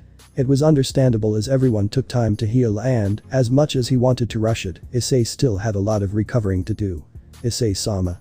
Rekka spoke up. Ah, sorry. I was just thinking. He replied before chuckling awkwardly. We didn't want you to bring forth some unwanted thoughts. Our intentions were not to upset you, but to try and explain our abrupt meeting and request towards you. Issei paused momentarily. Rias continued after his wife. Devil politics are a fickle thing and won't necessarily play to humans' logistics. Has your king told you of other devils' requests for you? The lord asked. The brunette's eyes widened and he quickly turned to Sairaorg. The heir said nothing and simply sat with his arms folded. Rias saw this and nodded. I see. Then if he doesn't mind. The heir nodded for him to continue. Issei-kun, when you were traded, no one knew until Sairaorg brought it forth to the Gremorys and Surziches. Word then spread fast, and a lot of devils were hoping to bid for you as well. I am pretty sure Sairaorg has had to deal with a lot of requests since announcing the news. The Sairaorg turned to his brother. The older teen did have a lot of paperwork on his desk, but to think how many of those were actually requests for him. He had no idea how much he was putting his king through. The amount of people that must have been asking, demanding, maybe even begging Sairaorg just for Issei must have been taking a toll on him. It's been bothersome, but I can deal with it. As long as Issei is happy, I can bear the burden.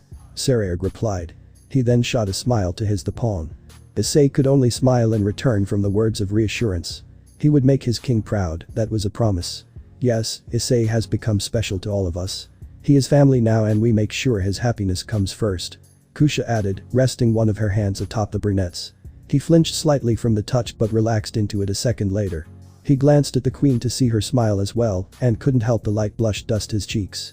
The three phoenixes saw this, all with varying takes on it. Surziches and Grafia also took note of how relaxed the brunette became between the king and queen. Rias was the first to speak his thoughts. Yes, we all are glad then as we too find our peerage to be more a family than slaves. It is good to see that he is cared for. And I'm sure those requests have increased with word of Bael's defeat. The lord added. Issei turned back to the blonde male. You know about that. From the underworld to heaven and all in between. Something like this doesn't stay under wraps for very long. Angels or devils all know of the defeat of the warmonger Bael.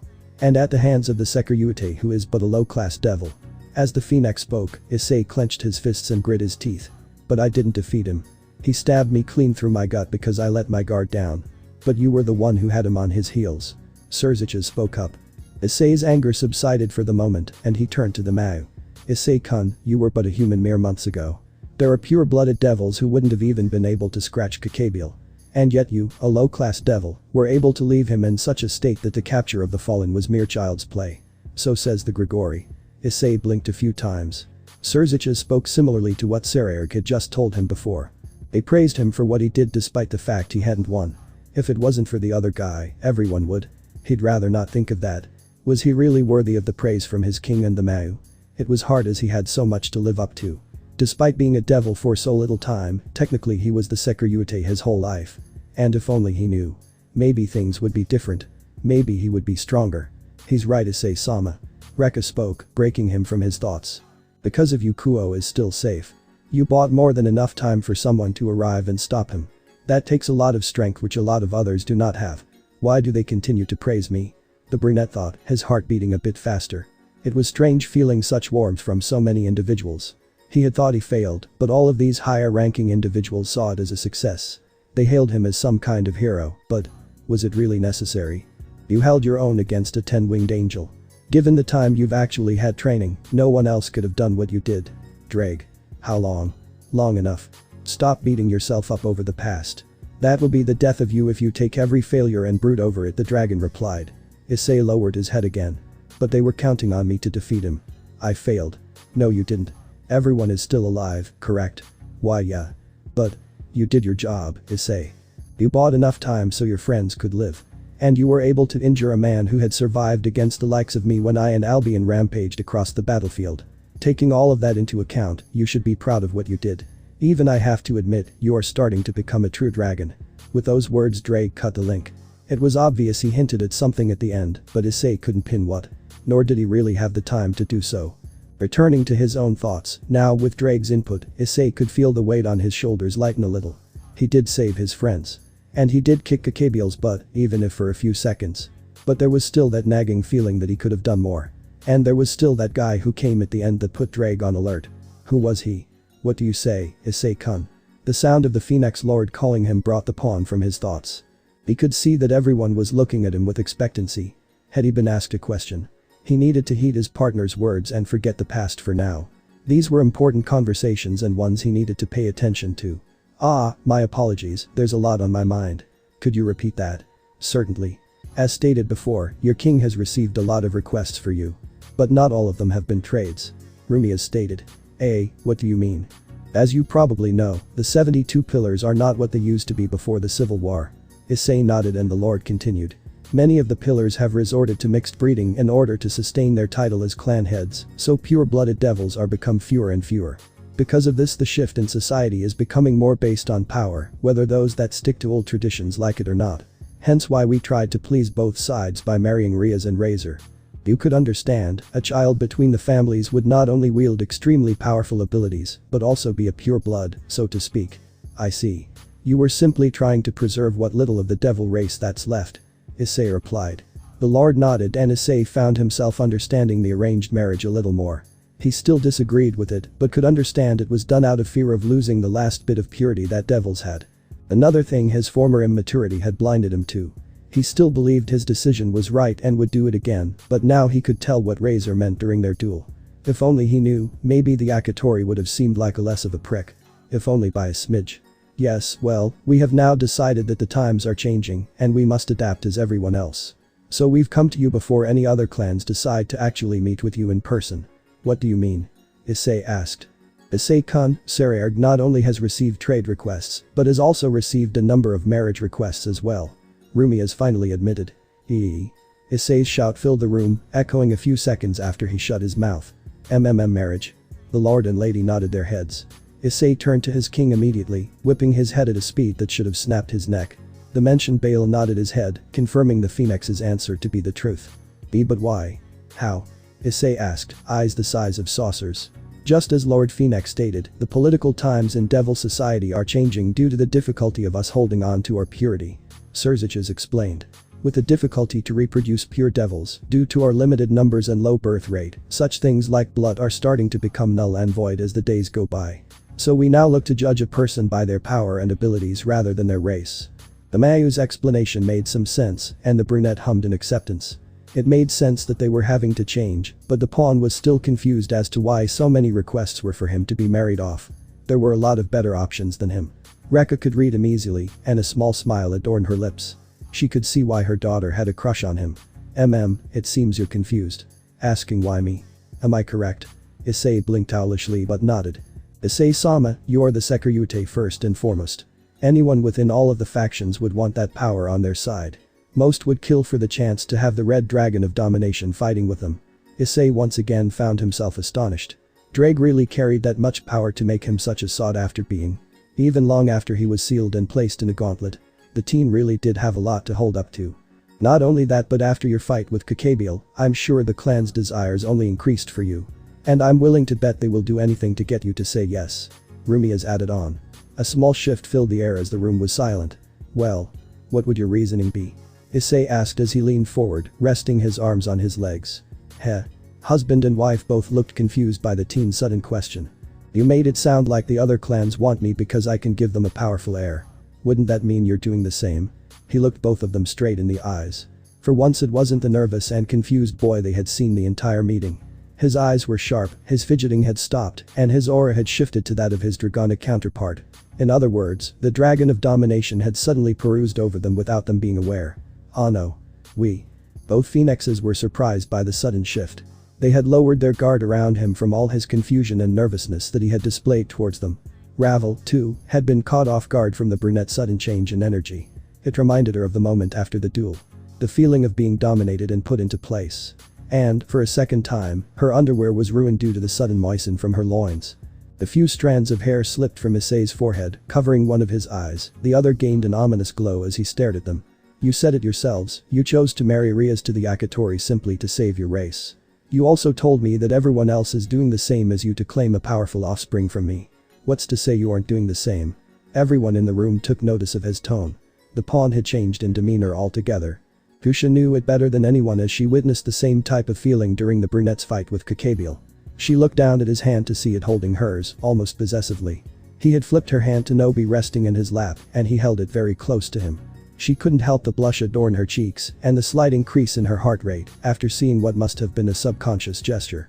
Issei-kun, we do not mean to use you as a way of political gain. It is unavoidable, but our reasoning is much different from what you have claimed. Rias answered, doing his best to try and defuse the situation. His reply was short and did little to ease his aura surrounding them.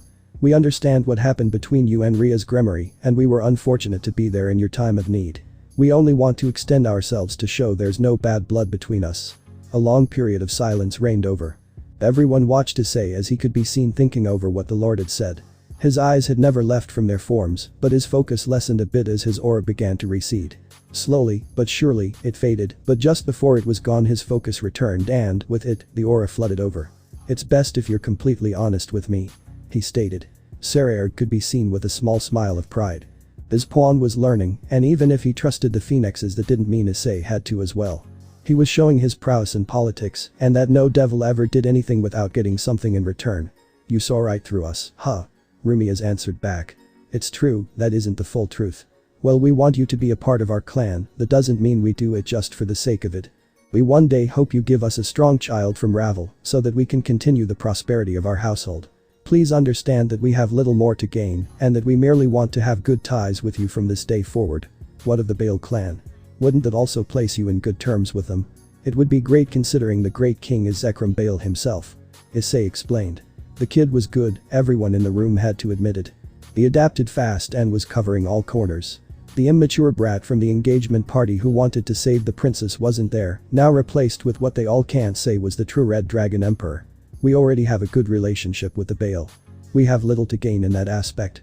The pawn took another moment. But it wasn't long before he closed his eyes and sighed. The aura then vanished completely, and the room returned as it once was, the group all relaxing just a bit. Issei then slowly opened his eyes and turned to Ravel. She had been quiet the entire time and had put in no input despite the entire exchange involving her future. Ravel. Issei spoke calmly. The girl jumped from suddenly being called. Why yes, Issei-sama. She squeaked. The young lady was still trying to recover from the overbearing power of the dragon. It was much more potent than the first time, only proving how much stronger her possible fiancé had become. What are your thoughts in all of this? He asked her. What? She seemed confused by the question. Well, you know the reasoning behind why I interfered in your brother's and Ria's engagement. So before I even give a response, I want to know if you even want this. He explained, sounding as genuine as he could. The group could see and feel the warmth from him. Another turn and he was back to the loving person some got to see or know. It was quite a trait to be able to do so. A dangerous one to anyone who challenged him farther down the line. Oh no. Well. The young blonde fidgeted in her seat, looking away with a light blush. I wouldn't mind it, was her reply. It was quiet and she said it with extreme shyness. Issei heard it, however, and sighed while scratching the back of his head. I see. Lord and Lady Phoenix. He spoke suddenly. Yes. This isn't something I can answer at the moment. I still have some thinking to do and you have given me more to add on to that. So I am unable to give you a proper response as of today. He responded professionally. The Lord and Lady smiled with understanding. We see. Well, whatever you decide, please allow us to be the first to know. Issei only nodded his head in response. The trio then stood together. Lucifer-sama, it has been a pleasure. Likewise to you as well, Issei-kun. The respective parties nodded or bowed in response. A signature magic circle then appeared below the phoenix's feet. Ayano, Issei-sama. Ravel spoke up as the circle began to glow brighter. What is it? If it is alright with you, could I visit you again? She was very timid, twirling her finger through one of her hair drills. The boy grinned brightly. Sure, come by any time. The young girl smiled in return, relief and happiness seen on her face as she nodded enthusiastically. Then a plume of flame shot up before disappearing along with the three phoenixes. As soon as they were gone, Surziches stepped forward towards the trio of young devils. I'm very surprised by your answer, Issei-kun. Why is that? Ravel-chan is quite cute. I thought you'd have accepted the proposal after some thought since it was a dream of yours to create a harem. You had a guaranteed wife, and yet you chose to not answer at all. Issei sighed and rubbed the back of his neck. Yeah, well, things have changed.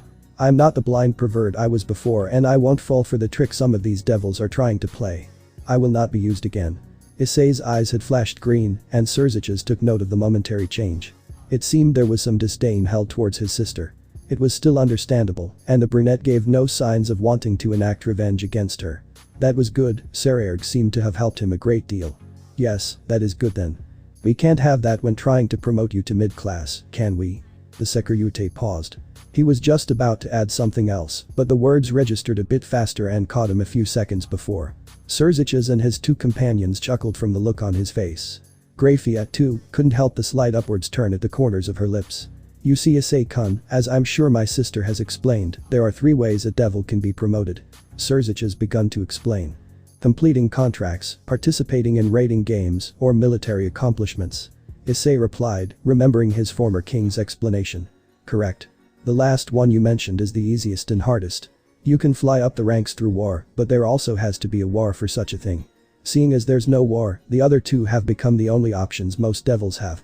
Issei hummed as he began to realize where TheMaou was going with the explanation. His only negative thought was how devils love to build suspense. Of course, a rampaging cadre class fallen angel does raise a lot of red flags. Surziches noted with a raised finger. Seeing how even I was unable to get there in time, you were able to buy enough time for help to finally arrive. You fraud and saved the lives of 2 heiresses and a number of allies and humans in the process, and helped preserve the ceasefire we've kept together for many years. So it is befitting that we reward you with this achievement, Issei Haidu. Thank you for this. I still don't know if I'm worthy, but if TheMaou Lucifer says so, it must be true. Issei replied respectfully. He was shocked to say the least. Despite his defeat, he was rewarded with such a thing. He could only hope it wasn't a mistake, as mid-class was something he didn't foresee for some time. No one in Rias' peerage was a mid-class, and they were devils far longer than him. But it seemed fate had other things in store, so he would take it in stride for now. Best he could do was train and get stronger. Well, this has been an eventful day. I do hope you take all of this in, Issei-kun, and we will give you a date for your tests very soon. So work hard and stay vigilant. Just as the Devil King was about to leave, his queen leaned into his ear and whispered something which made him pause. His face gained a serious look and he nodded several times, each time his expression becoming sterner and sterner. Yes, how careless of me. Thank you, Grafia, he muttered back to her before he turned his attention back to the trio. My apologies, but it seems I have missed one more bit of important information regarding the Kakabial incident. All 3 young devils looked confused, and they straightened up as TheMaou switched to his authoritative demeanor. Issei, Kusha, I hate to ask this of you considering you've returned home just a few days ago. But upon the request of the 3 factions, you 2 and Ladora will need to return to Kuo. Cameras were going off, lights flashing one after the other. All that was heard was the constant clicking of buttons and flashes of lights as a horde of male students pushed and shoved each other to get a shot of someone on a stage. Upon closer inspection, one could see said person spinning, twirling, jumping, and posing for the camera. It was a young lady looking very giddy as she did her best to look at each and every camera with a new pose too. She was a beautiful, young-looking girl with long black hair tied into twin tails. She had blue eyes that resembled crystals and slightly pale skin that only seemed to heighten her beauty. Her body was almost that of a child's, but she possessed large assets that drove the hormonal teen boys wild, their eyes never leaving as they jiggled in her tight clothing. The woman was dressed in a pink-colored magical girl outfit consisting of a pink shirt, skirt, gloves, and boots. She also wore thigh-high black and pink striped socks and wielded a pink wand to match, waving it around as she continued her impromptu photo shoot. But, just before it got too intense, someone quickly came in to put a stop to the commotion. Another teen boy, this one with dirty blonde hair and gray eyes, stepped in front of the young woman, blocking her from the cameras. "Alright, that's enough," he shouted, sounding very irritated. "Out of the way, student council." "Yeah, beat it. You're ruining all of our shots." The crowd became angered at the young man's interference, but the blonde didn't waver in the slightest. He folded his arms and, in fact, only seemed more annoyed by the horde of males. "Get out of here. It's an important day and we don't need this kind of commotion going on. Get back to class," he chastised, pointing towards the door. The group grumbled incoherent curses as they finally conceded and began to disperse. A few threw some shouts of encouragement to the magical girl before the gymnasium was finally cleared out. The remaining young man sighed in relief. Things could have been a lot messier, but that must have been the power Sona and her group held as the student council. "And you, please don't wear that kind of costume," the blonde stated, turning his attention to the magical girl. As soon as he did, he noticed that he'd never seen the girl before and crossed his arms again. "Wait, would you be a parent perhaps? You know, there's a dress code, even for parents and guardians. But this is my uniform." The girl responded with an innocent look on her face. The male just shook his head and pinched the bridge of his nose. "So troublesome," he muttered. It was then that he sensed another group had entered the room. When he turned he saw Rias Gremorys and two of her peerage members with her. Akeno and Kiba were at her sides, the group taking a few seconds before finally reaching the foot of the stage. "Ah, Rias senpai," he greeted with a bow. "Saji, what happened here?" Rias asked. "I was just showing around your family before I came in here and stopped. Whatever was going on here," he answered, jumping down from the stage. It was then that the sound of laughter reached the young devil's ears and they all turned to the side entrance of the gym. So, it was Sairaorg making all of this noise. An older gentleman joked as he walked in the room. He had long red hair with a matching goatee and blue eyes that were very similar to Rias. Behind him, Serziches and Grafia followed, the former equally amused as the gentleman. The latter held a monotone expression, but inside was sighing from the Mao Leviathan's antics. "Ah, Zio-tan," Sairaorg exclaimed from behind the pawn. "I'm super excited that you and Serziches-chan got to be here as well. Did Ria-tan tell you? Because So-tan didn't and I'm super mad. But I still love her so I can't be too mad." Ahaha, still as exuberant as ever. The head of the Gremorys household laughed out. The young woman always tickled him with her playful personality. "Tell me, how did you get away from your escorts?" "It was very hard. Kui-tan and La-tan were so strict with me and won't let me explore. I was lucky Dragon-kun was there or I would have never met those nice photographers," the young woman complained. She even went as far as to shed a few small tears and whimper to gain the group's sympathy. "It's incidents like this, Lady Sairaorg, that give us a reason not to let you wander off." Another voice spoke out. The group all turned to another entranceway, opposite the building. Kusha and Ladora slowly walked towards the group, the female Mao sweating as the duo got closer. The former had her arms crossed and didn't look all too pleased. "It was lucky for us to spot the group of boys walking out, talking about a magical girl. You have much to do before the day's over." The heiress's eyes widened as she remembered the two new additions. They had intervened in the fight against Kakabiel. Of course, if it wasn't for them, Rias would probably not be standing here today and would either be a slave or dead at the hands of the warmonger. It was also the girl who had saved Issei the moment Kakabiel was defeated. All while she stood back and did nothing. Issei. The person she had traded because she deemed him weak. The guy who saved her from her marriage by a fluke in holy water. The perverted idiot who only cared for oppai. For him to achieve such a feat, was it really just luck that he had beaten Razor that night? Had her gut been wrong? Was she the weaker one now? "Mao, but I was having fun," Sairaorg whined, breaking the Gremorys' thoughts. "We are not here to have fun, we have to greet the angels soon, Lady Leviathan. Or have you forgotten your duties?" Kusha stated with a sigh. "A little here and there is okay though. Dragon-kun would totally agree with me." The Mao replied with a childish smile. As long as you handle your business first and foremost, Sairaorg. A new voice joined the fray from behind the queen and rook. Turning around, everyone saw the former resident of Kuo walking in. We are short on time, however, and we must take off soon, so I'm sorry to say, but the fun is over. Issei walked into the gym, coming to stand by his companion's side. He had a refreshing smile on his face and looked to have confidence with his stride. The group of devils all stared at him, more specifically between him and Rias. He paid her little to no mind, but the young Redeed had yet to take her eyes off him since he walked in. His aura and stature had both changed since he left, and he seemed more mature too. It was almost like he was a different person. Issei. She muttered, finally able to get a word out. It was the only thing that came to mind. The brunette glanced over to her. He then smiled an all too familiar smile. Gremorys-sama. Issei bowed to her before he turned to the magical girl. Let's go Sairaorg-sama, the meeting's in 20 minutes. Serziches shared a look with his father. Their eyes had met for a brief moment, but the reasoning was clear to both of them. Both saw the way that Rias had looked at her former pawn. She had bit her bottom lip and lowered her head after his greeting. Actual signs of regret were clear on her face, and the young hothead of the Gremorys clan was left standing there, guilty and upset, for reasons too obvious to anyone who witnessed the exchange. Issei's reaction to her was complete indifference. He spoke to her with absolute formality. No signs of affection, disdain, or any real emotion for that matter. He wasn't happy, sad, angry, or anything. And it was the fact he showed no hospitality or negativity towards Rias that made her feel worse. But the true icing on the cake was the smile. The heiress knew that smile all too well. It wasn't a real smile, but one many used as a professional courtesy. It served no purpose but to create a mask of friendliness. The reason she knew was because she used it almost every day. But to have it used on her. It wasn't a good feeling. Once outside the gym, Issei released a heavy sigh.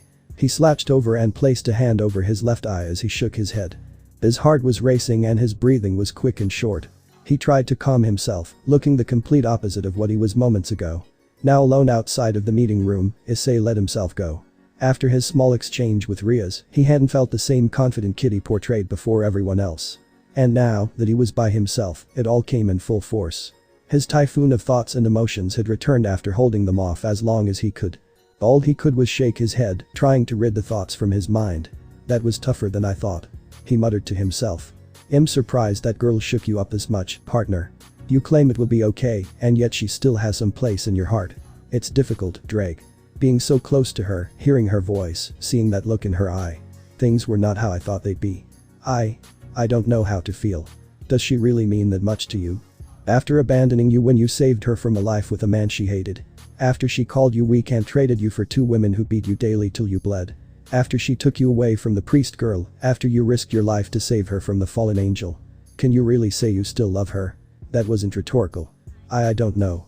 It's difficult, okay? Issei tried to dodge the question, but the dragon wasn't going to allow that. Issei, I told you to forget the past. It's not that easy, Drag. Not with her. Issei interrupted, sounding annoyed. And why is that? Issei hesitated for a moment. He closed his eyes and threw his head back. The air around him grew heavy. All the weight from before returned to his shoulders as doubt began to cloud his mind. Slowly he opened eyes, coming to stare at the ceiling above him. These emotions were fresh and old. They plagued his mind as he rocked his head against the wall. Even after the battle with Kakabiel, when he thought he could keep his emotions in check. Maybe he was distracted with his fight, and his concerns for his friends took over at the time. Now, he couldn't control them and they were slowly eating away at his mind. He sighed again. She saved my life. He whispered out, sounding tired. I was killed because of something I didn't know I had. But she saved me, gave me new purpose, gave me something to actually fight for. For once I felt like I could belong to something and not be a loser. But to be ripped from the people you wanted to call family. To be casted out by the woman who saved your life and began to heal your heart. It's not something I can just let go. I see. And this is how you truly feel. The boy nodded his head. Maybe I can try to understand your reasoning then. You had let your guard down and started to open up to people. But before you could even start healing, another knife was stabbed into you. And not only that, but it was twisted. Yeah. Then I can say this reaction is justified. But you still have Sairaorg and the others. Yeah, I know, but it takes time. Yes, I get it. But it is time we no longer have partner. Kakabiel was only the beginning, and the more you hold on to this, the more likely you'll die. Issei lowered his head again. Then tell me, what can I do, Drake? How do I beat this? You have to heal. Issei paused from the answer. He looked down at his hands, clenching and relaxing them several times. You are the only one who can beat your demons. But your friends are the ones who can help you along the way. Appreciate that you have them, for there are many of my old partners who were alone and were driven insane. Issei swallowed the lump in his throat. I trust them, Drake, but can I really get over this? That is for you to decide, partner. Issei walked into the meeting room. The people inside turned to him, 2 seated at a table and 4 against the walls. On one side Sairaorg sat with Kusha and Ladora close behind her. The latter 2 greeted him, and the queen motioned him to join her side. He did without a word and turned his attention to the 3 opposite the table. And so our final member has joined us. The one sitting at the table spoke. Behind him, the familiar faces of Irina and Zenobia stood. His childhood friend waved towards him, while the brunette nodded her head in acknowledgement. The young man in the seat smiled gently at the brunette. He had long blonde hair and gentle green eyes. He was very handsome and exerted this feeling of friendliness. Behind him, 12 white wings sat on his back, giving away that he was an angel. But not just any angel, a seraph. It was the highest level any angel could hope to achieve. Issei was in awe as he looked at the wings. Do more than Kakabeel, and the warmonger was stronger than Issei. That meant this anger was much stronger and way out of the boys' league. But despite the difference, the holy aura he was emitting was warm and welcoming, showing the angel had no hostility towards the pawn or his allies. My apologies for the delay. Issei Haidu, it is a pleasure. He greeted with a deep bow. Yes, you would be the one I heard about then. I am Michael, the current leader of heaven.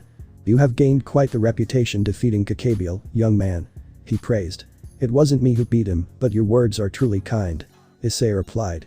He was thankful for Kusha and Sairaorg's assistance when it came to speaking during political meetings. His king was an heir, so it was inevitable that he would learn proper etiquette, and now it was paying off. You're very humble, Haidu-kun. My 2 subordinates tell me you, quote-unquote, kicked his ass up and down the battleground. So to speak. He joked, even using his fingers to create air quotations marks. Issei turned to the duo.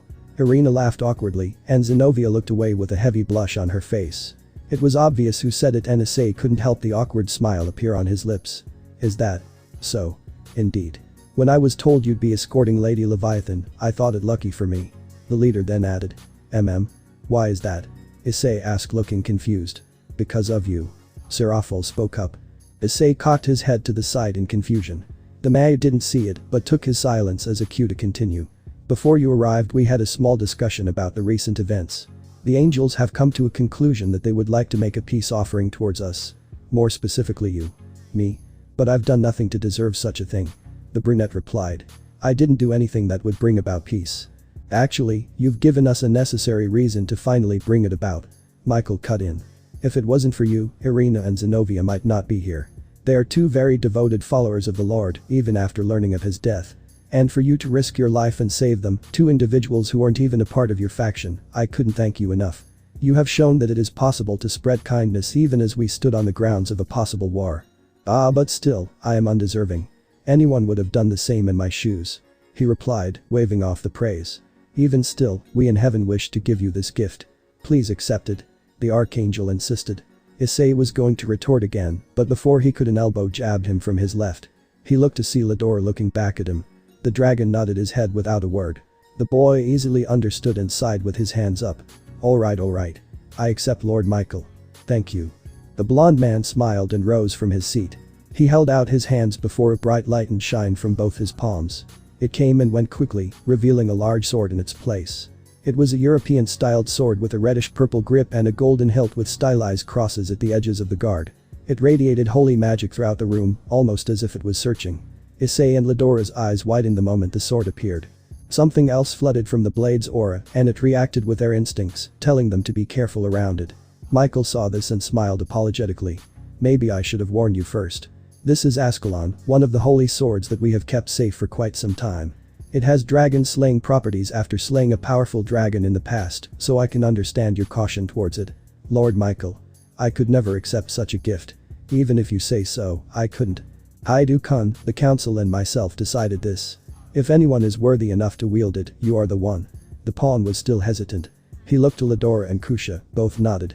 He then turned to Sairaorg, who smiled and nodded as well. Then he looked across the room to the 2 exorcists. They nodded as well. He looked back to Michael, who was still smiling that gentle smile. Please, Haidu-kun, accept our gift. Issei swallowed hard. He slowly moved across the room, his eyes on the blade the entire time. Each step he could feel the blade's power pulse, filling him with its warm radiance. Upon reaching it, he could see his reflection in the steel. The dragon-slaying properties still made him wary, but other than that it almost felt as if the blade was inviting him to touch it. Its holy aura made no disdain towards his devil traits and, in fact, almost seemed to welcome him as a whole. He slowly reached his hand out, hovering it over the hilt. A bead of sweat slipped down his face, showing how nervous he actually was. The blade was yearning for his touch as the aura seemed to beg him in. Drag. Focus on the blade. It will respond in kind. It was a short reply. Issei shut his eyes and took the chance, grabbing the blade. The boosted gear shined onto his arm and began to glow a bright green light. Ascalon responded with a bright light of its own, filling the room with a clash of green and gold. Issei could feel the wavelength of the sword and matched it with his own, feeling as the powers communicated with one another. It wasn't long after that the light slowly started to die down. The sword vanished from the boy's grip and the gem on the back of the boosted gear glowed in an arrangement of colors. Then the blade appeared, attached to the gauntlet. They merged. Issei revealed once he opened his eyes. Everyone else followed suit and marveled at the combination. They all could feel the new wave of power surging through Issei and could tell that he had become stronger from it. Well then, my job has now been completed. Michael spoke up. The group turned to him. We have discussed all that we can for now, and I have fulfilled my task of giving Ascalon to you. Now we must take our leave and prepare for the meeting. So I must say, farewell. With that, the angel and exorcists made their way to the door. Michael was the first to leave, Irina waving to Issei once more and Zenobia following suit, albeit awkwardly. The trio then left, closing the door and leaving the devils alone. That went well. Sairaorg spoke up first. She stretched with a happy hum, sighing as she relaxed into the chair. Dragon Kun, you've really made an impression on everyone, huh? Issei could only chuckle bashfully and scratch the back of his head with his free hand. It is truly amazing that you were given a holy sword. Kusha added. She stepped closer, being careful to hold the blade in her hands. Ladora also came closer but didn't touch as he was still cautious of the dragon-slaying undertone the blade emitted. Guess that means I'm lucky, huh? Issei said. I'd say you're special, Ice. The queen retorted. Issei blushed at the comment and averted his gaze from the young woman. Thanks, Kuikai. Maou, so cute. Sairaorg gushed from the side. Both devils in question blushed and avoided making eye contact with anyone. It only made the Maou smile grow wider. Well, we'll save the teasing for later. For now everyone get some rest. We must prepare for the meeting, so chop chop. Hi. That's it guys. Thanks for watching and supporting us. See you in the next part.